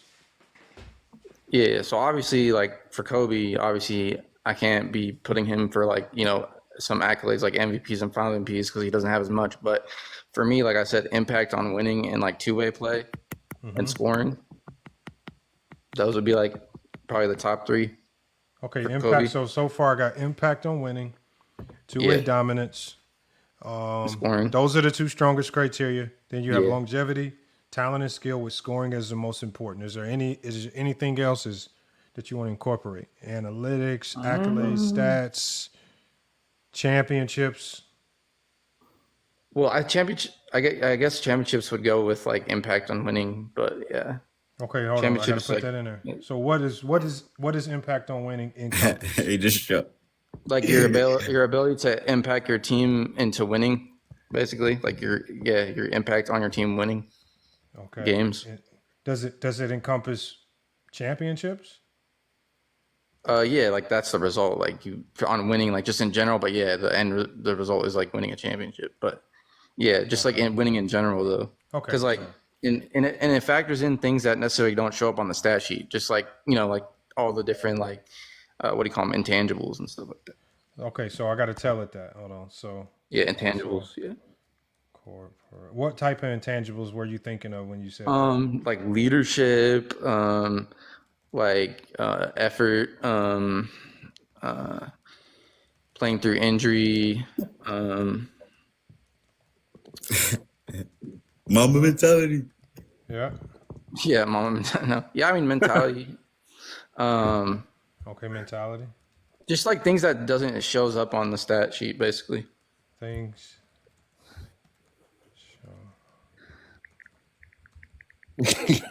Okay. Oh my God. Let's see. Okay, so dominating. Could you just if you can give your top 5 one more time? Okay, so I would say Jordan, Kobe, LeBron, Magic, and Kareem. But I don't care like how you want to order it, really. Like except for the only person I won't move on is Jordan being number 1. That's the only one. Okay. Okay, so what it's going to do is it's going to give you a summary of your criteria first. Yeah. And then once it gives you a summary of your criteria, it's going to give you your top 10 based on this criteria, 10 to 1. And if there's any player that you want an explanation as to why they fall there, just stop me and let me know, and I'll read it. Because sometimes the explanations could get pretty You could just lengthy. do the top 5. You could just do you don't have to do the whole top 10. You could just do the top 5. Oh, it'll be easy. It'll be easy to do. No, I know. I'm just saying you don't have to read all that if you don't want to. We want to. No, we want to. We want to. We want to. Adrian Knight in the chat. Shout out to Adrian Knight, W supporter. Hey, yo, you know the crazy thing about this whole thing? 2 of his bullet points are defense and scoring. How did Magic Johnson make your top 5? Well, he's 5th though. I mean, he's like 4th or 5th. Hey, we gonna break it down with that algorithm. Y'all guys, And also like y'all be making criteria that don't fit nobody in your top exactly, five. like Bird and Shaq should be Magic bro. ain't a two-way player. Bird and Shaq are Yeah, He yeah. ain't not no massive. Thank two-way player. you. Wait, Thank Michael, Hey, I hold didn't on, count y'all. Shaq I and got it. Bird. Magic don't have the. Hold on, Thank y'all. I got it. you. He got Hold on, it. He ladies. got Thank it. He got you. it, y'all. Hold on Yeah, one second, Magic y'all. don't have the two-way. That's why he's Here's not above. here's the criteria. First, I'm going to give you a breakdown of how the algorithm broke down your criteria. If something doesn't sound right, just let me Oh know. wait, can I? Is it too late to say one more thing for criteria or no? What is it? I was just gonna say competition, like your competition. Who you, Okay, like, hold on. yeah. Let me tell it now Who because you it played gets against, beat created or in this. whatever. Hold on. Hurry up, Lamont. Hurry up. What? Hold on. Hold on one second, y'all. And Wamba, I'm glad you said it because Will Chamberlain and Shaq should be higher by that level. But, yeah. Hold on. When you say Will competition, Chamberlain and Shaq should be higher. hold on one second, y'all. Hold on. When you say competition, what do you mean by competition? Like, what do you mean by competition? Yeah, so like basically all the competition that you play, like not just the finals, but like your whole conference, like through the playoffs and stuff. I mean, what are you using to determine competition? Is it record? Oh, like what is it? yeah, like team record, net rating, stuff like that. Net rating.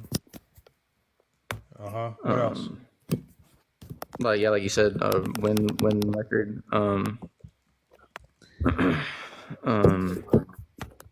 Because if you don't tell it what competition is, it's going to come up with its own definition of competition then apply it. So you need to tell it what competition is to you. Yeah. So yeah, like win record, net rating, and then also you could put like the players on the team, I guess, that they played against too, like the level of players.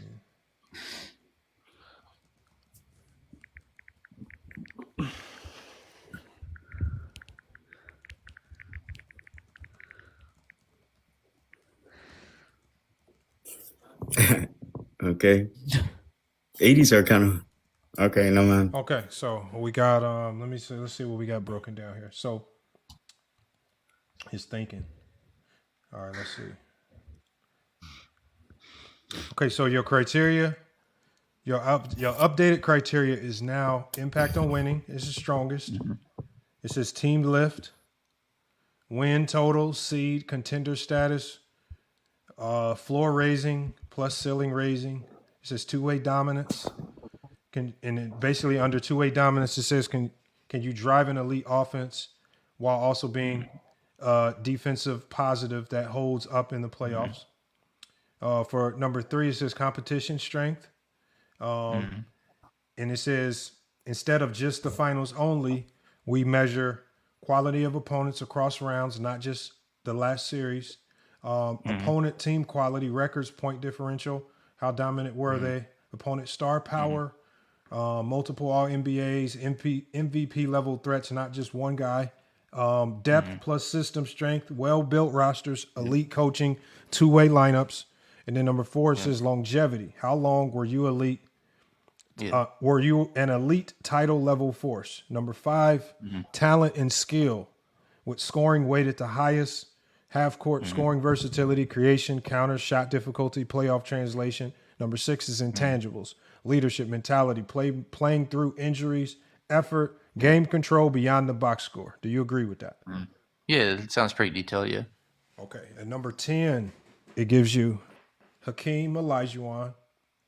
At number 9, Tim Duncan. Yep. At 8, Kobe Bryant. Yep. 7, Shaquille O'Neal. I haven't seen this player this low in a while. 6, you have Kareem Abdul-Jabbar. At number 5, you have Michael Jordan.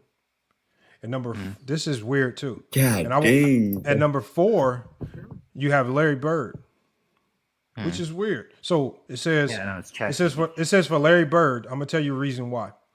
This is for Larry Bird. Impact on winning, immediate elite offense plus decision making that makes everyone better. Two-way, better defender than casual fans give credit for. Positioning, rebounding, and IQ. It says competition lens. The 80s top end was brutal. Multiple stacked teams with star power, size, and physicality. Night to night in round to round, it was not soft. Magic is number 3 for you.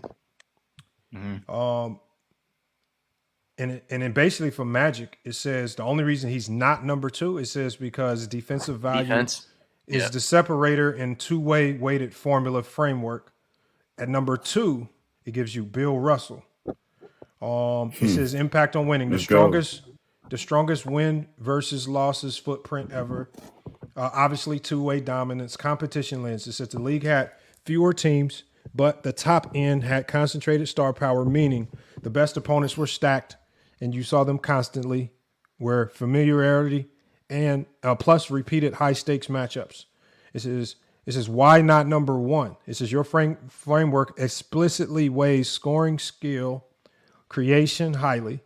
This is the only one area where he does not match the top offensive engines. And so at number 1, it gives you LeBron James. And it says, this framework is basically built for him.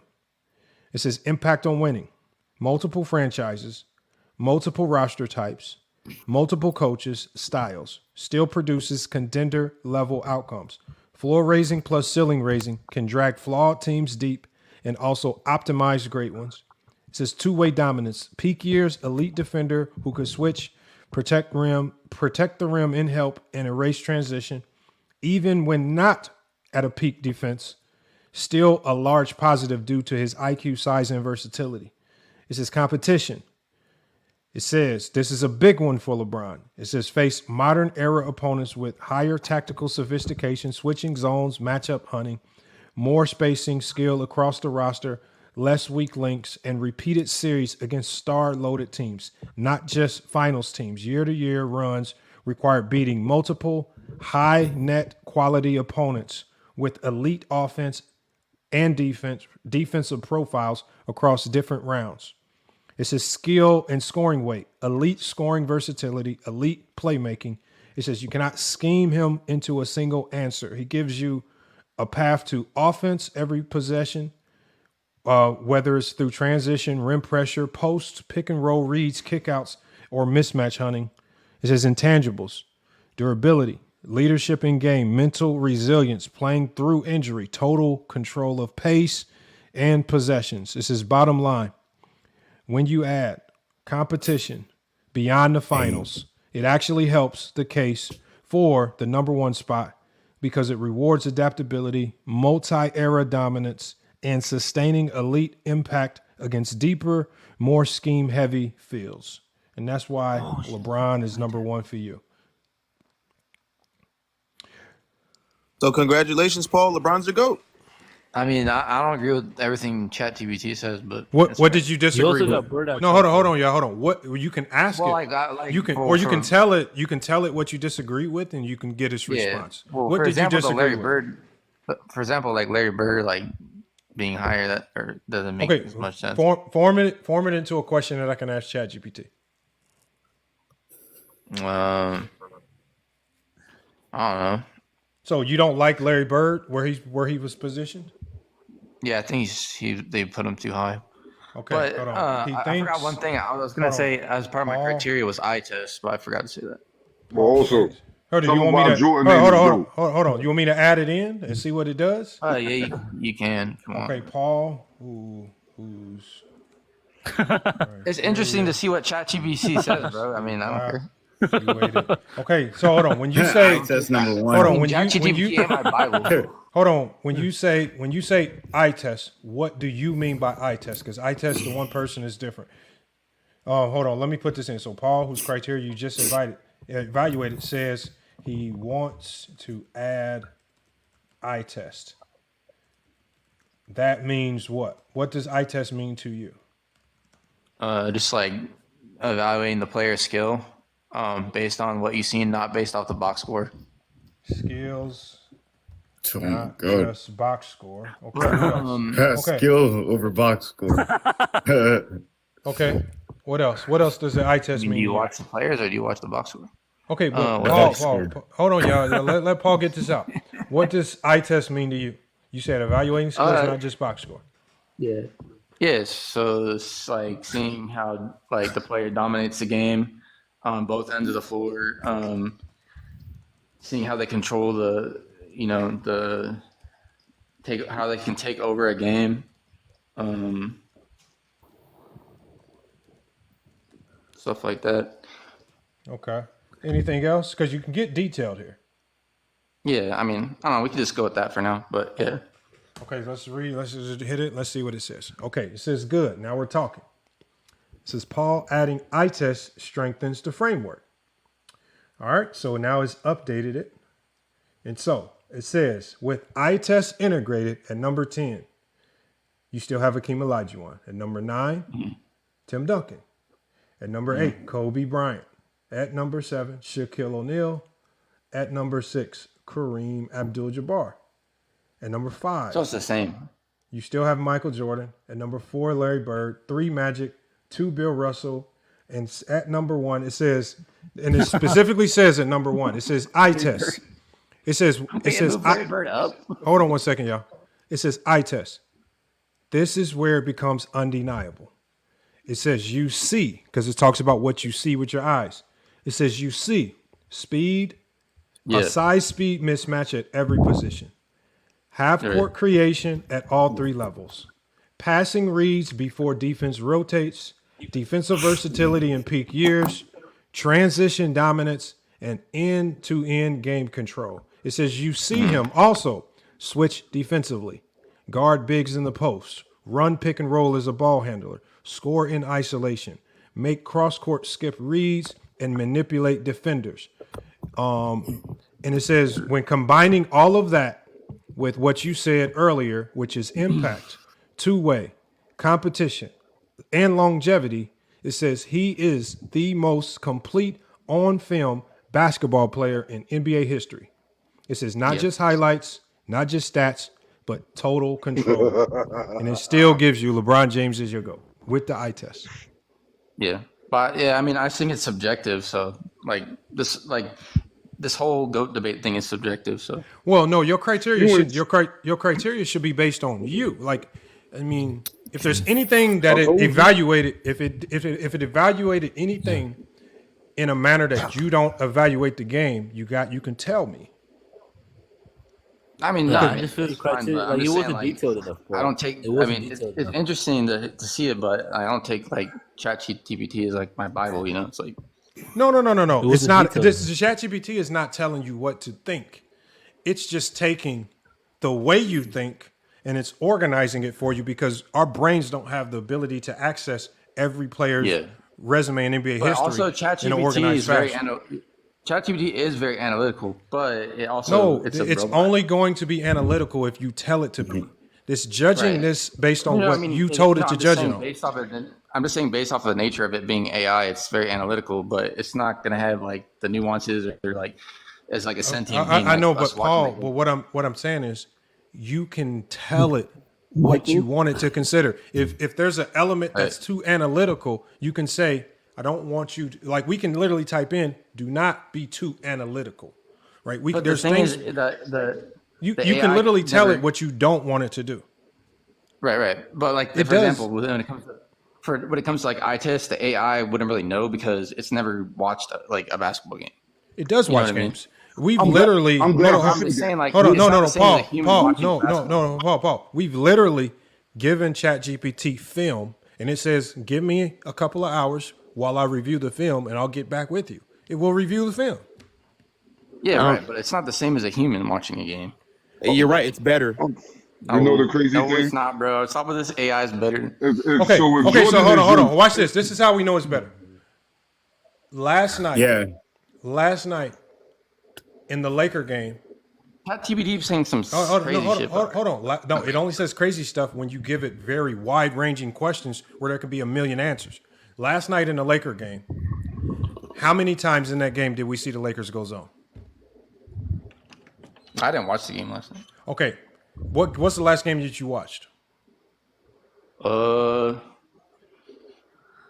a Lakers fan, by the way, Paul. Yeah, I know. I'm a Lakers fan, but what was the last full game that you watched? Just any random game. The last full game that you watched. I wouldn't say I watched the whole game, but I watched that Clippers game when Kawhi scored 50. the other Okay, night. how many? Not long ago, Hold on. How many? Hold on. What was the last full? So the last full game you watched was that Clipper game, right? I didn't watch the whole game, but like some of it, yeah. Okay. Can you recall how many Because times Kawhi? because I'm about to start getting back into watching basketball, Okay, but I was no, watching that's like, neither here nor there. Can football. you recall how many? Can you recall? Can you Wait recall? for them. No, because I was watching football. I was Hold on one listen second, to y'all. Lamont's point. Hold on, y'all. Can you Listen guys? to I don't the get point. into Paul, the can you basketball recall season how until many times Kawhi Leonard was double teamed? in that game. Yeah, but your eye I don't know, test. probably quite a few times. I No, don't no. know. Can you recall the exact amount? No, I cannot, bro. I'm trying to tell you. Paul, the Get beauty into basketball season until the like beauty. after football season. No. ends, bro. What I'm saying is, Paul, the beauty of ChatGPT is when it watches the game, it can recall how many times he was double teamed, and it never forgets. You might be able to recall it. You might forget tomorrow. See, Well, the I could thing just is, pull up the footage and watch it though. I could just pull up the footage. And or watch it. we can give the footage to ChatGPT one time, and we'll never have to worry about it forgetting ever again. Nah, I mean, but I just think like a human can understand more nuances to the game than an AI. So I'm sorry that you think wrong. Hold on. But the beauty of this is, hold on, You're y'all. telling them though. Hold on one second, y'all. We're not asking ChatGPT to create a top 10. We're asking you to tell ChatGPT how to formulate the top 10 based on how you see the game. That's why I kept asking you, give more detail here. Give this nuance here. You kept saying, nah, just give it that. So you dumbed it down when you could have gave it as much nuance or contextualization as you wanted. That's why I said be. Because I'm not going to base my argument off something ChatGPT says. I'm not telling you to base your argument. I'm not. This is not. I'm not saying it. Like if ChatGPT says LeBron's the GOAT, I'm not. ChatGPT is not saying that. No. Chat. That's not what this is. You keep. ChatGPT basically said with what you gave it, that framework makes LeBron the GOAT. Again, what you then have to ascertain is, am I under analyzing all of the information because I so desperately want someone else to be the GOAT? Because the only thing ChatGPT knows how to do is to analyze and overanalyze all the data within this framework. So what are you not counting or considering? Or Right. what do you want ChatGPT to not count? But the thing is, to it get also just Kobe? goes. Yeah, so it also just goes off like different sources, right? And like one time when I was asking ChatGPT about, There's one time I at Pan Camp. forgot what I specifically asked it, but it was something about like the Lakers and Anthony Davis, and then it thought that Anthony Davis was still on the Lakers. Okay, so like, Paul, No, you got the cheap one. You got the cheap one. hold on one second. I'm y'all. just saying, So Paul, if you want nuance, so I can literally ask it, what in my framework led you to taking? Because so this is the question I'm going to ask it. Paul, in his ranking, with this criteria, ranks Kobe at number 2, right? Yeah. Why, with his criteria, was Kobe not in the top 5? And it will explain to you why based on the information it has. Because I've already told people this. There's no real criteria that can put Kobe in the top 5 unless you just say, I like him as a player and I'm putting him in the top 5. Okay. So it says, this is what it says. It says, this is where you separate emotional eye test from structured evaluation. It says, if Paul ranks Kobe number 2 using impact on winning, do you agree that you said impact on winning? Two-way dominance, competition, longevity, skills with scoring heavily prioritized, intangibles, and eye tests, then the question isn't, is Kobe great? The question is, did he outperform at least 3 of LeBron, Russell, Magic, Bird, and Jordan across the totality of that framework? It says under consistent application, the answer is no. And it literally breaks down each category. It talks about how impact on winning. It says Kobe absolutely had title level impact, but he did not consistently raise weak rosters deep into contention. It talks about the early 2000s right? How he shared prime dominance with Shaq, mid-2000s. Team success dipped significantly without an elite roster, right? It talks more about that even when it goes into Yeah, but he two-way was in the dominance. Western Conference. When it goes into two-way dominance, it says prime Kobe equals very good defender. It gave him credit there. It says, but defensive engagement fluctuated based on offensive load. It says later, all defensive selections were reputation-based because you asked it to use the eye test, right? And that is true when you use the eye test. Not a system-level defensive anchor like Russell. That is true. Not a multi-positional defensive switch weapon like LeBron. It says he passes the test. He does not dominate the category. When it goes to competition, it says, yes, it agrees with you. Brutal Western Conference. It says, but this cuts both ways because you asked it to evaluate competition. He faced strong teams, yes, but he also had strong rosters around him during title runs. If we measured competition honestly, Magic and Bird also faced stacked top end eras.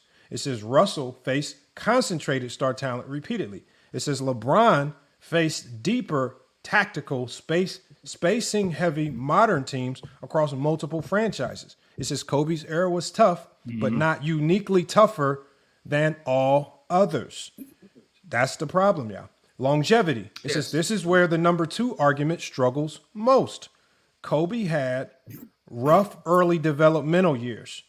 He did have a prime peak, but then it says severe post-injury decline. So it basically says he was hurt under your framework, under longevity. He didn't have the elite start to his career like someone like the Magic Johnson or some of these others. He had a great prime. We give him credit for that. But it then severe post-injury decline. Unfortunately, he had the Achilles tear, which made everything go bloop into the garbage can. That's the truth. So your criteria of longevity hurt Kobe. And it says compare that to LeBron's 20-year plus of elite longevity, Kareem's 2-decade of high impact, Duncan's extended defensive dominance, right? It says Kobe's true elite apex window is smaller than the players above him, right? So it says skill and eye test.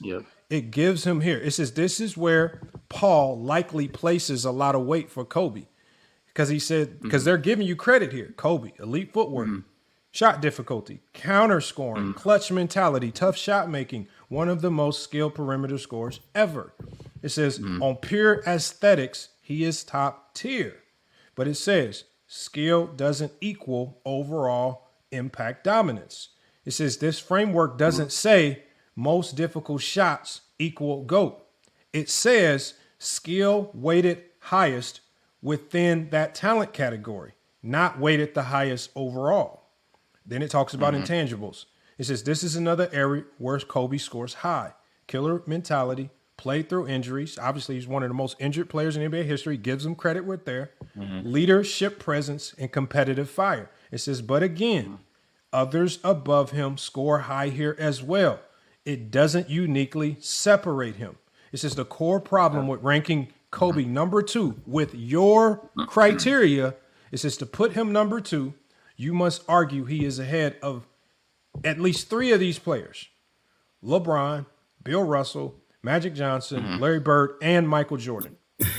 It says across impact, two-way dominance, competition, longevity, skill, intangibles, and eye test, he simply does not clear them in the combined categories.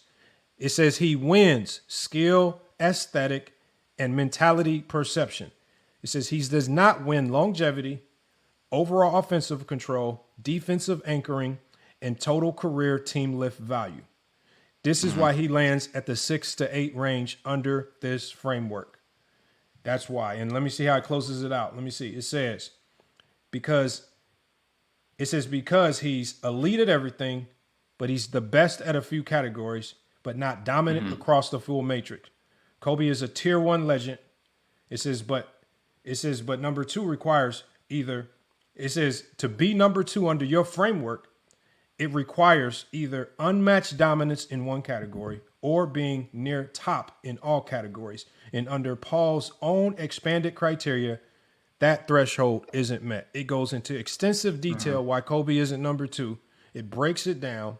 I don't think most people would disagree with the breakdown, but it's basically telling you as it started this off, it literally tells you when it started, it says this is where you need to separate emotional eye test from structured evaluation. As a human, the problem with evaluation is you get emotional. And the players that you love, the fandom for certain players starts to kick in and you start to make up ways as to why I should rank a player a little bit higher than they belong. And that's what I feel you've done with Kobe. Okay. Yeah, well, I think it's missing some context. For example, like during Kobe's peak. Okay, yeah, hold he was on. on You can tell me the context you think is missing, and I can type it in, and we'll see what it says. Okay. Okay. Yeah, Paul says you're missing some context. Go ahead and tell me what that context is. So, like for example, during Kobe's like peak, he was on some, like you said, some bad rosters. Players like Bill Russell, Jordan, LeBron, when they were in like their prime or peak, they were having good rosters every year, pretty much. Okay, hold on. You said, for example, during Kobe's peak, he was on bad rosters. Okay, not for his whole peak, but like there was like 3 years when like I'm talking about during like the 04, 05. Okay, so he was on some bad rosters. Okay, and then what? Yeah, for like 3 years. Yeah. So like these other players, they never had like 3 years during their like peak or prime where they were like on those bad rosters. Hold on. So the others did not have 3 years where during their peak. During their peak. Okay, during their peak or prime, what? Nasty.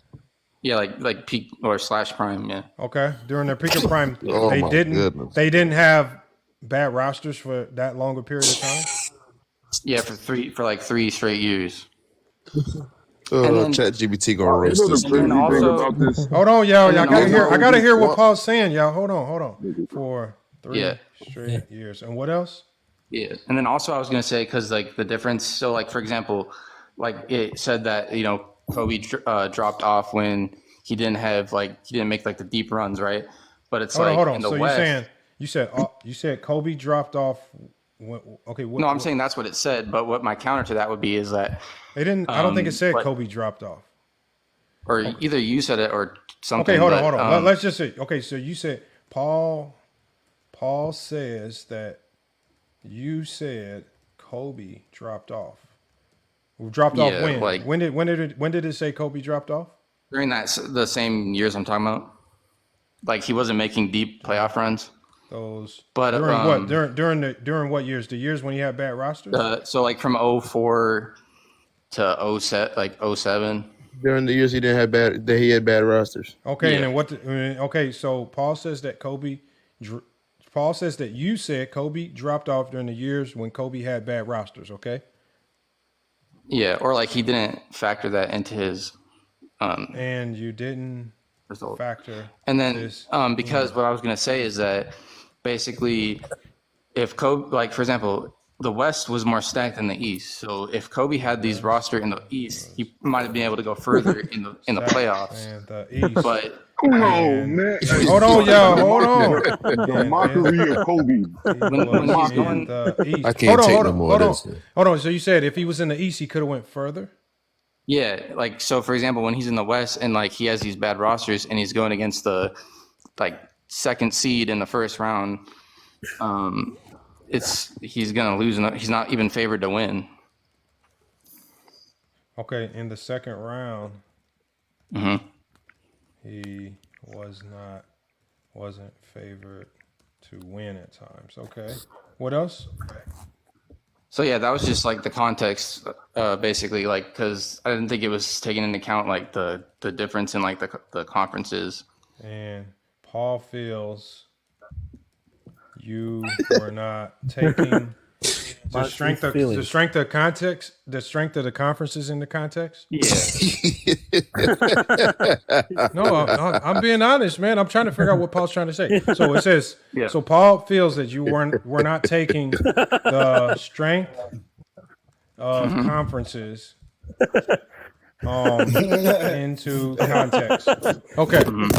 Okay. What else you got, Paul?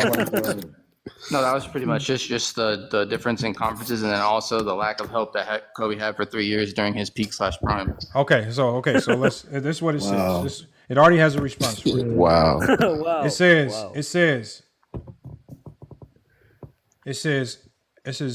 okay, Paul now has pushback. It says because now we're not arguing Kobe versus vibes. It says we're arguing context versus consistency in criteria application. And so it says Paul's saying Kobe had 3 prime years, and it says roughly 2005 to 2007 with bad rosters. Paul also says the West was stacked. He wasn't favored in playoff series. If he played in the East, he likely goes deeper. Therefore, those years shouldn't be used to penalize his legacy. Right? Is that what you're saying? Yeah.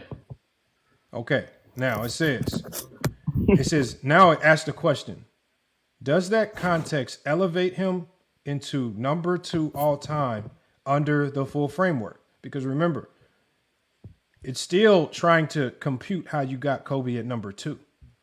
So it says, not exactly. It says, let's go one by one briefly. It talks about LeBron. It says LeBron for a 3-year stretch from 04 to 06 had limited roster support. 2009 and 2010, heavy carry job. 2018, massive carry job. Still raised those teams to elite records. Talks about Jordan, mid-80s Bulls, weak roster. Lost early, repeatedly, but he was still elite individually. Bird, 79-80 rookie year, no judgment. Injuries later derailed team rookie quality. year, though. It says Magic, structure early, but prime cut everything short. And it says Russell, never had bad teams during his peak. Or it says never had bad teams during his peak. That's true, but that's also part of his impact argument.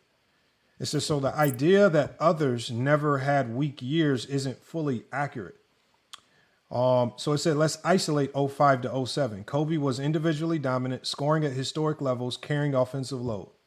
It says, but team results, missed playoffs, and in 2 years of being the 7th seed. It says it says, now it's going back to your criteria. Under an impact on winning weighted framework, we must ask, did his presence elevate those rosters as much as all other all-time engines elevated their similar talent? Because that's what separates being number 2 versus being number 7. It says the conference strength argument. It says Paul is right. The West was brutal. Spurs, Mavs, Suns, Nuggets, Jazz, Rockets. It's just the Eastern, that same window was weaker.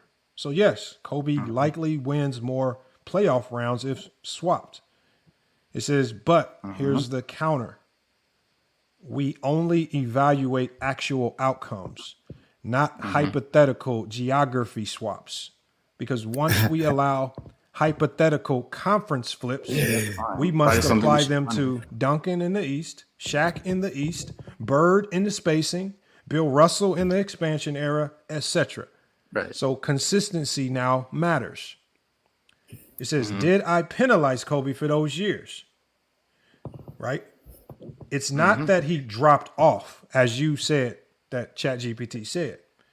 It says top 2 all time typically means you consistently translate peak dominance into top tier team outcomes, even when the rosters are flawed.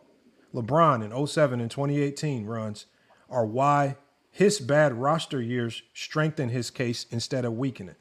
Russell never had a middle of the pack outcome during his prime. Magic and Bird were rarely mid-seed during their peak.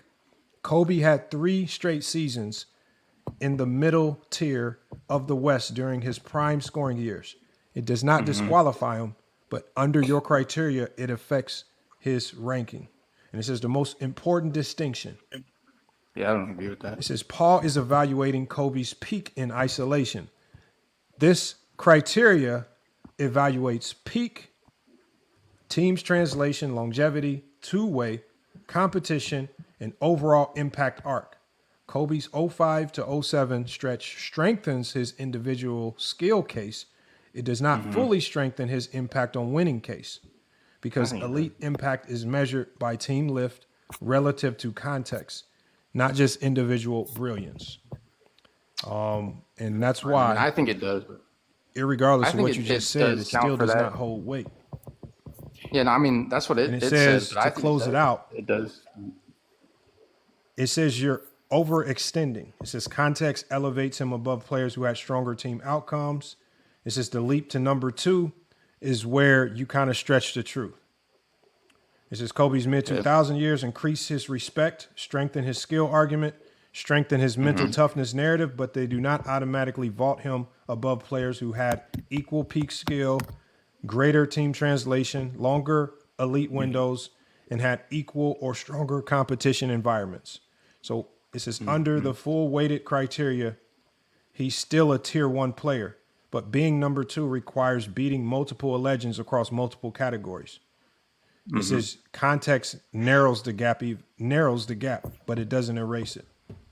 So again, it's no matter how you slice it, you're overextending and you're applying too much emotion to this. Kobe's your favorite player, but not by anything that is objective or factual. Yeah, so I mean that's what It's just all ChatGPT says. subjective. But yeah, And- that's what ChatGPT says. I don't necessarily agree with some of the things it's saying. Like I think And that then does Kobe, show impact Kobe had a on winning. losing record versus the East in 05. You That's tried, what you Tony- tried, man. I think You it tried, does. man. I think Kobe. I think Tony has a Kobe- Kobe has a losing record versus the East in man. 05. One mic, So it's not really the conference. One mic. I think Kobe dragging those teams to the playoffs does show his impact on winning because I don't think there's a lot of players that would be able to drag those teams to the playoffs in the West. Hey, no. Kobe Hey, yo, actually has a Kobe, losing record in Paul, 05. there's a lot of versus You the don't- East. players. He's not a Kobe. He's not a Kobe fan. He's not a Laker fan. Can we just move on from this dude, please? This Laker talk about Kobe. Hey, did y'all hear that though, Paul? Did you hear that, Hold Paul? on, one mic. Hold on, Mikhail. Hold on, King. Hold on. Damn, man. Y'all always come up. Y'all come up here with real basketball fans, with real Kobe fans, with real Laker fans. Y'all do him such an injustice to his Western soul coming up here. Oh, they saying they can't hear. Hold on one second. We having that same issue again. Uh-oh. Hold on 1 second, y'all. They saying they can't hear. Hold on. Let me see if I can fix it. Yeah, that's not good. Oh, sorry, guys. Hold on. Can they hear? I can hear, but yeah, it's Okay, probably hold people on. Chat, put a 1 in the chat if you can hear everybody. Chat. Yeah, I'll start talking. See if they can hear y'all. Yo. Kobe's number 2. No, Yo, Russell, Hey, go. Paul, there's a lot of players who've done that, by the way. Okay, they can hear No, y'all. there's We got somebody up Darren here Williams. saying a bunch of nothing. No, Yeah, Paul. man, Paul that's is your opinion, Paul. but- What I'm saying is, only thing ChatGPT does, it helps you organize your thoughts and not that's fine. your It's not a mind. credit- it's So not a- for Hold remember, on, Paul. Hold on. Paul. All I'm saying is, for you to put Kobe at number 2, you are giving Kobe something credit for that you're not giving all of the other players credit for. I don't know what it is, but it can't be impact on winning. Otherwise, we wouldn't be talking about 05 to 07. Because for LeBron James in 07, that's impact on winning. Because that team It just was comes just down to what that team. people- Hold on. You can't tell me that the LeBron's 07 team wasn't just as bad, if not worse, than some of those teams yeah, that that's Kobe fine, was but on with that's where Kwame the Brown. conference- But no, but this Yeah, that's is where fine. this is where the greatest players in NBA history separate themselves because they don't Okay, allow that's bad fine, teams. They don't allow bad Why you teams. can't shut up? What I'm saying, Paul, is you're talking about Kobe in his prime. We're not talking about, for example, we can apply context to Jordan's early years. He was just coming into the league, adjusting. So he came into the league losing to great teams. That's the context. He gets a little bit more to pass. Yep. We're talking about a prime Kobe who just pushed Shaq out of the organization, right? Basically telling everybody, I can do this on my own. You push Shaq out, you can do it on your own. Well, now when you have the opportunity to do it on your own in your prime, the only thing that you do is you cry about not having enough help after pushing Shaq out, and then you even demand trades because the organization's not bringing enough talent in. Yeah. Is that what number 2 all-time players do? I don't think. But like you said, LeBron made it further in a weaker conference. So Yeah, but his roster was weak. Kobe blew a 3-1 his lead. roster was bad too, but he had a weaker conference, so he could go further. LeBron had a better roster. That is a lie, man.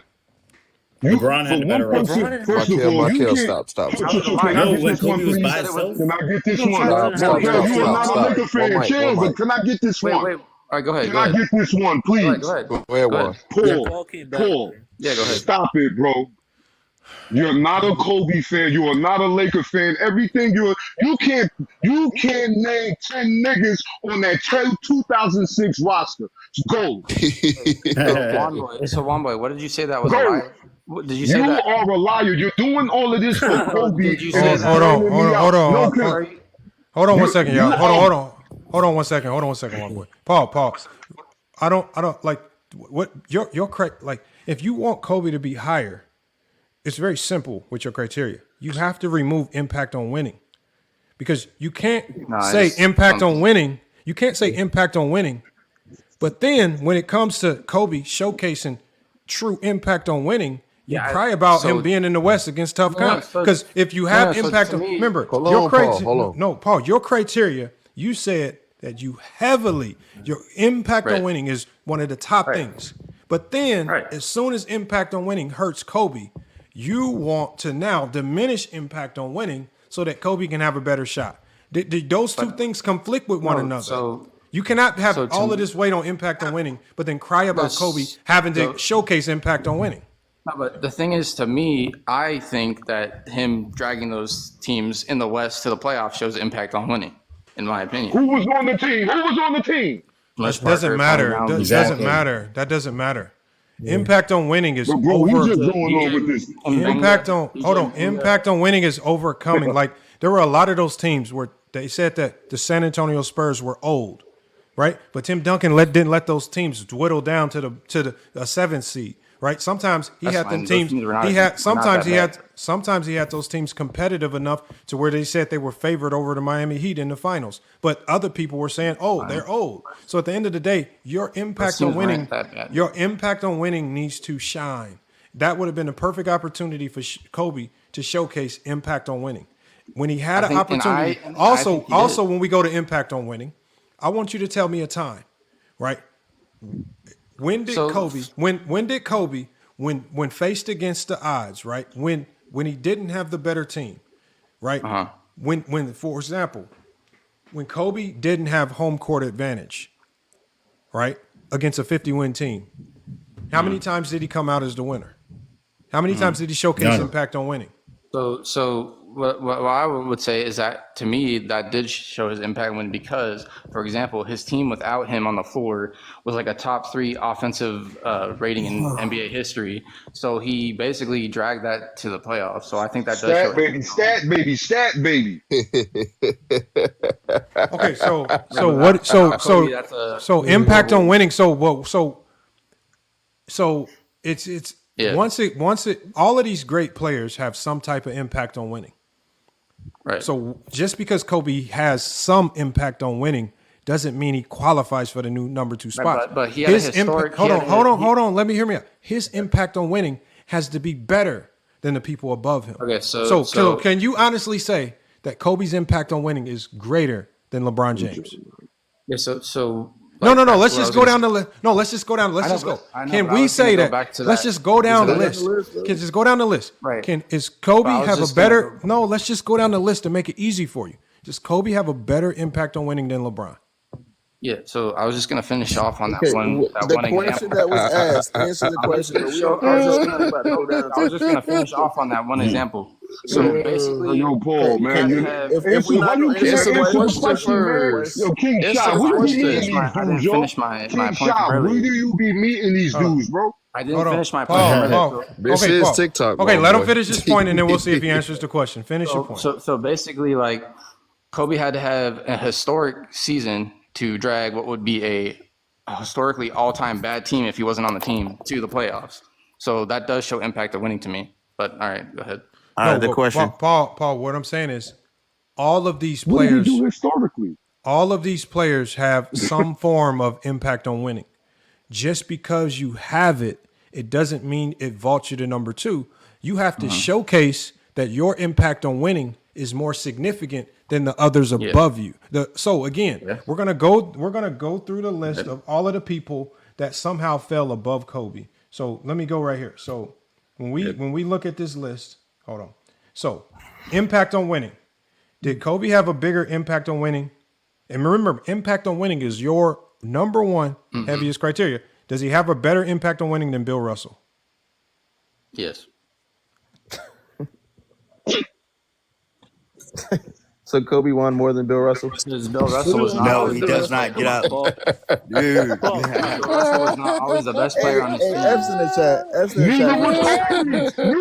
was Kobe. Neither was Kobe. Bill Russell was not Kobe. Bill Russell was not. Tony said he had a backstage. You are doing the most disrespectful thing you could do to Kobe Bryant. You don't know nothing about Kobe Bryant. You don't know nothing about the career of Kobe Bryant. Hey, wait, Juan boy. Bill Russell. Hey, Juan boy. Tony's in the backstage. Bill Russell was not always the best.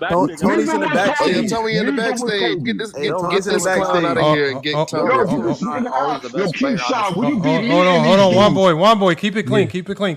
We don't have to go crazy. I ain't cuss. No, I know. No, I'm saying we're gonna keep it. I want to hear Paul out. Paul. Hold on. King Shy, hold on. So Paul, let's not confuse.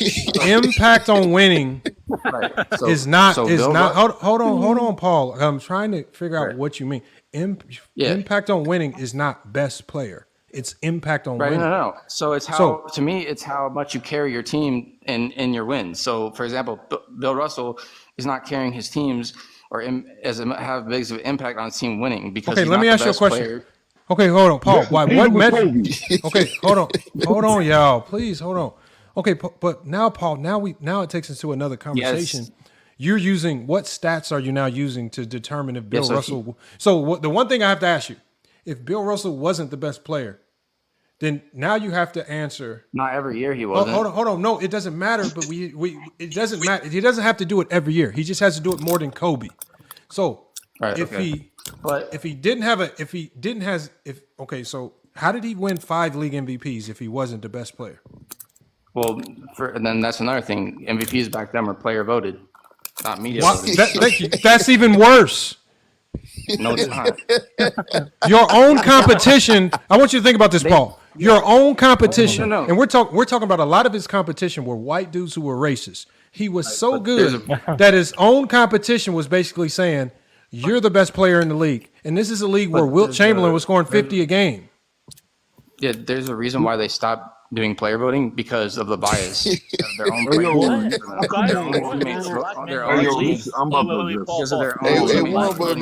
This your man's, man. Get your man's, Juan boy. Because what was happening is players' own teammates were voting for them in the MVP. Okay, hold on, y'all. Let's go. Hold on. First of all, so he says that Kobe Bryant has more. Look it up, so hold on. Paul says that Kobe Bryant has more impact on winning than Bill Russell. Does Kobe have more impact on winning than LeBron James?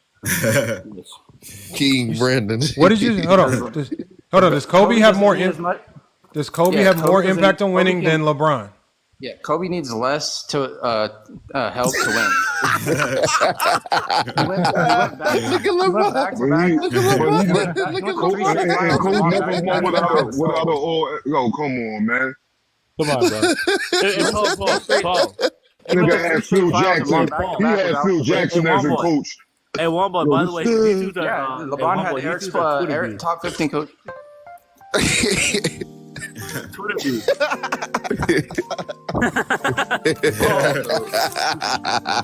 Hey, F's in the chat. LeBron had a top 15 coach in Miami. He had D Wade and Chris Bosh. Top 15 coach. A top 15 coach compared to Phil Jackson. Compared to Phil Jackson, he got a top 15 top coach. 15 coach of all time. And he had D Wade and Chris Bosh.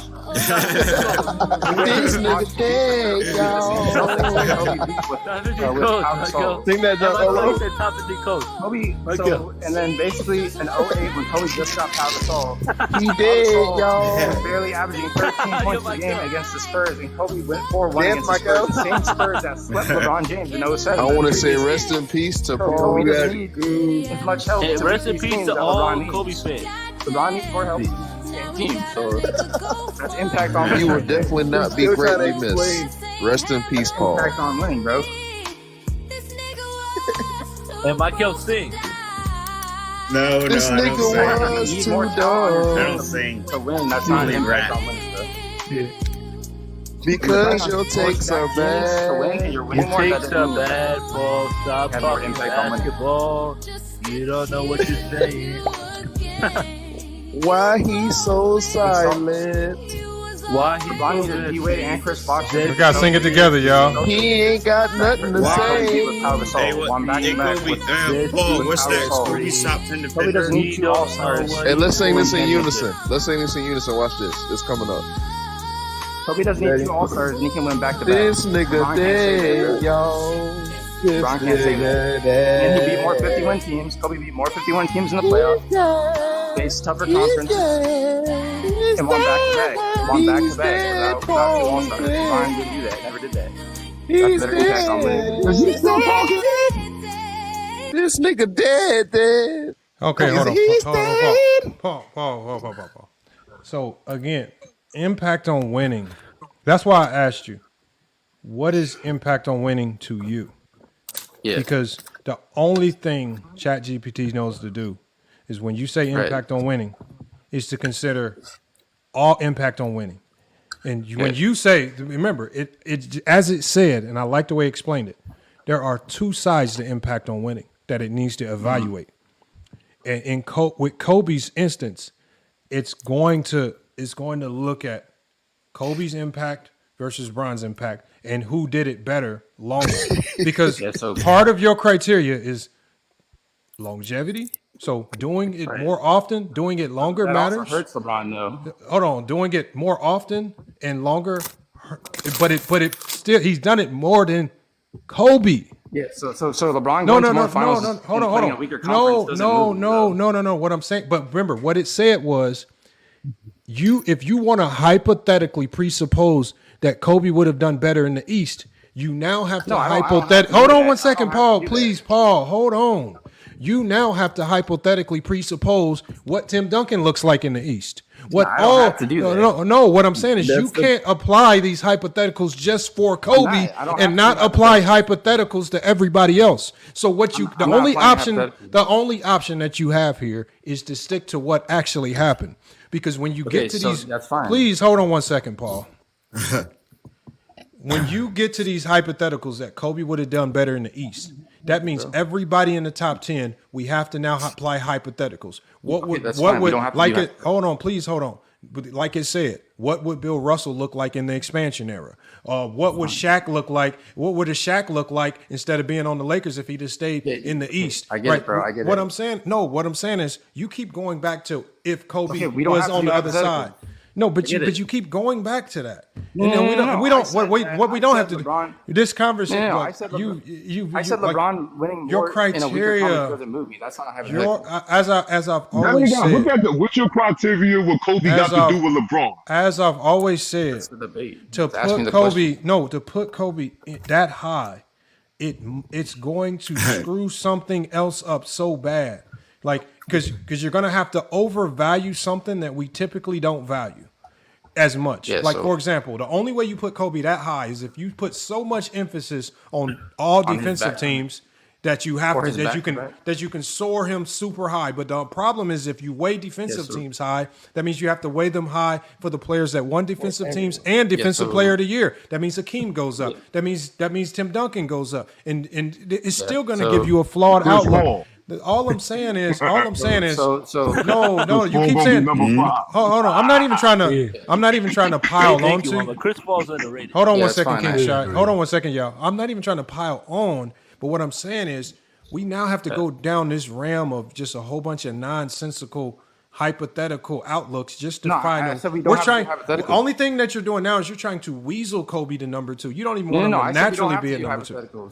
I said we don't have to do hypotheticals. I said okay, LeBron so winning. Do you want to you want to just start over from scratch? No, it's fine. I don't have to do hypotheticals.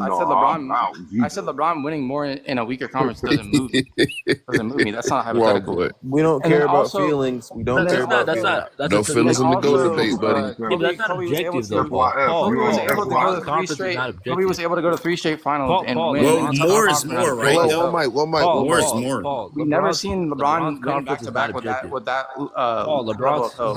LeBron's conference is not the objective. only time LeBron won back-to-back, he had more help. What? Okay, but that's subjective. So That's Kobe subjective, also though. won 3 times in a Yeah, row. Kobe. He won 3 straight with Shaq. I know, but I'm talking Thank about you. Kobe. He I'm had a not top talking about. five. I'm He talking had a about top Kobe's three run player. with Pau This Gasol. is the Paul. Kobe dumbest literally played with the best basketball player in the I've league. ever heard. Wait, hold on, wait, Paul. I'm saying Kobe was able to win back to back with the least amount of help. Paul. And Kobe They couldn't do it without Shaq or Pau. Please, y'all. We Hey, got Paul. three. I gotta mute Kobe everybody won now, Pau bro. Gasol. Y'all gotta please stop talking. Go one at a time. I don't care who talks, but when three people That's are only one talking, it All-Star. sounds stupid. Hold on Paul, one you second, do realize, like, Hold on one second, King Shy, because I'm talking. All I'm asking is we go one person at a time. It's not that hard because it just sounds dumb. Even people in the chat are saying it sounds dumb when everybody's talking. I mean, it's already hard enough trying to understand Paul when he's talking by himself. It just gets worse when all of y'all talking. LeBron needs 2 All-Stars to go back to back. yeah, well, that's subjective though. That's subjective though, Paul. No, that's Okay, a fact. but hold on, but LeBron needs 2 Paul, that is not impact on winning. Yeah, it is being able to win with Paul, these stop. less- Hold on, Paul. impact on What you winning. now have to understand now is impact on winning is not about your teammates. It's about you. To me, it is being able to win with And less your help. criteria, you didn't your criteria is not punishing Kobe for being. It's not punishing Kobe for being a 7 seed. It's not punishing him. because he was But in a what harder conference. hold on, what it's saying. But Tim Duncan was in the same conference, right? All But these he had players, a better team. all these, His it team doesn't. is not But as bad as that, at the same time, it's still measuring your impact on winning. And Yeah, what so I don't know. Tim So Duncan- how do you want it to value? Like how I'm not great? gonna, Let me hold on. How great of an accomplishment do you think Kobe leading those teams to a 7 seed was?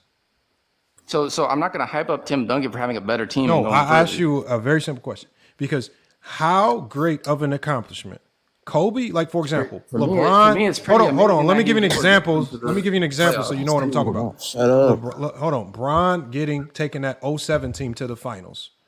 Yeah, that's is fine. an amazing, one of the greatest accomplishments in NBA history. So let me tell you this: how great of an accomplishment was Kobe leading the Lakers to a 7 seed, back-to-back years? So in that Western Conference, it's pretty amazing. LeBron going further in a weaker conference doesn't move me. Okay, LeBron so you're going telling further in a weaker conference okay, hold doesn't on. move me. So LeBron James get into the NBA Finals with that roster, is not as impressive as Kobe getting his team to a 7 seed in the West. Yeah, because the East was weaker. Ladies and gentlemen, Zesty Jeffrey at his finest. Ladies and gentlemen, F in the chat for the Zesty Jeffrey. That's how much weaker the East was, bro. Paul, stop it. Paul, You know the crazy. Can I say this real quick, Scotty? All right, one person. Hey, Why am I Chad, giving more credit to Chad, someone Chad. winning in a weaker conference? Chad, That makes stop no it, bro. sense. Stop it, Chad. You're Stop it. supposed Chris to go Bosh further from in a weaker. Raptors. You're Stop it, supposed Chad. to go further in a weaker conference. Like Chad, what? stop it. Stop it, Chad. Why am I Ladies getting and bonus points for that? Stop Ladies it, and Chad. gentlemen, I just want everyone to express. I want to express my feelings right now. No, This that's is what a actually Zesty what Jeffrey happened. is. This is what a Zesty Paul, you Jeffrey is, literally ladies and said gentlemen. that So Kobe had you're less saying it's my help. feelings One that's person, weaker. y'all. One person at a time. It's One Inside person the at a Arc. time. Inside the Arc was talking. You're saying it's my feelings that it's a weaker conference. Is that what you're saying? Because the Perfect. JTBC So said that. when we perfect. No, Thank bro. you so much for allowing me to speak without interrupting me for once. Thank you so much, brother.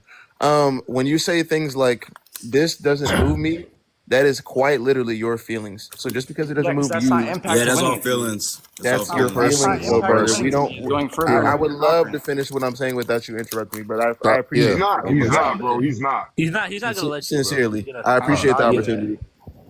So when you say things like that, that is quite literally your feelings. Number No, one, it's number 'cause I two, don't value You're that. still interrupting. Oh, I'm you gotta let interrupting him you. finish. I would love to finish Yeah. my sentence, brother. I appreciate you, brother. For real, appreciate it.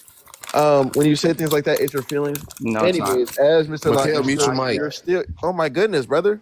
God You damn. already heard Well, my you just goodness, gotta- bro. You inside, said just you're trying to talk. say that that's my feelings, but it's Inside, not. I just don't talk, value bro. that in my You're not gonna criteria. be I don't able think to that's get it. Paul, you can go Okay, right that's as soon what as we he's get. done. Paul, you can talk as soon as he's done. Finish. Go ahead. Inside. Perfect. When you say things like that, it's your feelings, and then when you try and alter your criteria after the fact to change it to make Kobe go higher, you then have to alter that same criteria for every other player that's on the Yeah. list. that you're doing, because if not, then it's not Fine, I'm not consistent and your changing it. list is fraudulent. I You land my gotta plane. keep it consistent. That's fine. That's not my feelings. I just don't value that, and I don't think that's impact on winning going further in a weaker conference. Paul, you do realize that if you're a real Kobe, you could just come up with a criteria to put him higher or an objective one. He can't. He's not a real I Kobe said I don't value fan. that. It's because you have a different idea on what impact on winning is. You think going further in a weaker Okay, conference so is impact hold on on. So hold on, what that round? So when Kobe was a 7th seed, what rounds of the playoffs did he lose in? in the first round, I think. Who did he First or play? second. Who did he play? The second seed Suns. Second seed Suns. Okay.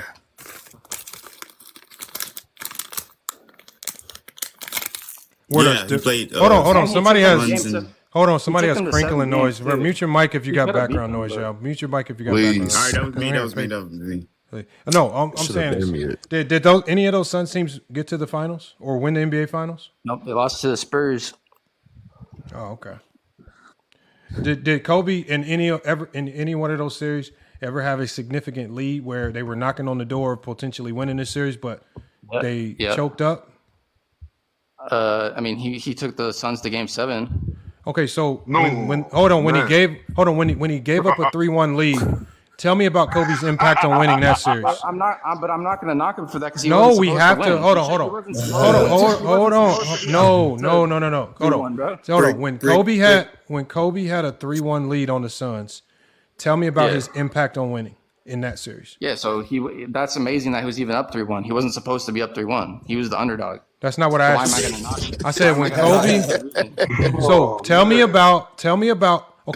about Kobe's greatness as they fell short and lost 3 games in a row. His greatness was he took a team that he wasn't supposed to beat to No. 7 games. Tell me That's about greatness. those 3 games that he lost. He lost to the better team. Okay, tell me about those games. What was said about Kobe while he was losing those 3 games? What do you mean? It was said that Kobe. It was said that Kobe quit on his team. Is that true? So how can you have a win impact on winning? That's how you want to frame it. How can you? I didn't frame it. I didn't frame it that way. I asked you. I said, what was said about Kobe when they gave up that 3-1 series lead? No. Phil just Jackson, answer. No, the question was, what was said about Kobe when they gave up the 3-1 lead to Phoenix Suns? So what was said? So what you're saying is a media narrative. Okay, now that's a media narrative. You tell me what happened. So Phil Jackson asked Kobe to pass the ball more, so he did, and then they lost. Okay, so what was Kobe's impact on winning? He wasn't looking to score as much because Phil Jackson asked him to pass the ball more. So what was Kobe's impact on winning? His impact on winning was getting them to 7 games versus a team he's supposed to lose to. He was up 3-1 though. Lamont, can I take he should this? have been Yo, even been up Lamont, 3-1. you know Hold on, the y'all. funny thing about this? Hold on, y'all. Let's go to Tony. Go ahead, Tony. Go ahead, because Tony been winning. Cool, Paul. I got a couple things to tell you. One, you keep talking about the weaker conference, but in 2005, when the Lakers played the Eastern Conference, they had a losing record against them. Okay, that's fine, but that's hold fine. on, hold on, Paul. Let him finish. Okay, let him so finish, cool. So Paul. all I know is, Bro doesn't know how math works. Right. So what I'm saying is, in the 30 games he played, he had a losing record. He was 13 30 and games, 7. nice, bro. Just shut up. Cool.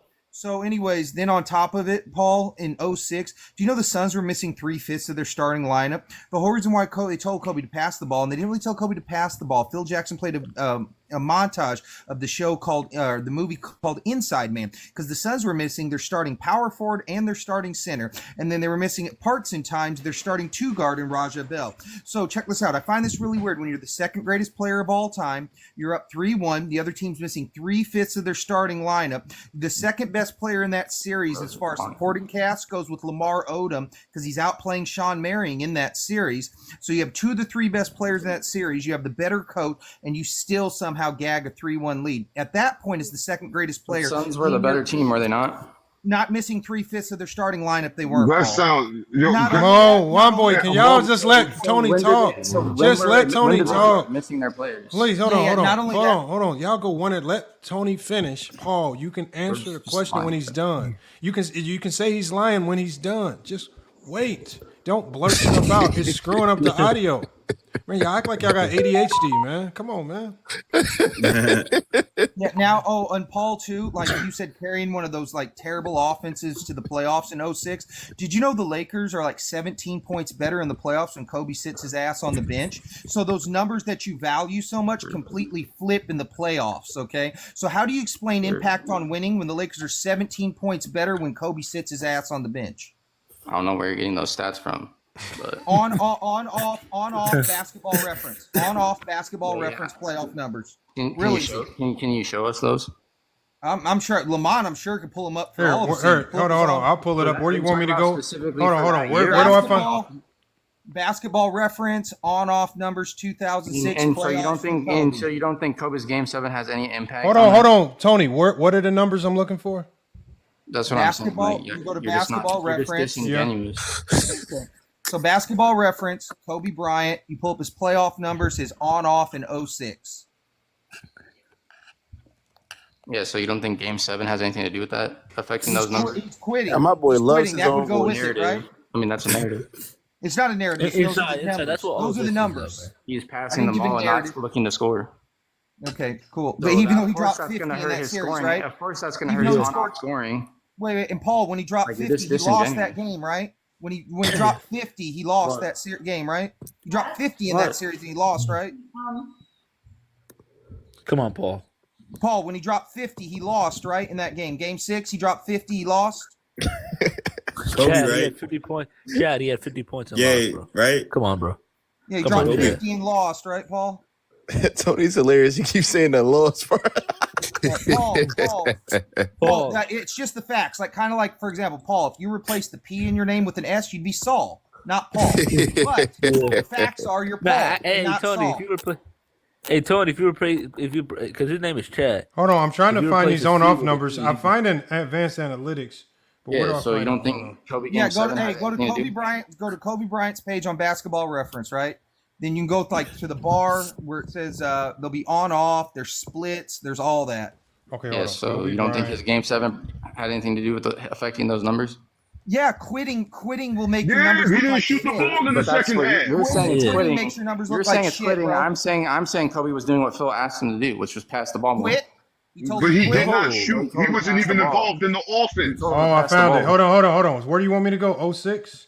Oh, you're just being 06 is playoff numbers. Hold on. It's 05, 06 or 06, 07? Yeah, 05, now 06.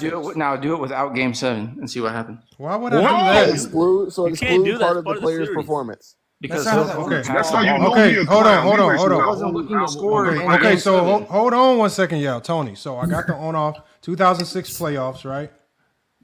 It is the first round, so this has to be the Sun series. So what numbers am I looking for that you want me to share on the screen? You're looking at his on-off, like Kobe with him on the court, the offensive rating with him on the court, the offensive rating with him off. Oh, damn. I ain't lying. He even said, "Oh damn." All right, let me share my screen, y'all. Hold on, y'all. Hold on. Let me share my screen, y'all. Hold on. That's what happened when fake anime guys come up and try to talk basketball. No, that's what happens when you're disingenuous. Chris Paul, you can't say without. Wait, Chad, you can't say You're a without. fake basketball fan. This is damn shit. Stop my it, fate when I'm providing Chad, context. stop it. Chad, stop it, bro. Hold on, y'all. Please. There's too many people talking. Bro. All right, hold on. Okay, so hold on. Let me zoom in so y'all can see this. All right, hold on. I don't even want to see. Yeah, bring your numbers. And we all know why that would be. You know, McHale, let them numbers. Yeah. Yeah, and Paul, man. Okay, hold on. King Shy, hold on. I'm just trying to show everybody this. So, okay, hold on. Yeah. So this is Kobe Bryant. Y'all see Kobe Bryant, right?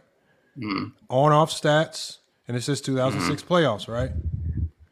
So we go here, and so Tony said the offensive rating. So it says this is off is the bottom, on-off, on-court is the top.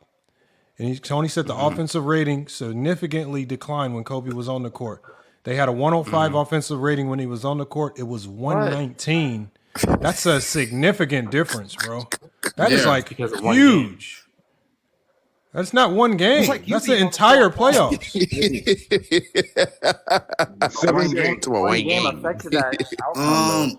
Is what I'm saying. Okay, You don't no, understand. No, you don't. I swear to God, he doesn't. Hold on. Answer The one lower question. the rating, the better. So Yo, this No, that's the hold on. Hold on one This is second, y'all. disrespectful. Michael, that's only the lower the better for defense. The higher for oh, okay, offense. okay. Okay, I Like, got it mixed up then. Can you do game by game? Because you could see where it plummeted. It was game 7. Bro, This won't is you game just by tap game out? right here. Won't It you tells just you the tap out? entire This is for playoff. the It's whole the total. series. This is for the whole series. Why don't you just tap out, fam? You're losing every point. Everything you're Because the trying only to reason argue, why you're reason losing. why that's the result is because of No, game the 7. only reason why I'm asking you Yeah. to stop is because we keep Paul. going Now on. go to the You're a look, basketball 17. idiot, man. It's a Because of game 17 7. Because of difference game at the 7. end. That's Paul, why we've that's gone over the this result many of the times. set. Yo, Paul, do you know there would Paul, have we've been gone no over this game many Hold on, King 7 Shot. if Hold on, they King would? Shot. oh my God God. damn. Why is everybody yelling, man? Why is everybody Game yelling? 7, It's just Paul game talking. 7 because of game 7, his stats All right, are man. Yeah, skewed. the issue is just like Paul. I've never seen one game skew your stats so much, man. does, Because at the though, end of the because you day, even look to at the end of the score. day, Paul, at the end of the day, we gotta hold them to a number 2 of all-time player standard. This should not be happening. Yeah, but you need to add context. Okay, Yeah. okay? Let me ask you. how much more context? What is your context? Like again, what is your context for? Remember, Tony raised the point that nobody said up here. I did not notice. Tony brought this up, and this is kind of damning right here. He said the offensive rating. Yeah, but Okay, hold on, Paul. Let me finish my question. Tony said, and it was so damning that you said, not really that damn. no, Tony. I mean, Paul, please hold on. It was the information. The information was so damning that you said, "I don't believe you. I need to." Where did you get this information? No, I just asked him where did he get those stats. No. Because if it didn't mean anything, you would say that don't mean nothing. It was so damning that you said, "I need to see that." Where did you get that information? Because you needed to. Why it's not. So you needed to factually check it. Now that we factually checked it, and we're showing you live and in color that the offensive rating difference on off for Kobe. That's The fine. offensive He's rating still difference. talking. The offensive rating difference That's on off fine, for but- the offensive rating difference for Kobe on off was so significant. That's 119. fine, Hold on, Paul. 119 to 105 Yeah, okay. Can I go now? is egregious. And so, are you trying to Yeah, tell that's me fine. that? Okay. Are you trying to tell me that one game of a 7-game series created this differential? Yeah, it significantly impacted and skewed the result. So if Kobe for the whole season. Okay, so Paul. Kobe for the whole season was having good on. Hold on, let me finish. Paul. The only way you can prove that. No, let me finish. Paul, no. The only way you can prove that is if you give us the game 7 on-off numbers. Okay, so can I finish? All And right, if so, you no, Paul, you asked us to get this information. Yeah, you so- can't disprove it without You didn't let me also finish my point though. Oh my God, man. Come on, man. You ain't gonna be able to have a conversation because you won't for the stop whole talking. season. Oh, man. For the whole Come on, season, come on, bro.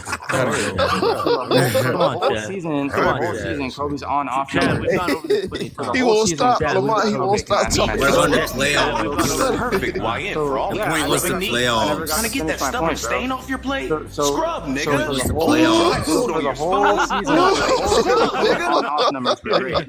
Yo, Chad. For the whole season, Kobe's on-off numbers Perfect YN were for all great. your still scrubbing talking. knees. So why do you think Trying to get that it- stubborn why do stain you off think your plate? Scrub, playoffs- nigga. He's Old still dry food talking. on in your the playoffs, spoon? why No way. it Scrub, nigga. dipped like that, bro?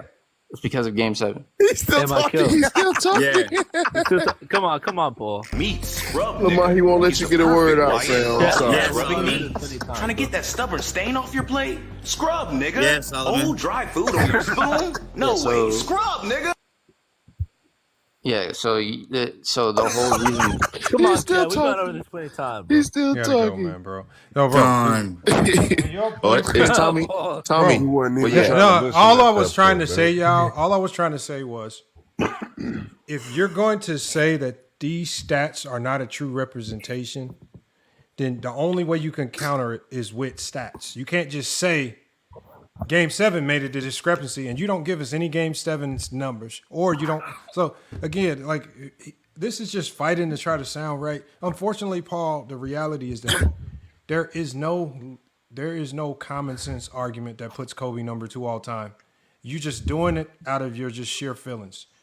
You just said Kobe was more impactful to winning than Bill Russell. We didn't even get to LeBron or all these other people. You said he was more impactful to winning than Bill Russell.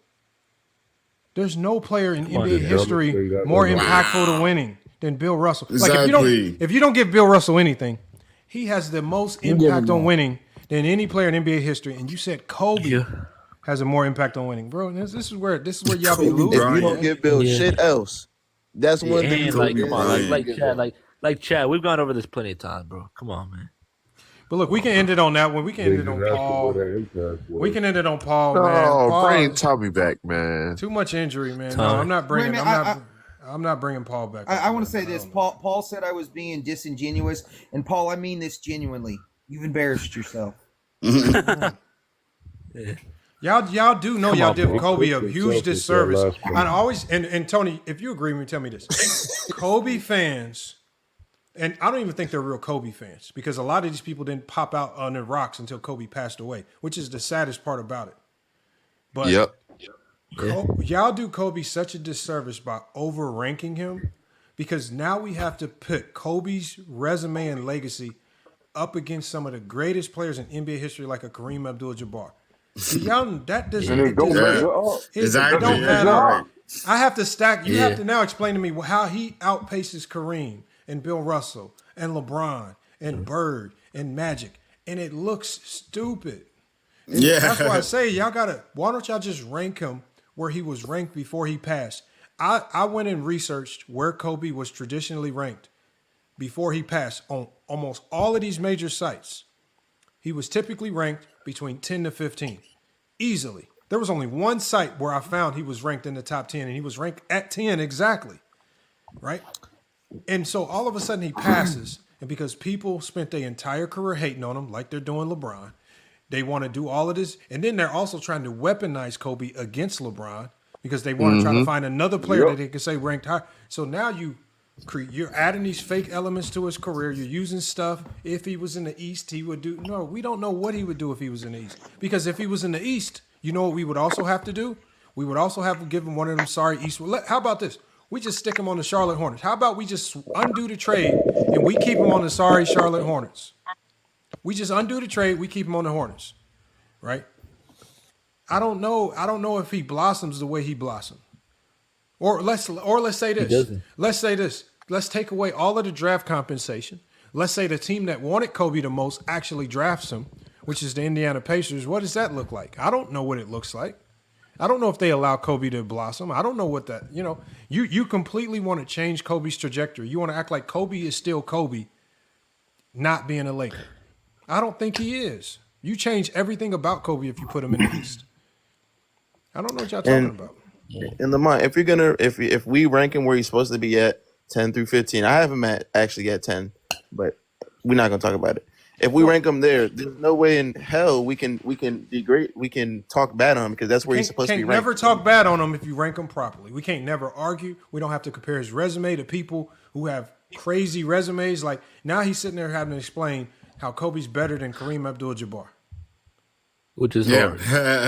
Hey, not only that, Lamont, I tell these people all the time on my lives and stuff. I say, I agree with you, bro. If a bunch of shit that didn't happen did, you'd have a point. Yeah. It's stupid. Say, like, we got to argue a whole bunch of made up stuff. If we're a fifth, we would be in. Come on, bro. Like, bro, this is the dumb. Like, bro, this I'm supposed to say. Kobe fans, y'all need to stop tearing. Because Kobe would not like the. Because Kobe would, me knowing Kobe the way he was, Kobe would be ashamed of some of y'all haters that have now stopped being haters and now y'all fake Kobe fans. Kobe thrived because of the haters. Kobe loved haters. He loved y'all. Yeah. He embraced y'all. Now, all of a sudden, because he passed, y'all want to pretend like he had the largest fan base in the world. He did not. He was hated. I didn't like Kobe. Nobody on the. They made a commercial. I didn't know nobody on the Midwest where I stayed in Chicago and India. I didn't know nobody that liked Kobe. All y'all fake Kobe. They wasn't even really buying his shoes like that. All the Flywire shoes, hyper shoes, they weren't buying his shoes. They didn't even rock with Kobe like that. Now y'all want to pretend, man. Lamont, they made a commercial they didn't about have the hating 2K4s, none of that shit. Like, think about Nothing, it. man. Lamont, they was not can you rocking find with a Kobe. commercial? But I'm You glad find a one more said commercial? the fake Kobe fan Ness, thing. it Bro. was none. No, y'all, it was not. Man. I was out there, bro. Like Paul's a fake Kobe fan from San Diego, bro. Look. Adrian Knight would say that, y'all. Look, out of all the people, Adrian Knight would say, "I love Kobe." MJ loved Kobe. Hold on. Did you know? See, Adrian Knight, it hurt his soul in Michael. You might not have known this. Yeah. And that's why I'm glad when we had Gilbert Arenas on, he exposed the truth. Jordan didn't like Kobe. Jordan, as soon as the media, because you remember when Kobe during the first three-peat, they were starting to make the Kobe Jordan comparisons. Jordan was the one that went to the media and said, you guys need to start telling a different story. He's not like me. How can he be like me? And he's a number 2 option. You guys need to stop selling this story to the people that he can be me when he's the number 2 option behind Shaq. I would have never been the number. This is when the sidekick narrative started. It started because of Jordan. So when y'all think that Jordan liked him, Jordan did not like somebody that's direct competition to him. He did not. He did not embrace. Yeah, Jordan didn't like him. Tony said, "Paul no wall." Yeah, Jordan didn't. Jordan only like bums, like Clyde Drexler and Reggie. Did y'all hear the story when Jordan was talking about who's gonna guard the kid from LA? He just a shot chucker. He just saw this. They didn't really. They did not Yeah, he care said he was about gonna this guard guy. him in the All-Star game. No, never it's seen a just shot he amazing like. to me. It's He just said he was gonna amazing to guard me. him. It's just amazing to me. But you know what? I do respect that Jordan did respect him as a competitor. And when Jordan retired, he probably was more appreciative of Kobe's game. Outside of that, man, y'all got to stop with these lies, man. Jordan did not want Kobe being talked about in his light. That's why he shut that Jordan talk down. He told the media, because, Jordan had the media in his pocket at that time. He told the media, man, he's a sidekick. That's when the media started pushing the sidekick narrative. That's when Kobe went rogue on the Lakers and said Shaq needs to get out of town so I can do it as the number 1 option. Because Shaq and Kobe could have arguably, if Kobe didn't go crazy, could have easily won 5 in a row. I won't give them 6 in a row. Yeah. They could have easily won 5 in a row. Yeah, we could have easily won goes from berserk, shooting a bunch of shots.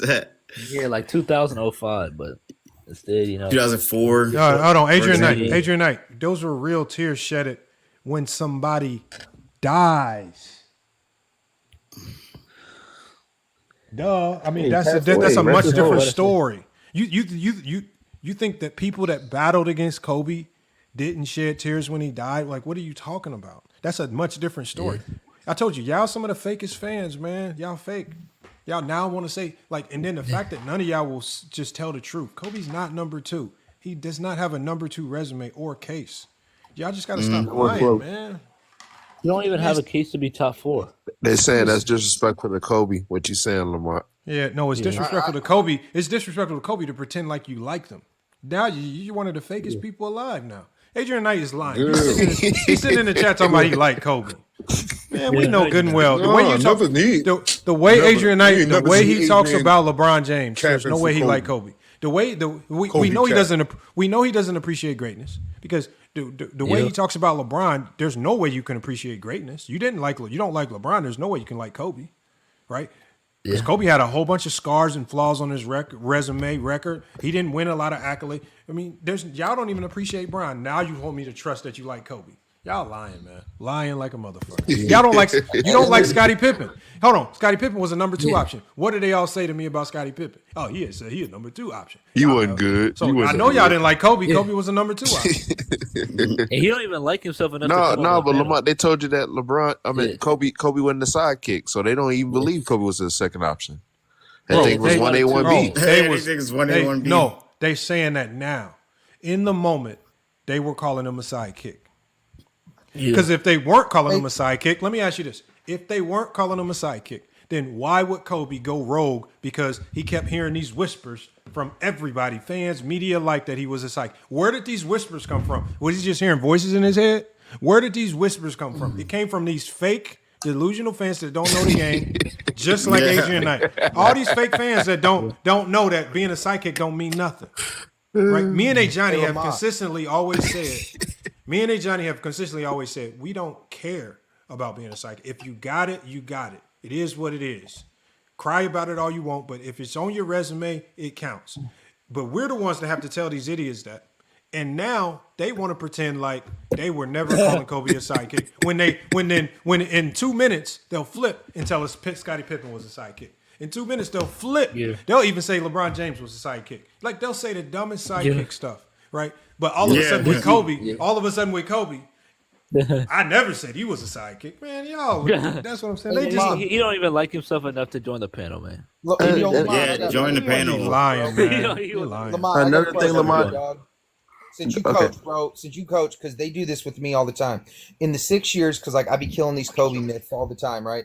In the 6 years Kobe and Shaq played together, and Kobe was an All NBA player, so not the bench years, just his All NBA years. In the fourth quarter of all those playoff games, you know how Kobe's the fourth quarter closer. That's what they tell me. Kobe Bryant outscored Shaq by 12 points over a 6-year span in the fourth quarter, and it only took him 121 more shots in the fourth quarter to score 12 points. Now, Lamont, I'm going to go as a coach. How can you spin 121 shots for 12 points is good? Because they tell me that shit's great. Bro, they only, bro, we all, like, one of the things about, I think one of the things that we always knew about Kobe is he was always going to be an inefficient scorer to a certain degree. Not always, but to a certain degree because of his shot selection. And his shot selection stemmed from his mentality. So I don't judge him. I don't judge Kobe based on efficiency. I only judge Kobe based on what he got done on the basketball court. I don't judge Kobe on the negatives. I don't judge him on the 3-1 comeback. Yeah. I judge him on what he was able to accomplish. Nope. Yeah. I don't do it with no other player. I don't do it with Kobe. Based on the 18 All-Stars, the 15 All-NBAs. I don't do it either, but the whole point is if you're telling me he's the closer, 12 more points over 6 years, and you take 121 more shots, that doesn't sound like much of a closer to me. I had Rudy Tomjanovich on my show, and he talked about Kobe's shot selection. A lot of people don't know Rudy also won 2 titles in the analytics department. So Rudy told me Kobe be doing fine in a game, and then he would just be like, fuck it, and just start throwing shit up. That's what Rudy said. Hold on, we got Blame F in the chat. Blame says we're jumping. Look, Blame, we didn't disagree with Paul. Blame F, come up. I'm trying to make sense of. Paul gave us criteria that makes no sense. It's not my fault that he gave criteria that makes no sense. And when it got exposed that it didn't make any sense, now he wants to argue with ChatGPT. He wants to say that the ChatGPT is wrong. Then he wants to try to tell us stuff like Kobe had more impact on winning than the greatest winner in NBA history, Bill Russell. More impact on winning than Kareem Abdul-Jabbar and all these other greats. All because he put Kobe at number 2. And I think we all saw it coming. Once you put Kobe at number 2, there is no criteria that lands Kobe at number 2. I don't care how you structure it. There's no real criteria that puts Kobe at number 2. There is none. Yeah. I don't know. Sorry, Paul. Just say just say you like Kobe. That's it. That's the only way you can put Kobe in number 2. You like Kobe because I like him. I don't know. You're just making us real Kobe fans. There is that. I don't. It's too hard to say. It's too hard to say that because they got to feel like they're important in these spaces. So all you got to do is just say who you like, give a couple stats, and they accept you with open arms. Regardless of your ignorance to learn basketball. That's why I be telling dudes when they be on my panel and I be kicking them off, go study basketball before you come up here. Because this ain't the place for you. Especially if you don't know what you're talking about. Hey, not only that, too, when you factor this in, Kobe Bryant in elimination games loses by an average of 20 a game. No other superstar loses by that amount in elimination games when they get bounced from the playoffs. So I don't know how you have all this impact on winning and you get blown out every time you're getting eliminated from the playoffs. You think you'd have some close ones, but you're just getting blown out. Hey, G, thanks, Tony. And that's what I'm saying, Tony. When Tony, that's the coin of. Remember what ChatGPT told him. When you say impact on winning, there is a positive side, but there's also an other side of that coin that it has to evaluate well, and it's going to evaluate stuff like what Tony just said. It doesn't know how to just say impact on winning, but only the good stuff for Kobe. Is that what you're going to tell it? Yeah. It's going to evaluate everything. Thunder, we had Andrew Bynum and Pau Gasol. Kobe decided to take up 30 shots a game for 31 points against OKC. We didn't know it was going to be chill, man. That shit still haunting me to this day, man. But as a Laker fan, when my boy like, it was sad, Yeah, bro. it was sad to see. That's why man. we sitting here doing all of this. I'm like, yo, he don't know. He don't know. Yeah. And I love Kobe. That's my favorite player of all time. But Yeah, we can't mine just too. ignore that his resume is not the same as. Hold on, other we got cancel culture in the chat. He says better score Kobe or KD. KD. Hey, but here's another thing too and like I know all the Kobe fans aren't big on efficiency, but here's another thing I find odd. Kobe Bryant is 8-0 in series he shoots 50% or better. He's undefeated when he's efficient from the field. Yep. That's really very weird. telling. Yeah. Very telling, man. That's why I say like the stats and the facts, Tony, they go against Kobe. You gotta use your feelings to put him higher. You know? But the facts are when he's efficient, he can't be beat. Yeah. When he's got good shot selection. I don't even knock Kobe for like being it's just the bad shot selection, the 1-on-4, the 1-on-3. Like even Tom Thibodeau, and you can like read it. That's the reason why they doubled Kobe so much in Game 7 because he wasn't going to pass. Not because they were scared of him making it, because well, fuck, he'll shoot over 2 people. Let's run it. Fuck it, we'll do that. I wouldn't change my defensive philosophy. Yeah. Yeah. Hold on, we got some KD's people a in the ghost back scorer. trying to get up here. Let me see who's in the back. Kobe's definitely a better player than LeBron. He's Bring definitely Tom. not. Yeah. All I know is this, bro. Nobody ever factors this in when they talk about the Kobe and LeBron thing. This shit is called pro athletics. These are pro athletes, and LeBron is by far a superior athlete. Yeah. Yeah, like. Yeah, Kobe and LeBron is not a debate. Hey, is there anyone willing to drop? I got some one new person in the back. I'm trying to get up here. I could drop down, Lamar. And I'll bring you right back up as soon as they get off. Can I ask real quick, when he said in that Game 7, Phil Jackson was asking him to pass the ball, why he only had 1 assist and 3 turnovers? Oh my God. Can I just ask that? Like, how is that the logic if he only has 1 assist the whole game and 3 turnovers? Phil Jackson told him to pass the ball. Because when you run an offense, and I always tell people this as well, an offense is only effective as the players that want to run it. So if Kobe, once you tell Kobe something, we need you to move the ball, and he takes it the wrong way, he's now not bought into the system. So now when he passes the ball, he's not doing it with any intention. He's not doing it with the intent of running the offense. He's doing it with the intent of showing up the coach.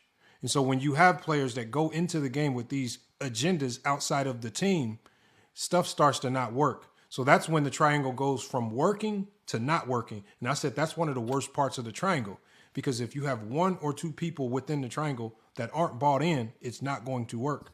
Everybody has to be bought in. And that's most offenses. If all 5 guys aren't bought in, it's not going to work. And that's why I say offenses in and of themselves are overrated. Most of these systems and schemes are pretty much the same. The effectiveness goes up when the guys buy into roles, like Draymond Green.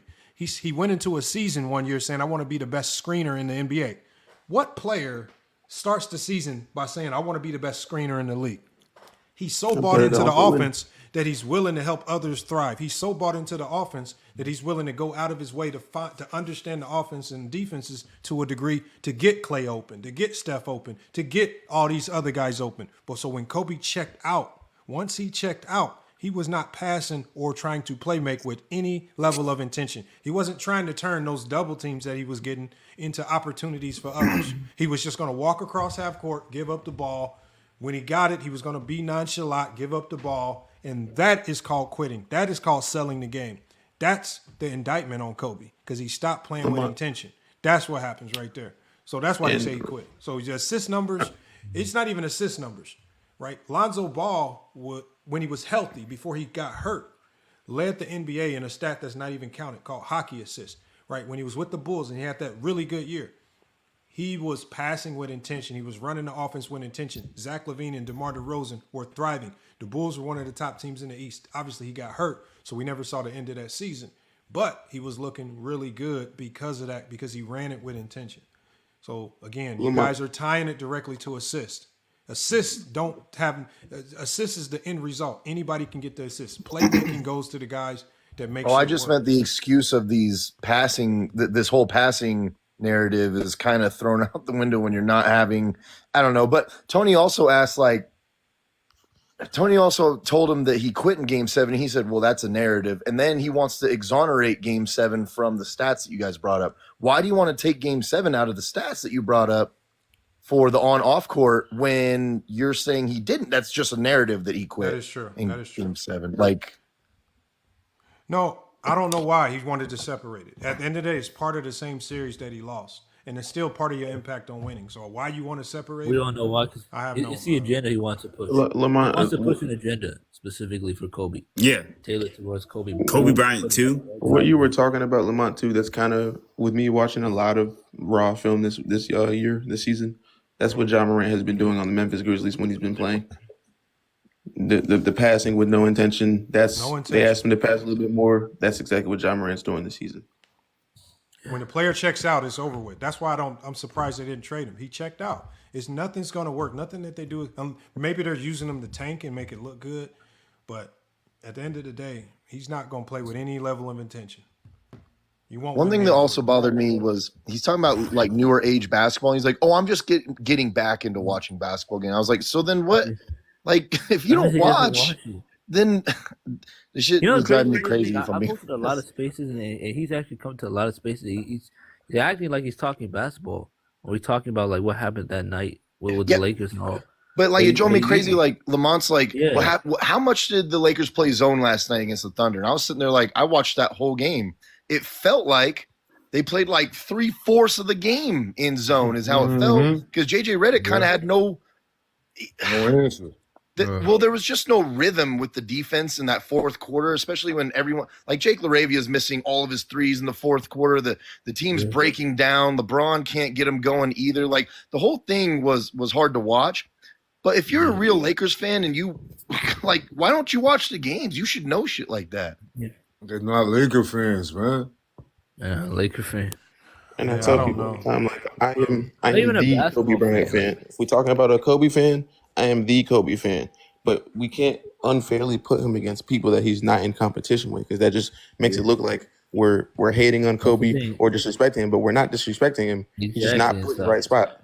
But I can tell Lamont, as Kobe's my favorite player. I'm a Lakers fan first. Like, I'm not a player. Yeah, me fan. too. But Kobe is my favorite player. But I could tell Lamont, like, hey, if you want to put this in chat GPT, this will be easy. Why do I think Kobe's the GOAT? I got one answer. It's one criteria, because he's my favorite player. Now, if we broke down an actual list of players, I probably got Kobe around like 7, if I'm being honest, or 8, somewhere around there. Yeah, I agree. Yeah, it's just about and Nick, I've been saying this for a while, and I've been looking at a lot of criteria. I mean, as much as you want to make it work on paper, there's no way it can work on paper. Putting Kobe at number 2 all time or number 1. I can't do it. I personally can't do it.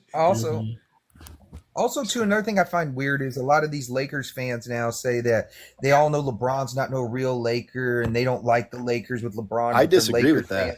They love the Laker nation loves LeBron. As a Suns fan, I couldn't stand Dylan Brooks or Grayson Allen, and I love them both now because they're on the squad. You know what I mean? It's not going to stop me from being a Suns fan because that's my squad. Yeah, that's a real fan. But Tony, one thing I've learned is the people that say that are a very small sector of fans. It's just they'll be the loudest because there was a road game. I can't remember which road game it was.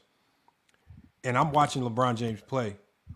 And every time he does anything, the other crowd is cheering for him. Like, this man. Was that Chicago? It might have been Chicago or Brooklyn. Chicago. It might Brooklyn. It was the Brooklyn game I was watching. It was Brooklyn. It was our last. They were screaming. That wasn't our last race. The Chicago there was a lot of Lakers fans at that game. No, and I'm saying to myself, I'm from Brooklyn. They love LeBron in Brooklyn. Every time Bron or even Bronny does anything, no matter what stadium they're in, whether it's in LA, the crowds go crazy. And I'm saying to myself, these are the masses. These ain't 1 or 2 people on TikTok. When I see the masses and how the masses react to, like, can we name the last time LeBron was getting booed? I can't even recall the last time the man got booed. So I live in Utah, and I go to not every, but I go to a lot of. Whenever the Lakers come and play the Jazz, I go and watch every time I possibly can. I'm not joking when I tell you the people in the stands are yelling at LeBron James just so he'll look at them. I'm not even playing. Like in a good way too, not like in a bad way. And these are Jazz fans. You I was gonna know, say they, 2018 you know how they Boston. they don't like Westbrook. Yeah, I was about to say, Tony, like 2012 versus Celtics. Probably the last 2018, but 2023 Warriors. Yeah. They were booing him in the 2023 Yeah. Warriors. 2012 versus Boston. 08 versus Boston. Oh, first game back in Cleveland, 2010. Yep. So you It's been a while. It's been a while. That was fresh, so that was expected. Well, fans are weird. Fans are kind of weird because Kobe Bryant, before LeBron James, was so hated all the time. I think that's why I liked him so much as a Lakers fan. He was so hated. But when he was going on that farewell tour, he was allowed to be celebrated in every single stadium. Oh, he's got an echo. Yo, what the fuck? Oh, cancel culture. Come on. Yo, cancel. But I went to the Celtics-Lakers That's game the in second- Boston, his last game ever in Boston, and the whole stands was cheering him on the whole game. Oh, you're muting, Nick. You're echoing, Nick. No, I'm cancel. not. He is. I'm not. Yeah. And I think we'll see.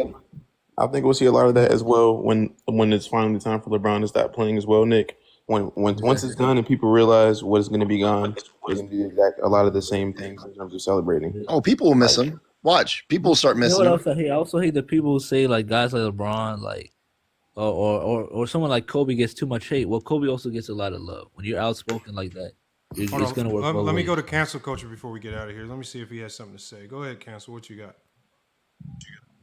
Yeah, I was just I was the one in the comment section. I was just going at it with some guys who was telling me KD was Kobe was a better scorer than KD, and I'm asking, okay, if KD has a higher points per game average, and he's also has better efficiency numbers, how is Kobe Bryant the better scorer? And they was talking to me like I was crazy, like that was just crazy talk that I felt KD was a better scorer.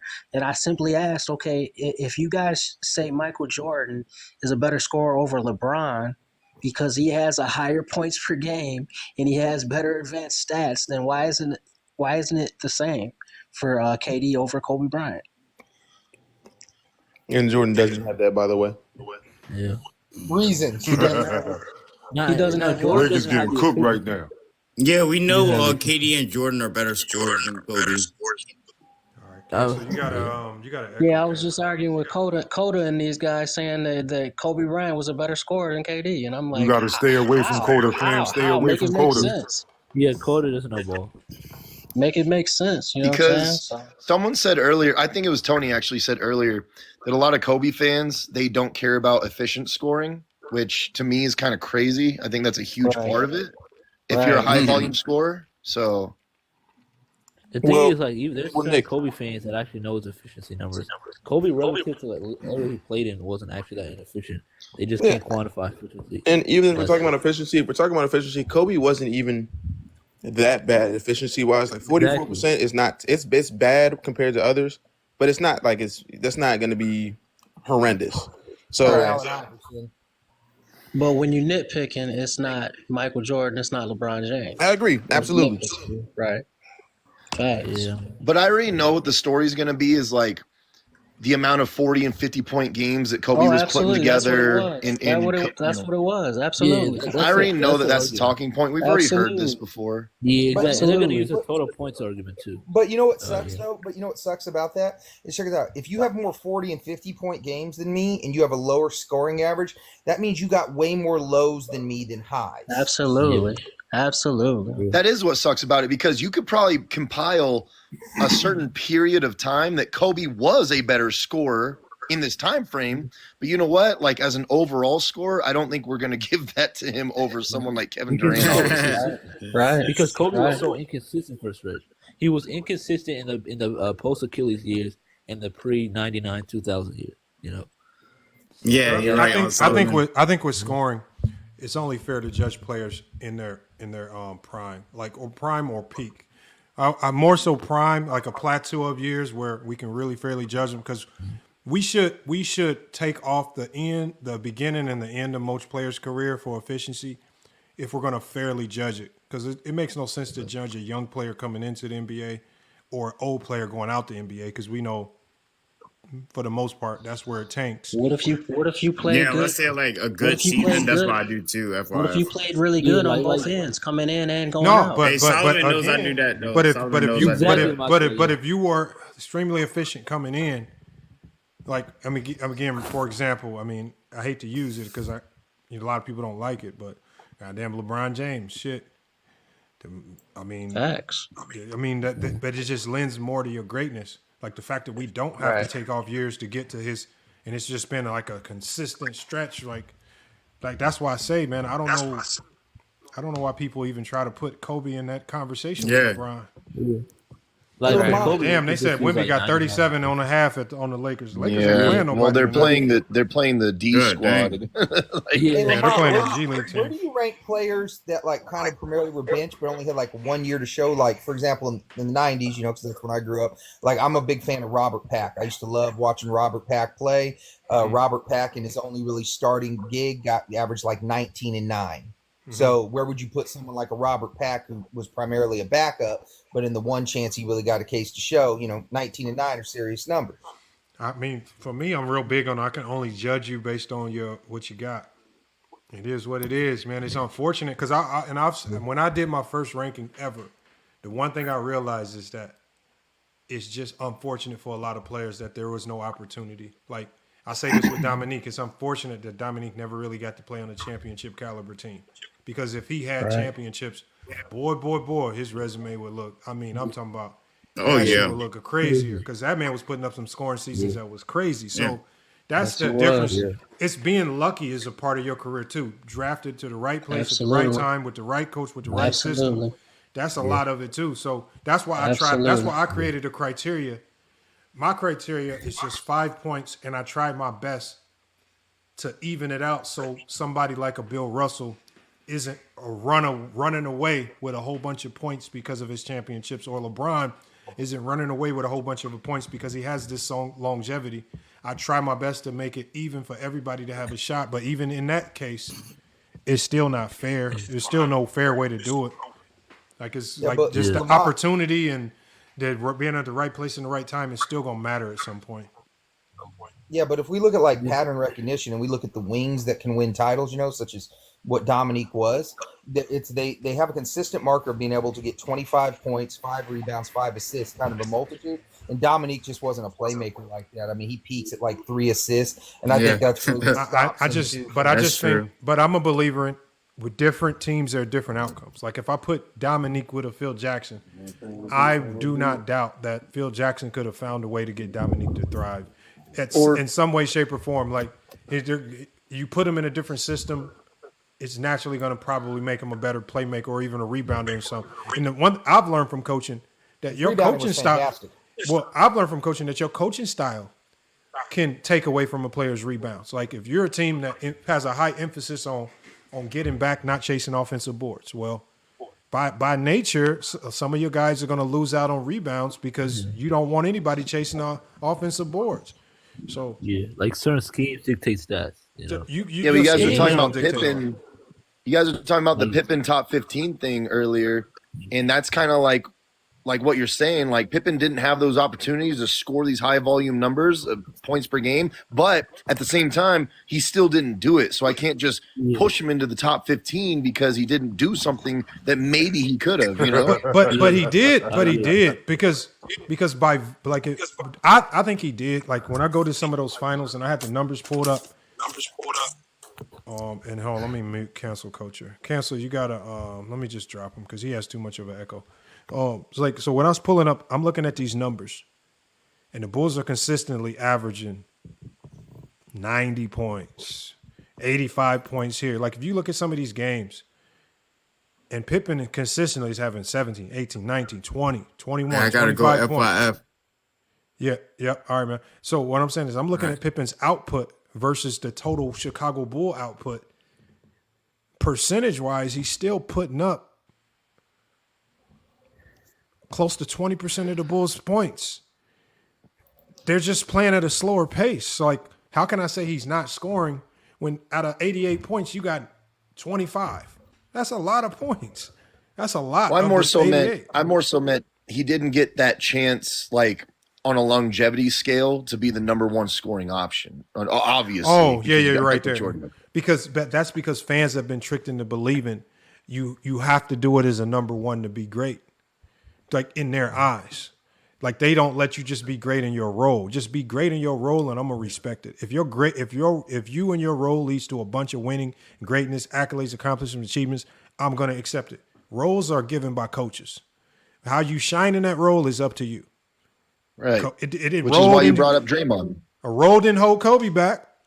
A role didn't hold Pippen back. A role didn't hold When Klay people are Thompson making back. jokes about Draymond being a triple single, Draymond's still being great, even though those jokes are being made about him being a triple single during the game. It's like, bro, if you watch the game, his role, what he's doing collectively for the team is so valuable in a winning culture. Impact to winning, what Paul was talking about. You know what I mean? we got see, this is what I mean. This is why I can't not take Adrian Knight seriously. He says, I can't not back LeBron. Oh my God. He's had too many hiccups in his career hopping around from team to team. So outside of Bill Russell, almost every player in NBA history has had more hiccups in their career than successes. That's it. There's only one Bill player. Russell. There's only one player. Yeah, Jordan has go. had more hiccups in his career than successes. Jordan has Same had with more Kareem, hiccups. same with Magic. I was about to say, I'll Duncan. bet he has Kareem high, though. You know what I mean? No, But these the guys. thing is, when people use These that- guys don't be thinking about. Nick, I just conceded to the fact that these guys don't think about what they say, because when they say hiccups, they're only applying it to LeBron. They forget about every other player in NBA history, including Michael Jordan, because Johnny has to always remind him. All those 3 years they lost to the Pistons in a row, all the hiccups he had, the fact that he couldn't get that team to a better seed than 8 seed, so they don't have to battle the Boston Celtics in the first round. Right? Those are all hiccups. Yeah. When you suffer in the regular season, 30 and 52, or you keep suffering, you got to face these number one seeds. That's a hiccup, right? When the game plan is let you shoot, because you're gonna shoot so much that none of the others can be engaged, and you're not going to score 100 points, so you're never going to beat us by yourself. Well, that's a hiccup. Not recognizing that, like all of these are hiccups. But see, people like Adrian have been trained to believe, as long as you get to a certain point per game, no matter your inefficiency, no matter how it affects the other style of play, you did your job. So he'll walk away from all those series, 88, 89, 90. Jordan got his points. They didn't do nothing. Well, maybe those guys relied on Jordan actually moving the ball. Maybe those guys relied on pace and timing. Well, he just said what hiccups in the finals. Yeah, like, what about when he know, went? What about when Jordan went 8 for 22 in the finals and they still won the game? That to me is a hiccup for Jordan. And Nick, It's a bad game. I was telling people about that. I was like, so then how do we judge like players like Kobe, who had some horrendous NBA finals, but they still won because they had a better team? Like, so how do we judge your hiccups when your team prevails? How do we measure that? But that's the illogical part of it. When Jordan got benched. Well, it's not even about that when he got benched. I'm saying that they don't even know how to measure their own criteria. That this weird criteria that they create for LeBron, they don't even know how to measure it for others, because you can't measure it for others. Because then he says only in the finals, right? So, so that already just factually has a built-in problem. You cannot get to the finals by losing in the first round. That's a hiccup. Yeah. You can't get to like 95. You can't get to the finals to face Hakeem if you can't get to the East, if you can't get to the promised land or Eastern Conference Finals Hakeem, at least. Like Nick says, you know how I know they're wrong is because, like Nick said, he probably has Hakeem ranking in his top 5. Adrian, that's how you know how inconsistent. Kareem. And Kareem had a lot of fucking hiccups after he was great. Bro, Kareem's entire career up until 94, 95 was all hiccups. Losing in the first round, outside of him getting to the finals at one time, but having a hiccup, according to Adrian Knight, that's a hiccup because he lost in the finals with Ralph Sampson, but that's a hiccup. So then all the first round exits and all the missing the play, he missed the playoffs one of those years. Those are all hiccups. So again, if you said Michael Jordan, if you said your top 3 was Michael Jordan, Kobe, and then Kareem, I'll bet you he'd be like, oh yeah, that's a good top 3. You know what I mean? No, but these guys, and I'll let you go to it. I'm saying these guys like Adrian, they watch the game to see what they can find negative. they don't watch the game to get anything positive.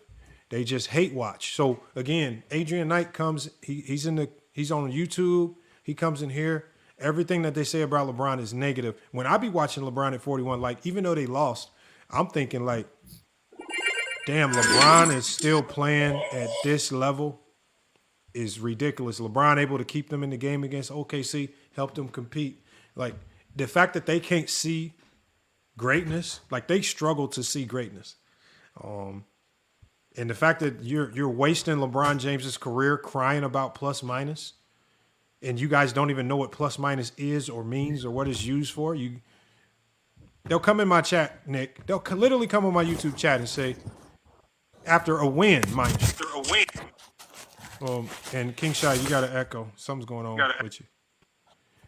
They'll come in there and say LeBron had a crazy plus minus, but they won. They don't know what plus minus means. They don't know what it is. They'll be talking about plus minus and turnovers. They don't talk about 20 and 10. They'll talk about plus minus and turnovers. That's it. They don't even know what it means. Just like game score and TRT, these little weird numbers they find on Basketball Reference. They don't know what half this shit means. It's just plus minus is a lineup stat. Has nothing to do with an individual. It's a lineup stat. Lineup stat. Complete idiots, man. I mean, it's actually easy to see. Oh, sorry, Tony. Go ahead. My bad.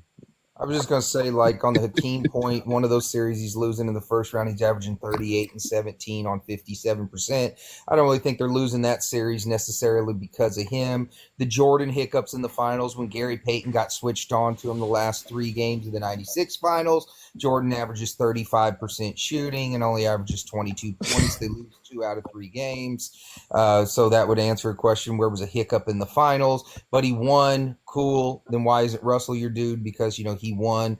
And then finally, I wanted to say this. Hey, what do you think about people on this that think like Tim Duncan's not a scorer? Because you keep bringing up like the low scoring, like in the 99 finals before his knee injury. And, when he had that athleticism, I mean, he's 27 and a half game, the final game 78 to 77.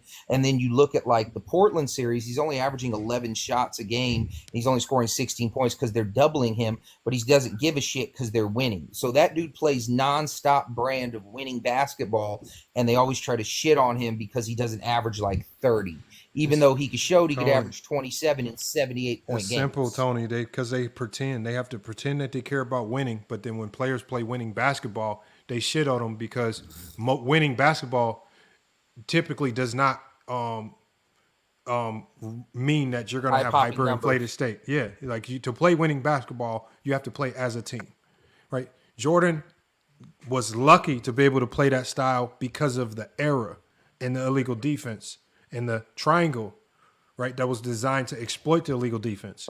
Not too many people else are going to be afforded to the ability to be that lucky, because I've already said, if you drop Kobe Bryant in his prime in the 90s, y'all thought Jordan was good. Kobe would have been 10 times better because he is the greatest one-on-one player. So, again, sometimes it's about luck. Jordan luck. You just so happen to play in an era that could not do what would have exploited you the most, which is zone up. That's it. That's called being lucky. Kobe scored 50 in the playoffs and they lost. So, Adrian Knight, yes, Jordan is lucky. That's luck. Part of your career is luck. To get drafted to the Bulls is luck, right? Yeah. If he goes to the Clippers, he's not a 6-time champion. He never has a Phil Jackson. He never has a good team. He never has a competent roster. That's luck. Him dropping in the draft behind Sam Bowie is luck, because I guarantee you, if they could do that draft all over again, Sam Bowie ain't going number 2. Yeah. It's all luck. That's all it is. Not only that, I had Rod Thorne on the show who drafted Jordan, and he even said, we wish he was 7 foot, but he's not. They wanted a 7-footer. Yeah. Like Magic getting drafted to the Lakers, Kareem going. That was very lucky. LeBron, like everyone's lucky to some degree. But Sam Bowie was unlucky. That sucks. No, he was unlucky because of the injuries. But if you think about it, at that time, Bowie was the right pick. It's unfortunate. Yeah, coming out of Kentucky, he was going to be like this phenom. It's just like Greg Oden. The Blazers made the right pick. Greg Oden was the surefire number 1 pick. He was the best player in college, but it was unfortunate. That's unlucky what happened. That's all. It's just luck. Brandon Roy was the right pick too. They just sometimes that shit happens. I forget the number, but it's They something looked like up when back to back Odin. with them. But it's something like when Odin, Roy, and Aldridge all played together, the Blazers were like 62-20. They were unbeatable. Damn. That's why. Something That's like why that. I forgot what I forgot what Brandon Roy said. But Brandon Roy did an interview, said we would have won a championship if Greg Oden would have stayed healthy. That's how good they knew he was. But he just could never be healthy, man. No, on both ends too. Bro, they were drafting the right. They were draft. They had the perfect team. They had the exact team needed to win in the West. Just none of it came together at the right time. That takes luck. They Just had like a right whole now, bunch of skill and athleticism. we're seeing it with on that OKC. team. We're seeing it OKC right now. What's diminishing OKC's chances of going back to back right now? Hell, Injuries. That's luck. Yeah. Like it's part of the game that you can't predict this. Like this element of the game is. So are we going to say if OKC doesn't go back to back, are we going to say they choked, or we can clearly see that there are other elements at play that they just cannot control? But the people that will say that they choked because of injuries will be the people like Paul. That was like, "Oh, I don't watch basketball today." Like exactly. Hey. Well, I'll say this too, Nick. If they're a person like Paul, they might push an agenda depending on whether or not they like that player or not. Hey, I'll tell you everything. This gets lost in times too. Like they were talking about the Suns earlier. The '95 Suns was the best Barkley Suns team. They had the best record in the league, and then Danny Manage goes down with an injury because Joe Klein falls into his leg in practice, and that changed it. And nobody remembers that now. But they were by far the best team in the league while Danny Manning was playing, and then he got hurt, and they were the only ones that took the champs to 7 that year. Yeah. 94, 95, man. Barkley or Chris Paul going down with Houston versus the Warriors. Luck, because they were definitely playing much better than the Warriors. What about Kyrie and Kevin Love both going down for the Warriors? I was about to say Harden's hamstring in 2021. KD and Clay in 2019. Harden's hamstring in 2021. You know, John Havlicek's injury in 73. That's just basketball. Rondo and Kyrie, Shaq Kevin get Love injured for on the LeBron. 11 Celtics. Garnett John getting Havlicek injured on the injury. 09. Yeah, is that when Rondo dislocated his elbow? Yeah, 2011. Yeah. Sam Cassell getting injured on the 04 Timberwolves. Yeah, Karl Malone getting hurt in the 04. He did that. just He did about to that. say that. He I did know that that with a people underrate celebration. that. He did that celebrating too. Yeah, they could have won. People underrate that, but Karl Malone going down. That was a nasty celebration. That actually that destroyed us when he went down, Yeah, and then it did. That's what I'm Kobe saying. That's went underrated rogue. too. And you know what? If you're the second greatest player ever, and you have a Yeah. performance like that, when you're supposed to be the guy and you're taking the ball out of Shaquille O'Neal's hands, how's that impact to winning? Yep, Malone's injury is different. Wouldn't impact to winning. Impact to winning that series would have been continuing to feed Shaquille O'Neal, shooting 60% from the field, averaging like 25 or something a game, 26 a game. Kobe averaged 22 and attacking the closeout. Then 27 and 13. So. Bad. Hey, Lamont, you know what I'm a really big fan of? I like when you got good passing big men that you can run the offense out of the high post. You That's mean why like I'm a Pau huge fan of Gasol? Yeah, but I'm saying like Karl Malone and that 04 Lakers, they started off 18-3 running the action out of Malone in the high post. And Malone and Shaq are two of the best players I've ever seen, better than Jokic, hitting cutters down the lane. Now, Jokic's other passing kicks their ass, but hitting cutters down the lane, like Malone was fabulous at that. So do you think then the Rockets are going to be like highly beneficial with what they're doing with Şengün then at this point with this constructed roster with what you just said? I think Bogut was good at that too, Tony. Yeah, Bogut was good at that as well. Yeah. Sabonis is good at Sabonis, that. both Sabonises. Jokic is good as that, yeah. Alvin Adams, there's another forgotten player. Alvin Adams. A lot of those guys you name have vision. Oh, we can't forget about Chris Webber. I'm kind of not that high on the Rockets, but they have that same formula though. Kevin Garnett was solid. The Rockets aren't whole right now. If they had Van Vliet, they would be much better. Why does that always seem to be like a built-in advantage, like just baseline Lamont across like all eras? It seems like when you have a really good high post passing big man, like your offense just really excels. I mean again, when you run the offense to the high post, we use the big man as a decoy. Strategically, well, think about it, and I'll draw it up. I would normally draw it up when your big is at the high elbow, at the elbow, or even at the top of the key passing. That's just called floor spacing. The entire backside of the court is like, that's why the set that's most popularized now is 1-4 high. The 1-4 high set is popularized because it brings your two bigs up to the elbows and the whole backside of the court is wide open. And it works so well. If you have a good passing big, that whole backside is wide open. So again, guys like to score. So if you know that whole backside is open, guys will all of a sudden start cutting with purpose, trying to get open because these are easy layups. And players like iHeart and for the Thunder, iHeart's great in the 1-4. Yeah. Like, I think when you can run with your big high like that, iHeart is definitely a good passing big. in my opinion, like this kind of goes back to like high school type style basketball. But when you have a big you can bring high that can do those things, motion offense is a lot easier to run off of it. Not only that, you're pick and pop, which is what the NBA loves to do, is pick and pop all the time. That's a lot easier too when you're bringing that big up who can't guard off of that screen. So I think that's why it's very successful in the NBA a lot of times. Nick, you can't be talking about real basketball stuff. These guys are gonna leave. My bad, bro. Shit. My bad. Hey, look, y'all. I gotta shut this one down, y'all. Look, I gotta shut this one down anyway. We've been going for about over 5 hours. I meant to shut it down about an hour ago. But we've been cooking. I appreciate everybody pulling up, Nick. Hopefully we can get you up here more. I'm going to be back live Thursday, and we're going to be definitely live Saturday for our Saturday show, which is usually the big one. But definitely follow everybody up here. If you're watching from the chat, if you're just watching, make sure you follow Juan Boy. He does lives. Inside the Arc, he does. I'm assuming, I know he does posts. I don't know if he does lives. Tony Styles and Friends, he definitely has a really good show. If you like what we was talking about now, you'll like Tony's show even better. Hopefully King Shy and Olo, those guys will start going live pretty soon. I don't know yet. New World, I don't. Yeah, I've been going live, you know. Yeah, King Shy been going live. I went live about 3 times already. King Shy, yeah, but main thing is just follow everybody because I believe at some point in time, everybody up here is probably gonna start going live at some point or later. So just to be safe, just probably follow King everybody. Shy. Check them out.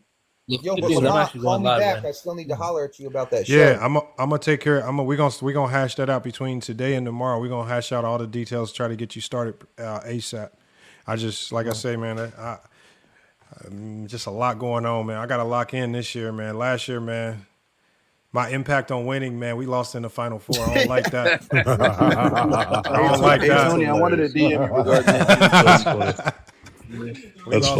We were defending champ. You know what? That was the first time we were playing. That was the first time I found out what it felt like to be the champion and everybody is gunning for you. That shit is annoying, bro.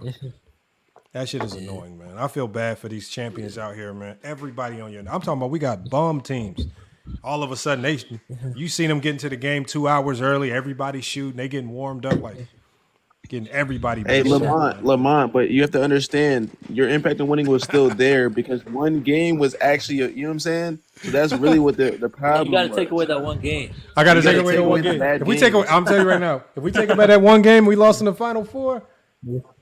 We was running through. Lamont, question I was trying to ask you earlier, Lamont. Last question, bro. Yeah. I've never heard you talk about this, but like, I'm so curious.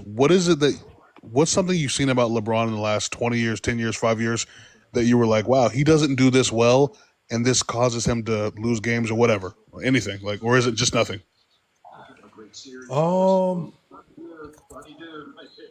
I actually, because for me, and I'm sorry to cut you off, but like, I know this sounds crazy, but sometimes he plays the right way so much that it's sometimes, in my opinion, sometimes ends up being the wrong because of how bad his teammates could be. If that makes sense. Well, no, I'm not going to knock that because a lot of those decisions just come down to playing the percentages, making and missing shots. And every coach wants you to play to the percentages. Like there's no coach that wants you, if it comes down to a last second shot, there's no coach who's going to feel good at night if you chucked up a fadeaway with 3 people on you. If you miss a wide open 3 in the corner, most people are gonna be like, it's not gonna sting as much. Yeah, it's gonna sting, but I can live with us when we run our action, we get the right shot, we just missed it, versus everything collapses. We take a dumb shot at the end. Like the only way those types of shots feel good is if you get lucky and it goes in. That's it.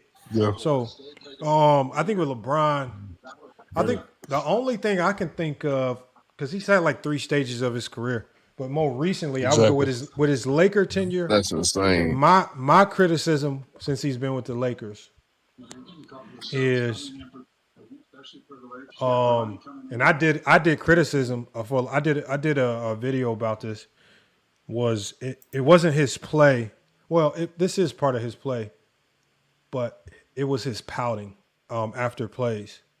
And when there was a year, I think it was that first. It wasn't that first. It was the second year that they had lost to Denver. It was that year where I think his pouting was at like an all-time high. The year before they drafted Bronny, and it got so bad to where I started to see that this is causing them to lose games. And I did a video about it, and I was like, and then it was weird because there were so many people. Like it was weird because even people like Sports and Fitness Rants, they use the video. They try to use it against me. They try to say, "Oh, look, you did this video. You hating on LeBron." I'm like, well, I wasn't hating on LeBron. I'm just calling it like I is. I just saw something that I didn't like, and I felt like his pouting that year was so bad. Walking back, I feel like those things are team killers. Like when you walk back on defense after screwing up and you put your team at that 4-on-5 disadvantage.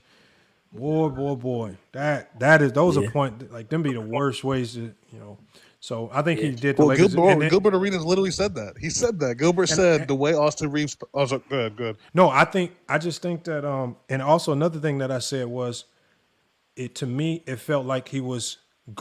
I called it glory chasing. It felt like to me that year, the second year he lost to Denver, he was basically playing like, I'm gonna get my numbers. I don't care what y'all do, because I was kind of hearing it after game the way he was talking in the post game. And I was like, that mentality right there, that's a losing mentality. Like that D'Angelo right Russell will do that to you, man. It will. It will. Look, I understand the frustrations of that roster. But when you're in the playoffs, and I felt like that second time around was a much more winnable series versus Denver. But you kind of I don't want to say he mentally checked out, but he was playing selfish. Like, just to sum it up, to summarize it, he was just being selfish. Frustrated.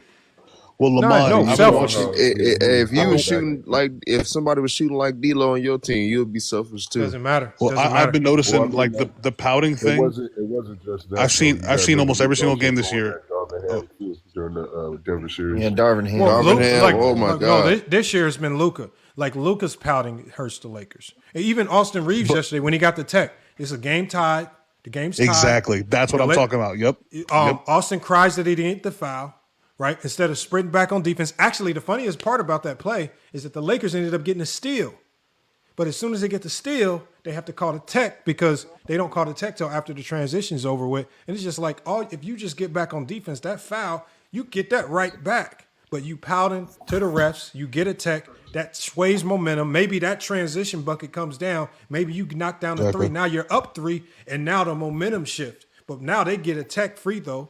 Lose momentum, you come down on the next play and turn the ball over anyway. So none of it matters. So that's the thing. It'd be small momentum shifts like that, especially when it comes to pouting and crying, that can change the entire game. And that was one thing I remember right there yesterday. Austin, in his interview, also said that took him out of the game. He said he was so frustrated. And then when they're going back down the court, all of a sudden J-Dub starts cooking, and Austin Reeves is pouting, not giving the same energy back. Now you have to beg LeBron, who's not hitting his threes in the fourth quarter.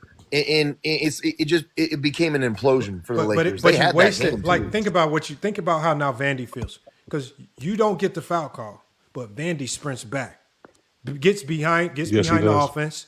He gets the steal. Now because of your tech. Now Vandy loses confidence because he could have got the steal, which maybe that leads to a dunk that gets Vandy going. We don't know what it could have led to, but your tech takes away so much. It shifts momentum, and that all stems from pouting.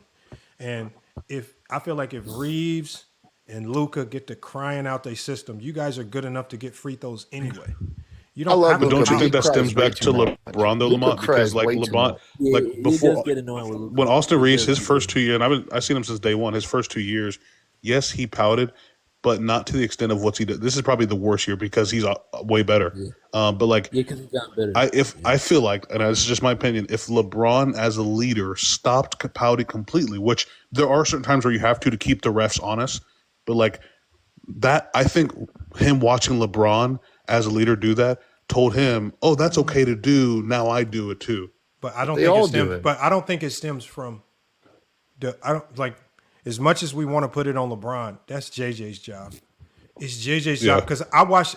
I would pull it up if we had more time. There was a video of Mike Brown when he was coaching the Sacramento Kings in practice, and in practice, Malik Monk gave up on the play and started pouting. I'm talking about Mike Brown stopped everything, cussed his ass out. Don't do that. Like basically threatening to trade him, and it's like you got to nip it in the. That's when you nip it in the bud because I guarantee you. Yeah, that's true. In NBA practices, they have NBA refs in their practices. You got to nip that in the bud in practice, and that's where I say there's a lot to also put on JJ because as a coach, you can't put everything on LeBron to fix. He got to go play too at 41. JJ's going to have to start correcting some of this stuff himself, and that's a JJ issue. That's not a LeBron issue. JJ can fix that if he wanted. But if you're too scared to check your players, get in, really get at them, get after them, and make them cut that out, they're going to keep doing it. So, can I give one last answer? If I'm a coach, this is what in the NBA, you know what I would do? I would start rewarding the players. If you pout, $5,000 fine. If you get back, if you get back, and you actually force the turnover, extra $5,000 in the extra $5,000. I'm gonna reward you, so I'm gonna give you a reward on both ends. I'm gonna incentivize you to not pout, and I'm also gonna incentivize you to get back even harder to go fix it. Go fix the mistake. Who cares if you screwed up? Who cares? Just go fix it. Go get it back. So. But would you agree that these last recent years, and I don't even mean like the last 2 years as recent, I mean like the last 5 years, LeBron has predicated his defensive game so highly on his athleticism, which is not a bad thing. He was that athletic. He was that good. He was that fast. There's parts of it with these Lakers years where I start to notice he's so hyper-focused on where the basketball is that then he just starts losing sight of where the guy he's defending is, and it starts to think about what you just said. This because in basketball, the most important thing on the court is the basketball. But the problem is, and this is why I don't blame LeBron James on defense. When there are so many breakdowns defensively, you're putting LeBron into a situation where you're almost a lot of these situations you have to play 2-on-1. If the first line of defense gets beat and the help has to step up, your help is now playing literally 2-on-1 basketball. And now you're relying on crazy X-out rotations on the weak side. The strong side defender, really, a strong side defender is never supposed to bite and help. So if you don't have good point of attack defense, I think there's only so much you can ask LeBron James to do as being a help like in those situations. Because strong side, you can't help. So you kind of have to stand there and watch guys drive by you. Weak side, you have to do these crazy X-out rotations. And in NBA, guys are too good. You give them any daylight, they're knocking the shit down anyway. So it's the scrambling that's screwing up the Lakers. Their point of attack defense is screwing them up. Like I watched J-Dub hit Austin Reeves with a crossover so nasty, and it's just like, yeah, that was. I mean, what is the help defense supposed to do when you get beat on one dribble like that? Like Superman. But you kind of went into what I was kind of getting at. And look, I get that you're like saying it's not that big of a criticism in your eyes. I'm just saying if there's like anything I can like find of recent years, I don't think his help defense has been as polished as it used to be. And I think a lot of it has to do with him being old, basically. No, but what I'm saying is, again, consistently getting broke down and relying on, even if it was a prime LeBron James, that just tells you how great he was defensively in his prime if he was consistently able to get stops in those scenarios. Yeah, I agree. But now at 41 years old and you're constantly, your perimeter defense is constantly putting them in 2-on-1 situations because they're getting blown by. I just don't know what LeBron is supposed to do in them situations. Like you can and most people don't understand strong side defense versus weak side defense. So when they see a guy drive by LeBron and he's on the strong side, and to them, it looks like bad defense. To me, it looks like, well, strong side can never help. So I don't know what you want LeBron to do in that situation because strong side can't help. So, I mean. Well, yeah, if he's out there on the weak side on an island, how is he supposed to come and help the strong side? But even on the weak side, it just turns into a mass scramble because if they skip it weak side and LeBron, or LeBron's rotations come weak side, if you get blown by in one dribble, your weak side defense doesn't even have time to rotate into help. And that's what I'm saying with the Lakers because there's no resistance. Like Steph Curry became a much better defender to me because he stopped getting blown by. He at least put up a little resistance before the man got into the lane. That bought time for Wiggins and Green to rotate from the weak side to come help him. But if you don't even buy time for them to come help, you are cooked. Easy layup. Cooked. Hey, shout out to Mike Conley in terms of pouting. Shout out to Mike Conley. But look, y'all. Bro, Hold on, y'all. I got to shut this one down. We went an extra 15, but I mean, I like the basketball talk. I can do this all day, but I got a lot going on. We got practice tomorrow. We got a lot of stuff. I got some emails I got to send anyway. But I do appreciate you guys coming up to cook today, man. Yes, It was a great yes, show. sir. If you miss any of the show, this show is going to be live on YouTube on FYF Sports. So just make sure you follow us on FYF Sports on YouTube as well. And you can always rewatch this show there if you missed anything here. I think it was a good show. We had Goat James Kingdom here cooking. He had to get out of here. But again, if you like this live, if you want more content like this, we'll be back live Thursday. We'll be back live Thursday. And then we'll be for sure live on Saturday as well. The Saturday live is usually the best one of the week. But look, I appreciate y'all. Great show, great content. Salute to everybody that pulled up. Even salute to Paul for being a good sport, pulling up, talking Kobe. I know it didn't go his way. But, it is what it is. We like to hear from people with different perspective. But look, y'all, man, FYF Sports, Go James Kingdom, TikTok Takeover, man. We're going to be back, but we got to get out of here for now, man. Appreciate it. Spam likes. Yes, sir. Yeah, spam them Salute likes to up. y'all.